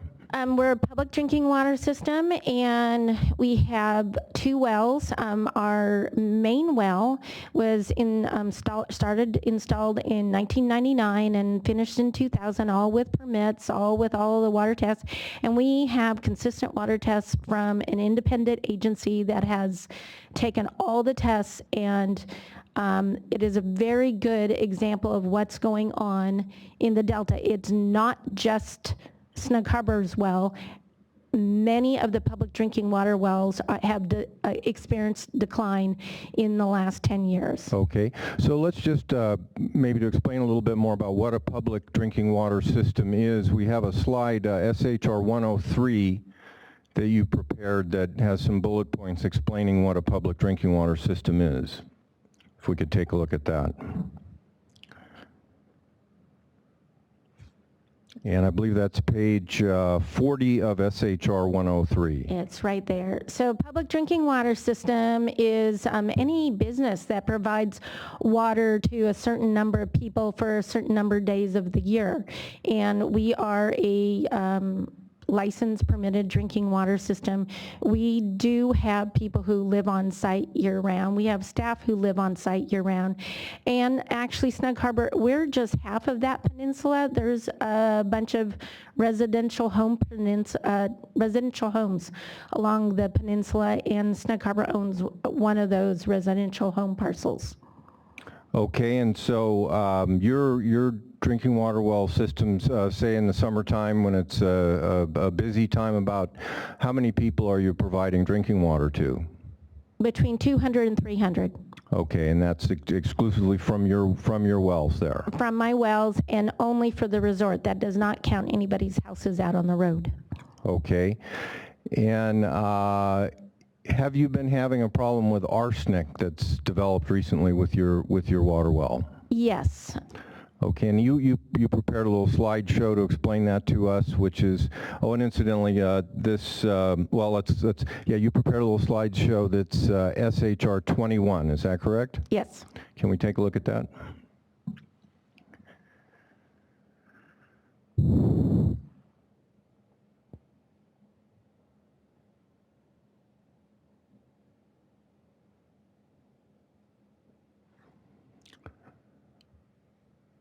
So I did this slideshow because it's going to show not just reference to my well, but studies that are going on all over the place in California, USGS, Water Board. There's a very high awareness that the arsenic in drinking water wells, particularly public drinking water wells, but also private ones, there's been an increase in arsenic in certain areas. The MCL also changed after 2008, I believe, but there has been a change going on, and it happens to correlate with the drought and with shifts in flows, particularly on Steamboat Slough. Our flows have been very low starting, I'd say, about 2009. And then I'm going to show you the graphic. Can we go to the next slide? This is what the Waterfix documents, nope, back. that's what Waterfix addressed, which is nothing. They did not talk about these issues. Even though I brought it up at Bay Delta Conservation Plan, I brought this issue up that the drinking water is degrading already, and they ignore that. So next slide, please. This is the federal government is paying attention to the arsenic issue, and this is one of their maps. And the orangish color kind of is an indication that they know that there is areas that may be increasing in arsenic. You can, I always when I do a screen print like that, you can see the location online that you could find it to. Sometimes those maps go away. Can we go to the next slide, please? This is from a USGS study. The study actually, and the full study is in my evidence, and the study was from 2005 when it got published, but it was earlier tests of water. The little black dots you can see, can you enlarge it a little bit, please, so people can see this? So the black dots are wells that were tested, and they were under 10 parts per billion. And I do want to say, because a lot of people don't understand, the MCL now for arsenic is 10 parts per billion or less. And so people can get the understanding of it. Drinking water, well, I'll say a glass of wine has 50 parts per billion. Apple juice has 50 parts per billion, but the codes are changing for those too. So sometimes people freak out about your drinking water if you have more than 10 parts per billion in it because of these studies. I just want to emphasize that the MCL is 10 parts per billion, and those little black dots, none of those wells that USGS studied were above 10 parts per billion. And then you can see there's a red dot and some yellow dots, and that's like above Sacramento. And they were looking, and they're saying, okay, these are the red dots above 50 parts per billion, and the yellow ones there are between 10 and 50 parts per billion. Next slide, please. And this was in 2000, the year well 2000? Tests, yeah, the report was 2005, a USGS report, but those tests that they're reporting on was earlier than 2005. It was in the year 2000, wasn't it? In 2000 groundwater tests? That's what they said. When you go to the appendix, they actually have a couple, 2002 also. All right, and so now you're going to come forward in time and show us what's happening with the arsenic problem more recently. Yes. Okay. The next slide, please. Okay, so this is a 2011, and where you can get that online. It's a 2011 study by USGS. And can we blow up on the map again, please?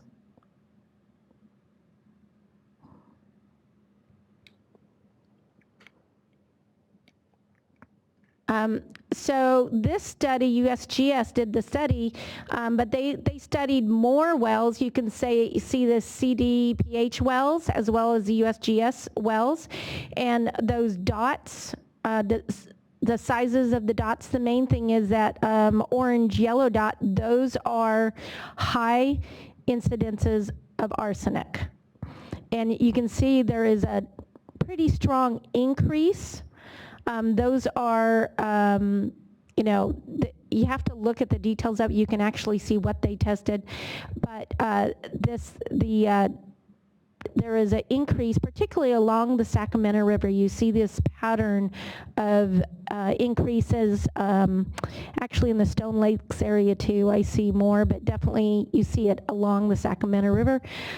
And that was during the time period where there's been a lot of bench tests and all that for CalFed and Bay Delta Conservation Plan. Next slide, please. Okay, here is another map. This is also from the National Atlas, and it makes note of where there are locations of high content soils with arsenic, and you'll see what's called Decker Island right there. That's the colors of the map that was online, so I couldn't fix it. That's how it was.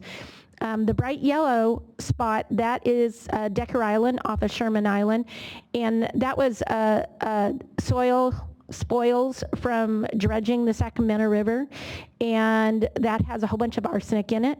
And then there you see one that's over by Rio Vista, actually a little bit above Rio Vista, that's along a levee. Basically where the Rio Vista ferry landing is, that has high content of arsenic. That was also spoils area and buildup of the levee in that area, I believe, if you look at the maps from that time. So the point is, when you mess with the soils, you're going to get arsenic. Okay, next slide, please.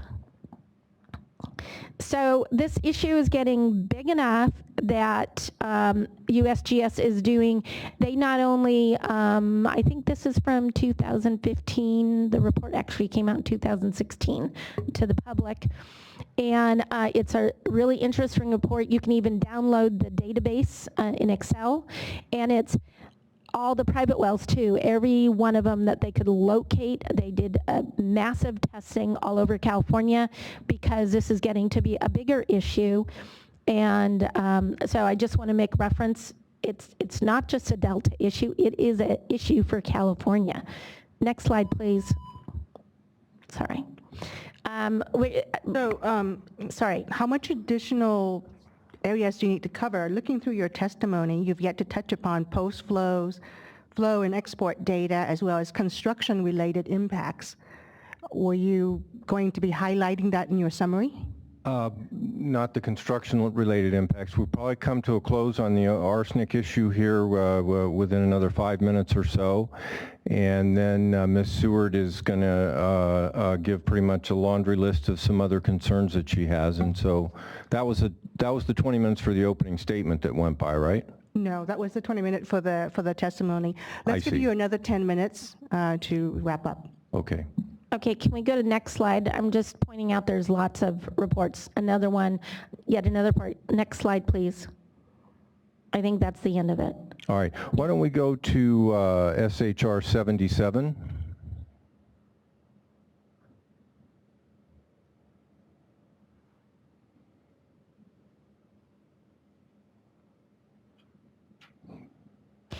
So now I'm talking about my main drinking water well. This well was built brand new, big expense. There's about $100,000 worth of expense in the well and the treatment system and all that.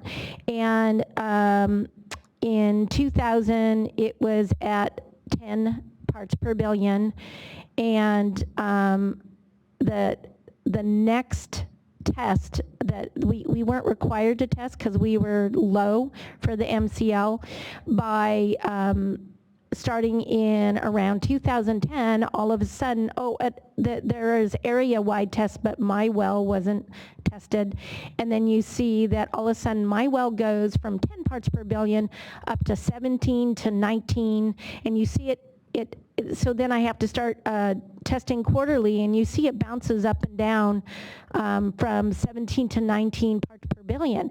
And so now I'm going through the process because... So let me just interrupt, just because we're short on time. So you associate this spike with arsenic levels in your well with the period of drought and low flow in Steamboat Slough, is that correct? I do. Okay, and then let's take a look at SHR, and you're undergoing some expense because of this arsenic problem in your well, is that correct? Yes, that right now I've been going through a process with different part of water boards where we were a test site for new equipment that might be less expensive. Other places have spent upwards of $1 million to solve their arsenic problem. So it's difficult then if you have an arsenic problem in your well. It's not an easy, it's an expensive and difficult problem to deal with. It's very expensive, so we were a test site. Let's move on now to SHR 102. Page 27.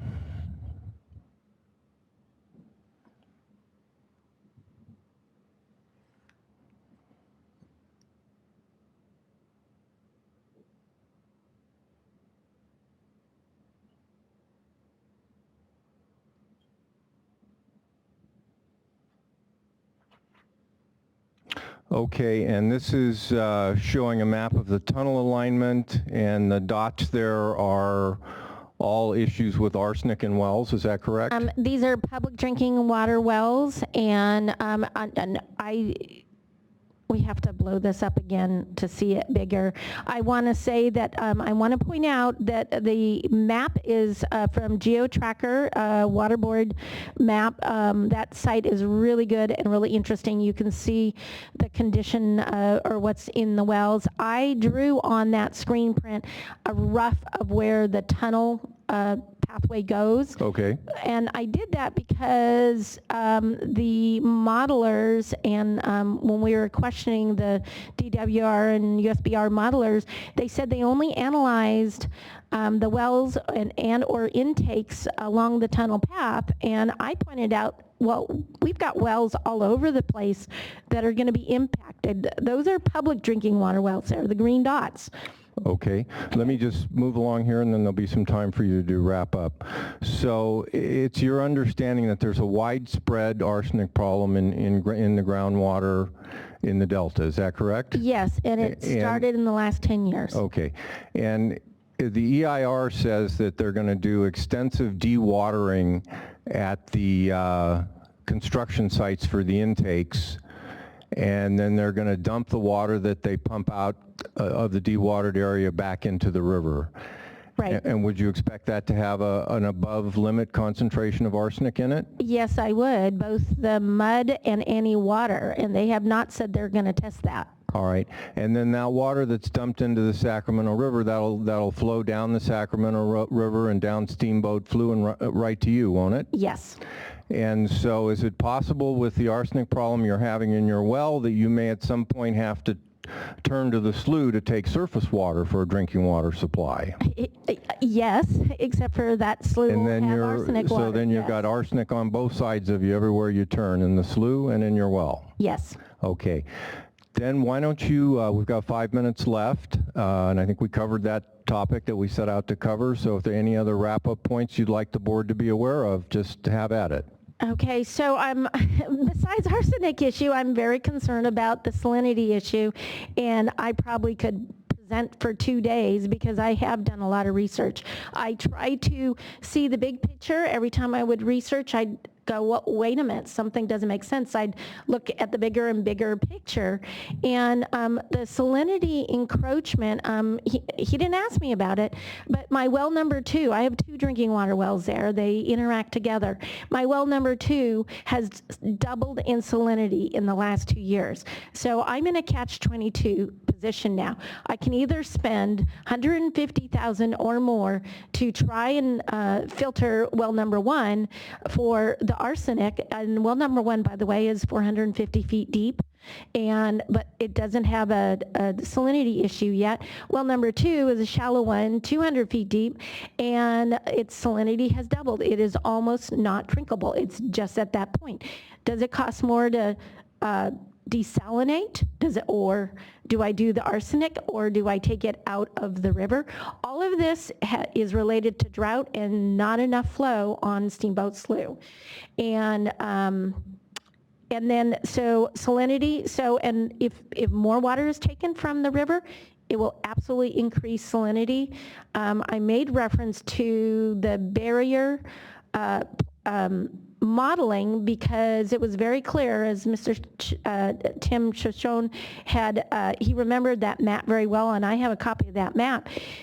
Anybody downstream of any of those intakes will have increase in salinity in their surface water. Over time, aquifers will respond, and it will also be the drinking water well. So is it correct that in your understanding of common sense, if there's a 40% reduction in flow on Steamboat Slough, that the salinity will intrude farther up Steamboat Slough? Yes, common sense says that. Also, high school textbook says that salt water will, it's heavier than fresh water, and it will encroach into the aquifer even sooner than when you will see it in the surface water. And my testimony had a lot of other issues, but we felt like we had to pick like a crucial one that was not addressed in Waterfix. And all this to say, there's clearly many of us, we have water rights, drinking water, surface water rights. None of us, not any of our impacts was analyzed or acknowledged in Waterfix. And to the best of my knowledge, none of the other protestants have brought up this arsenic issue either. Is that your understanding? I listened to all of them, and I haven't heard it, but you need to be on the water and operating a business. Many of them, I think every marina and all the cities in the Delta are dealing with this exact same issue. So I actually have the best of all of them. Mine's only a little bit. My number 2 well only has 1 part per billion over, but I still have to treat that too. Okay. Are we done? I do stand by everything I've written in my testimony. There just isn't time to present. And yes, I do stand by every document that I uploaded.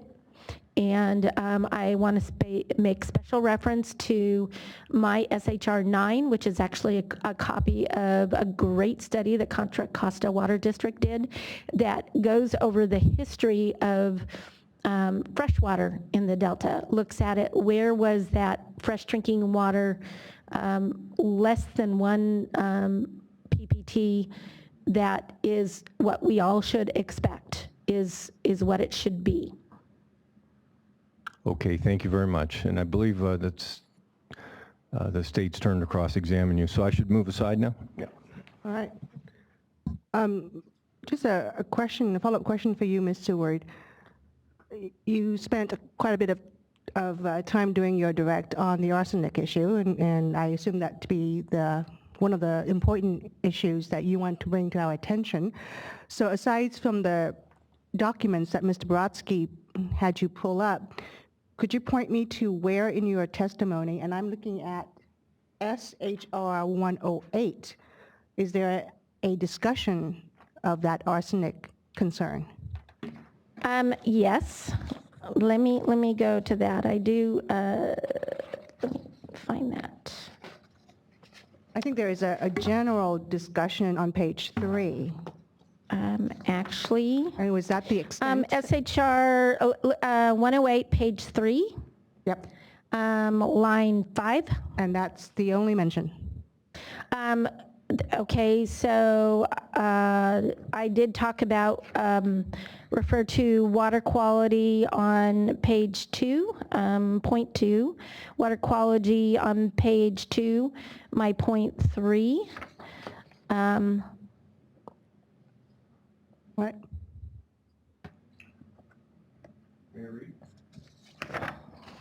Mr. Brodsky? I mean, I think she makes the point there succinctly on page 3 where it says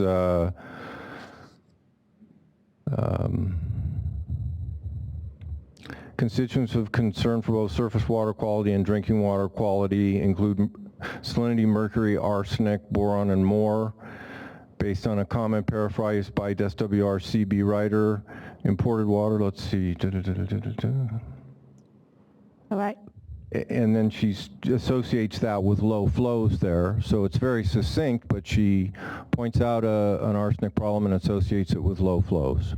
And you did a good job broadening it. Thank you, Mr. Brodsky. All right. Department of Water Resources, your cross-exam.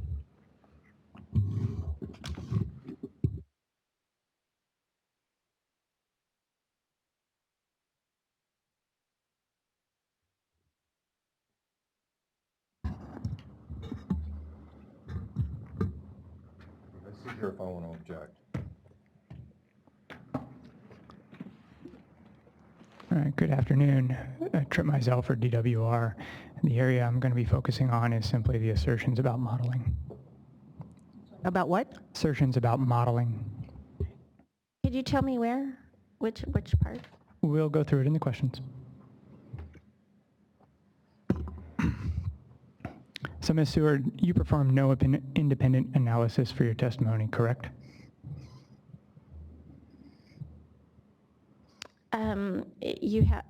I perform lots of independent analysis of lots of data. So I don't know which data you're talking about. I'm talking about your written testimony. Oh, I did lots of independent review of data, yes. Did you? Okay. Isn't it true that you have no training as a modeler? I'm not a professional modeler, that is true. What training then have you had as a modeler?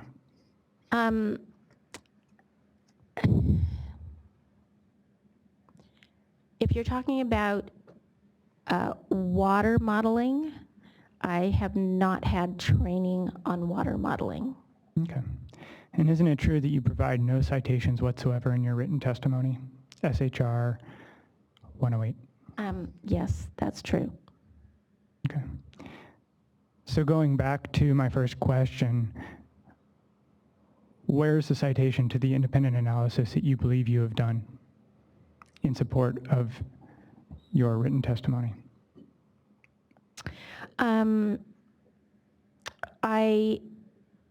The documents, all the documents that I uploaded all support my written testimony.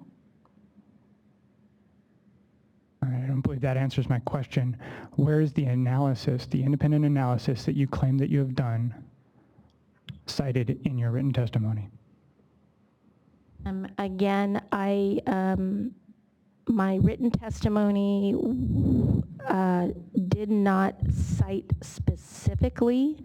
I am a novice at this procedure, and that's not really an excuse, but I did not cite specifically. I uploaded all the documents. I was following the lead of other testimony that I read, and I didn't see specific citing, such as some of the modelers from DWR just said they're a modeler and they didn't cite anything either. Okay, you say you're a novice, but you are an attorney, is that correct? I am an attorney. I mean, I'm a novice at a Waterfix hearing type of procedure. Would you say it's We common? all are, actually. Yeah, you can't follow the book if there's no book to follow, right? Yeah. Okay. Isn't it true that CalSim 2 was updated in 2015 and 2016, and that information was submitted as part of the California Waterfix? I'm not sure of the most recent CalSim update. I've listened to testimony that says it was not really updated, but so I don't know when was the last update. So what's the basis of your statement that it wasn't updated except for 14 years ago? Other people's testimony during the hearing process. And I went to the DWR website, and when you go to the DWR website, it talks about CalSim 2, and it says that it was last updated in 2003 on the DWR website. So when we discussed the graphs that you put up previously about the flow splits, the ones that we provided you based upon your request to the State Water Board, it was your impression that we were discussing data that was last updated sometime in the mid-2000s. That graph, and I asked you to, that graph did not say what model it came from. I specifically asked what model it came from, and I was not told. What I was told is I could go get the raw data from CDEC, from Dayflow. I don't recall you saying that was a CalSim update. Do you not may have recall said that the conversation we had in the lobby of this building was that was based on the 2015 CalSim 2 modeling results that were submitted as part of the petition package for this proceeding? You know, when you and I met, you emailed me this document that I'd been asking for weeks, and I do not recall either you or Ms. Smith or anybody saying what model that was. It's not written on it. So you're saying now that that's an update of CalSim, is that correct? Are you aware that CalSim is constantly being updated to account for new regulations, facilities, climate shifts, and sea level rise? I've heard testimony that says it's been updated for sea level rise and, climate change, and I have, but the model that was provided to all of us to look at was an older model of calcium, at least according to testimony. Now, I apologize if you're saying that what you handed me was an update. I did not get that from you, and it's not written on it. What, where, and when did substantial modifications to the Delta waterways occur that you believe are not reflected in DSM-2? There have been substantial changes. First of all, DSM-2, my understanding, is that it averages the That's not channel my question. depths. Actually, I'm asking you to please describe what, where, and when did the substantial changes occur that you assert are not included in DSM-2? Okay, unless there has been an update in the last 2 months on DSM-2, there are changes to the channel depths on Steamboat Slough. There's subsurface barrier on Steamboat Slough that was not included in DSM-2 model during the Bay Delta Conservation Plan modeling.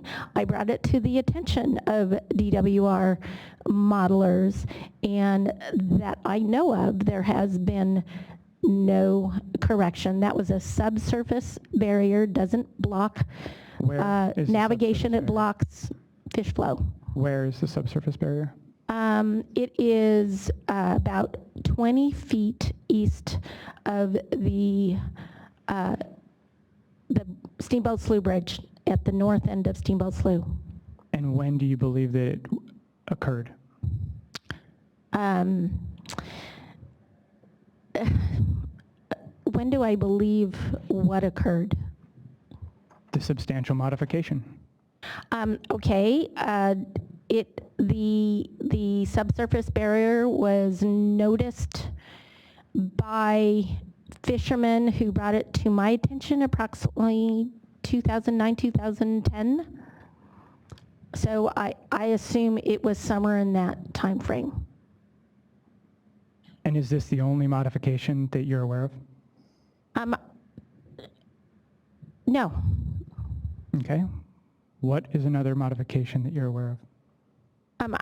Can you define what you mean by modification? I'm using the word in the same way you used it in your testimony. Okay. I am aware of a change in the flow pattern on Sutter Slough, in that water flows down Sutter Slough, and it used to keep going on Sutter Slough past the minor slough confluence and then enter into Steamboat Slough. How is that a change in the bathymetry? You're talking about a change in flow. Yes. Your testimony speaks to substantial modifications to bathymetry. Okay, so sometime, I believe it's after 2009, a change happened such that there is a flow barrier on on Sutter Slough right below the minor slough confluence, and now flow from Sutter Slough goes into minor slough instead. Did you present any evidence on that bathymetry change? Yes, I did. Can you please point that out to us? Gosh. There's slides there's photos, and there's side scans sonar. So let's see how we can figure out where that is.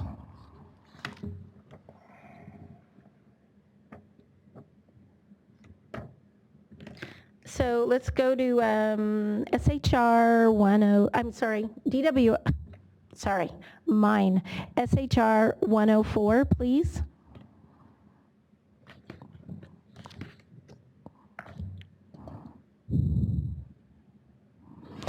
And if you could go to, I think it's the last page.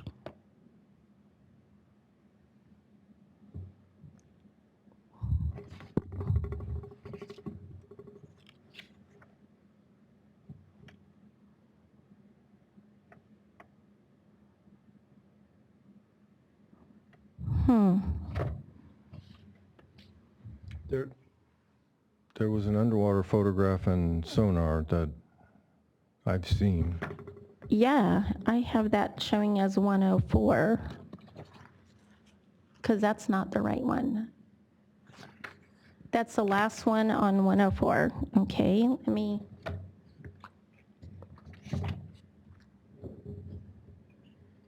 Could you, how many pages are on that one? Could you go to page 32? Is there a page 32 on that? Okay. Before we go to that, can we go to page 18 on that one?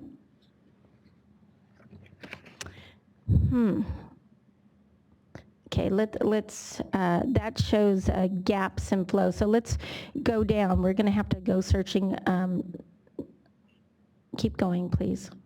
Sorry. Keep going. There's DSM-2. Sorry, can we go back up again? Just one. That is from DSM-2, and that shows the averaging of channels. So let's keep going down. It should be in this. And otherwise, I'll go look. That's DSM-2 update. Okay, can we stop at this one? Here's one example. This is actually two different slides. The one on the upper left is that was provided to me by Paul Marshall, and it represents a survey that was done by DWR or your DWR consultants or something. And Mr. Marshall actually, because I had approached him about my concern about the block flow on Steamboat Slough, gave me a number of slides over a series of time. The graphic is... I'm interrupt you real quick here because this is to the head of Steamboat Slough. We've already discussed that. We're looking for the evidence you've presented for the minor slough. Okay. Can we look at the next page? I am looking for the minor slough one. Oh, that shows the flow. The next page. Okay, I don't know where this one went. I provided side scan sonar screenshots, and it doesn't.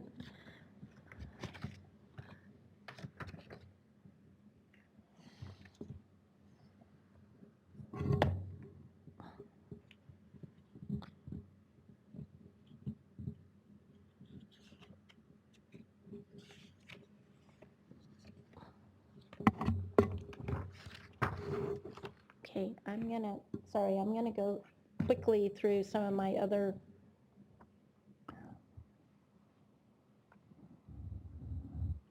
That was my SHR 104. Out of the interest of time and not to wear out the patience of the hearing officers on my questioning, I assume you'll probably find it and present it in rebuttal. I don't need to dwell on this point. We can move on. When, in your opinion, was the last recalibration of CalCIM-2? You just told us it was this year. I don't really have an opinion of CalCIM-2. If you're saying that I'm wrong, I accept that. Wrong as to when it was recalibrated. My understanding is the modeling that we were provided for Waterfix, that it was based on 2003, and if I am wrong, I apologize. Okay, so your testimony was premised upon the idea that the modeling for CalCIM-2 had not been updated since 2003. Yes, but I was relying on a lot of other people saying the same thing. What are the capacities, locations, and permits for the nine new intake facilities built since CalCIM-2 recalibration, which I guess at this point is 2003? Can you ask that question again, please? What are the capacities, locations, and permits for the 9 new intake facilities you assert were built since 2003? Could we get a DWR map so we can refer to it on the map? I'm simply asking you to describe the finer details of the testimony you've provided to the State Water Board.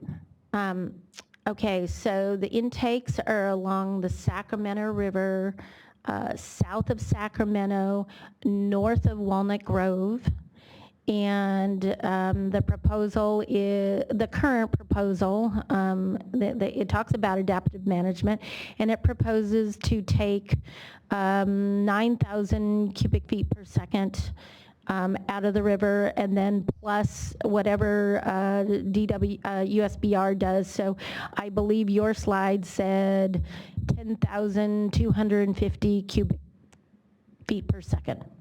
Is that correct? It's actually not answering the question at all. If we could bring up SHR 108, I think we can cut to the chase here.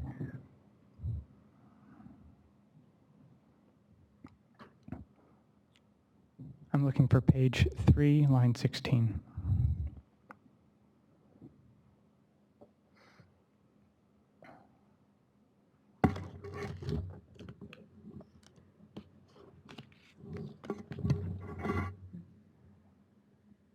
That's page 2. There we go. Page 3, line 16. At the end of line 16, it begins with DSM-2 does not appear to analyze the changes to hydrology. Do you see that? Could we see it up there so I can see what you're talking about? Certainly. The first sentence of paragraph, or it's the second sentence of paragraph 4 there. It starts with DSM-2 does not.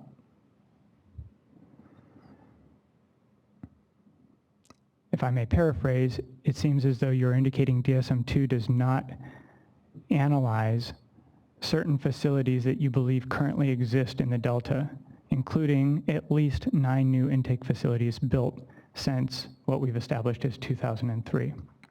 I would like to know the specifics of the capacities, locations, and permits for the 9 new intake facilities you assert were built since 2003. Okay, so... If you don't recall, you can always answer you don't recall at any time during this. Okay, but I do.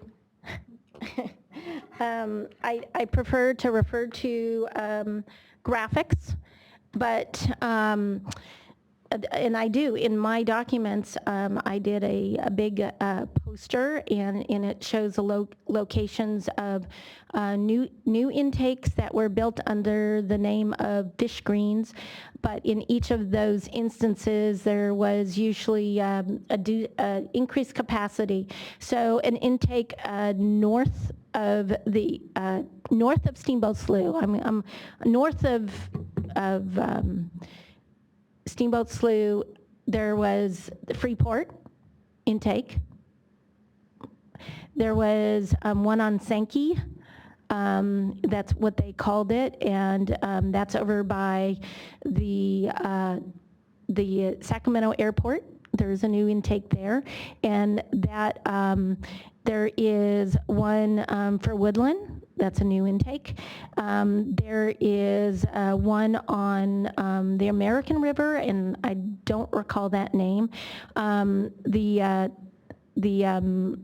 Up by Red Bluff, they expanded the Red Bluff diversion dam. They did a new one with state-of-the-art fish screens, which nobody even knows if that works or not. They haven't reported if it works or not. So those are 5. South of us, there was the Empire Track one. There's the one on Victoria Canal. There was something over by Potato Slough. I'm missing another one north. If we could take the time to pull up the map, I can show you where they are on the map. I actually drove and looked at a lot of them myself.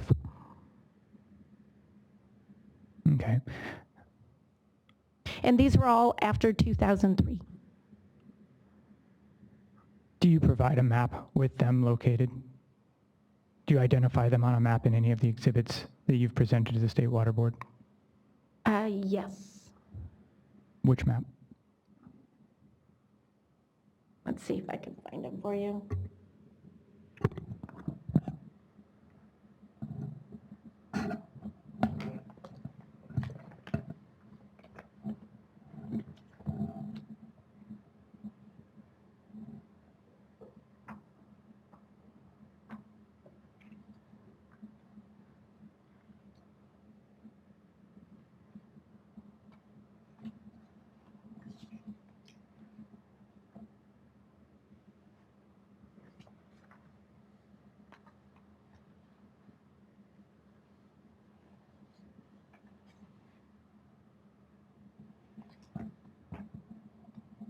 Sorry, I'm going to try and get to it, but...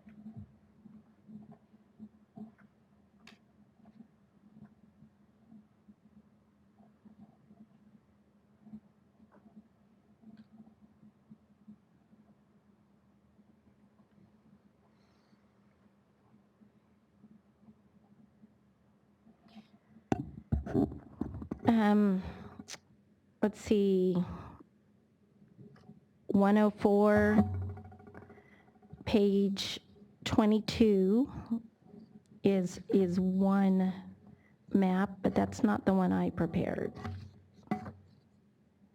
That just shows more projects for water storage.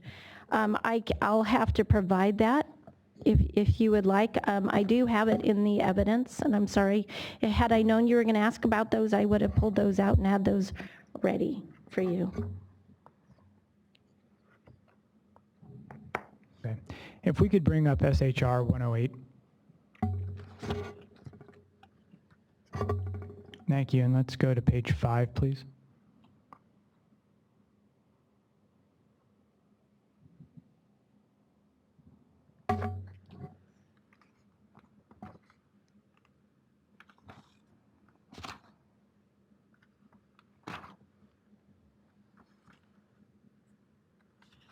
And I'm looking for line 35, please.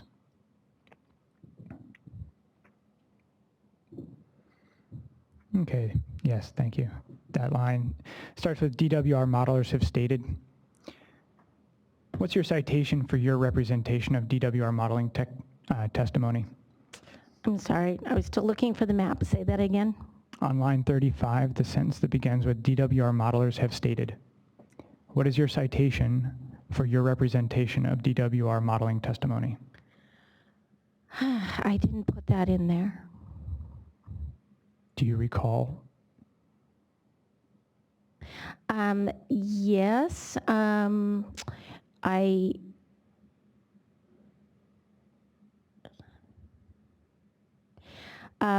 that was, that may be during the Bay Delta Conservation Plan process, but there was, when it was Waterfix and Echo Restore, they had said that Echo Restore is needed to balance, and it didn't make sense to me honestly, but to balance the water being taken out of the Sacramento River, and that actions on Liberty Island would, the flows to Liberty Island basically would help to protect salinity in the Delta. It was, you know, something that it really didn't make that much sense, but I was quoting what was being said during this hearing. Generally speaking, when lawyers quote things, they provide a citation. So I'm wondering, and I'll ask the question again, do you recall what the citation is for your representation of DWR modeling testimony? No, I don't. Are you aware that your statement is a misrepresentation of modeling testimony by the department? No, I'm not aware of that. Okay, no more questions, thank you. Mr. Brodsky, redirect. Yes. In your written testimony on page 5 of SHR 108, you state that the entrance, the head of Steamboat Slough, the depth has been reduced from 19 feet to 10 feet. Correct. You recall that? Yes. And how do you know that? I know it because I hired a professional team to do side scan sonar in a couple different areas in the Delta. It shows on my depth finder on my boat. I also used a remote control underwater camera to take photos of the revetment rock and the poured cement down there. And so you stand by that testimony that has been reduced from 19 feet to 10 feet of your own personal knowledge? Yes. Without reliance on any of your opinions about modeling? Correct. And you also testified that there's a flow barrier, or has been a change in flow patterns. I believe it's where Minor Slough meets Sutter Slough, is that correct? Correct. And how do you know about that? From my own personal experience, again, my boat has a depth finder, and then I went with a side scan sonar professional team, and it showed the location of something that's blocking flow into Steamboat Slough and diverting the flow into Minor Slough instead. Hold on, Mr. Brodsky. No? All right. Continue, please. And you stand by that testimony? Yes, sir. Okay. Not all the flow. Sorry, it's not all the flow. I want to make sure.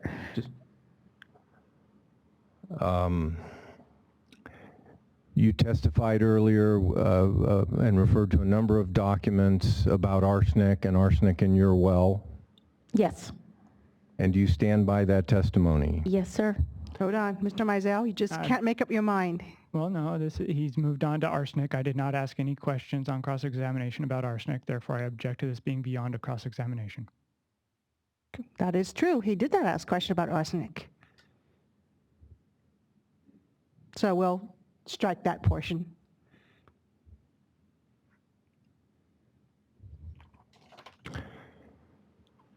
Do any of Mr. Mizell's questions about modeling affect your confidence in any of your testimony about non-modeling issues?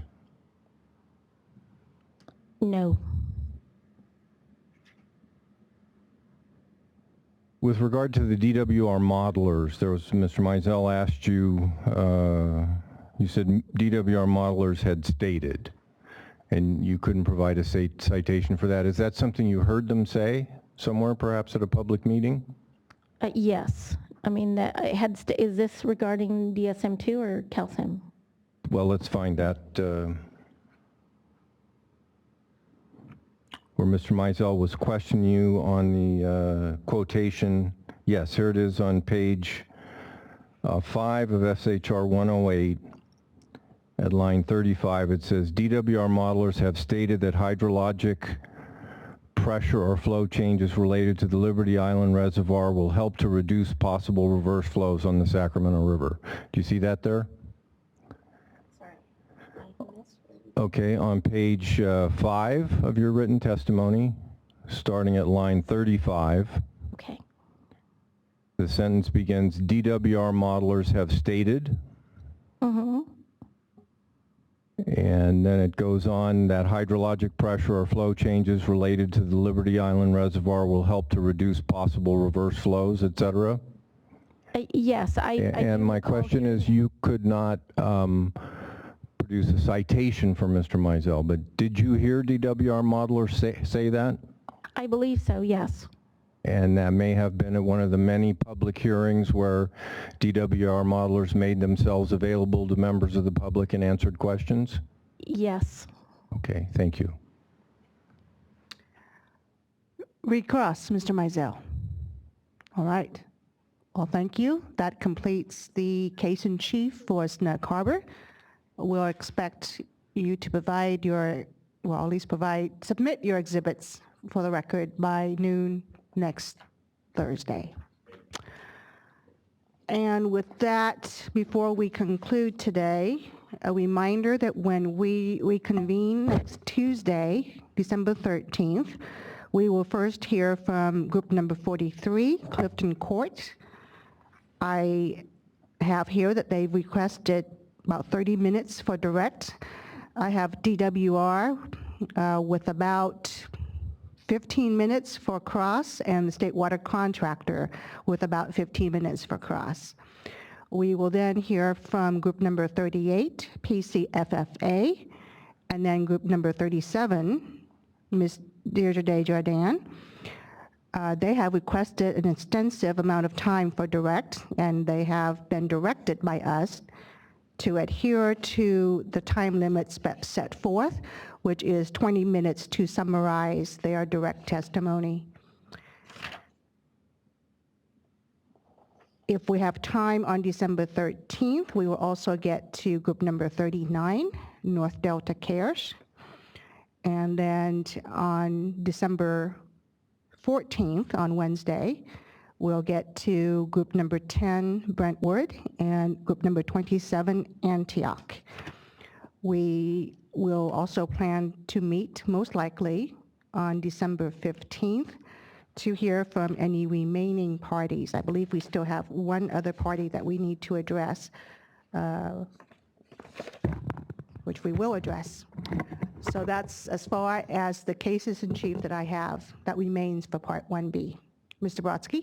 And as far as all the suggestions that are floating around about how we do rebuttal, is there going to be a roundtable discussion about that at some point? Or We are reviewing all the recommendations and written suggestions submitted to us. We will at some point issue directions with respect to rebuttals. Okay, thank you.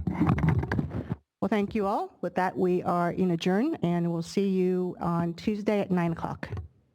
And I believe we are back here in the Coastal hearing room.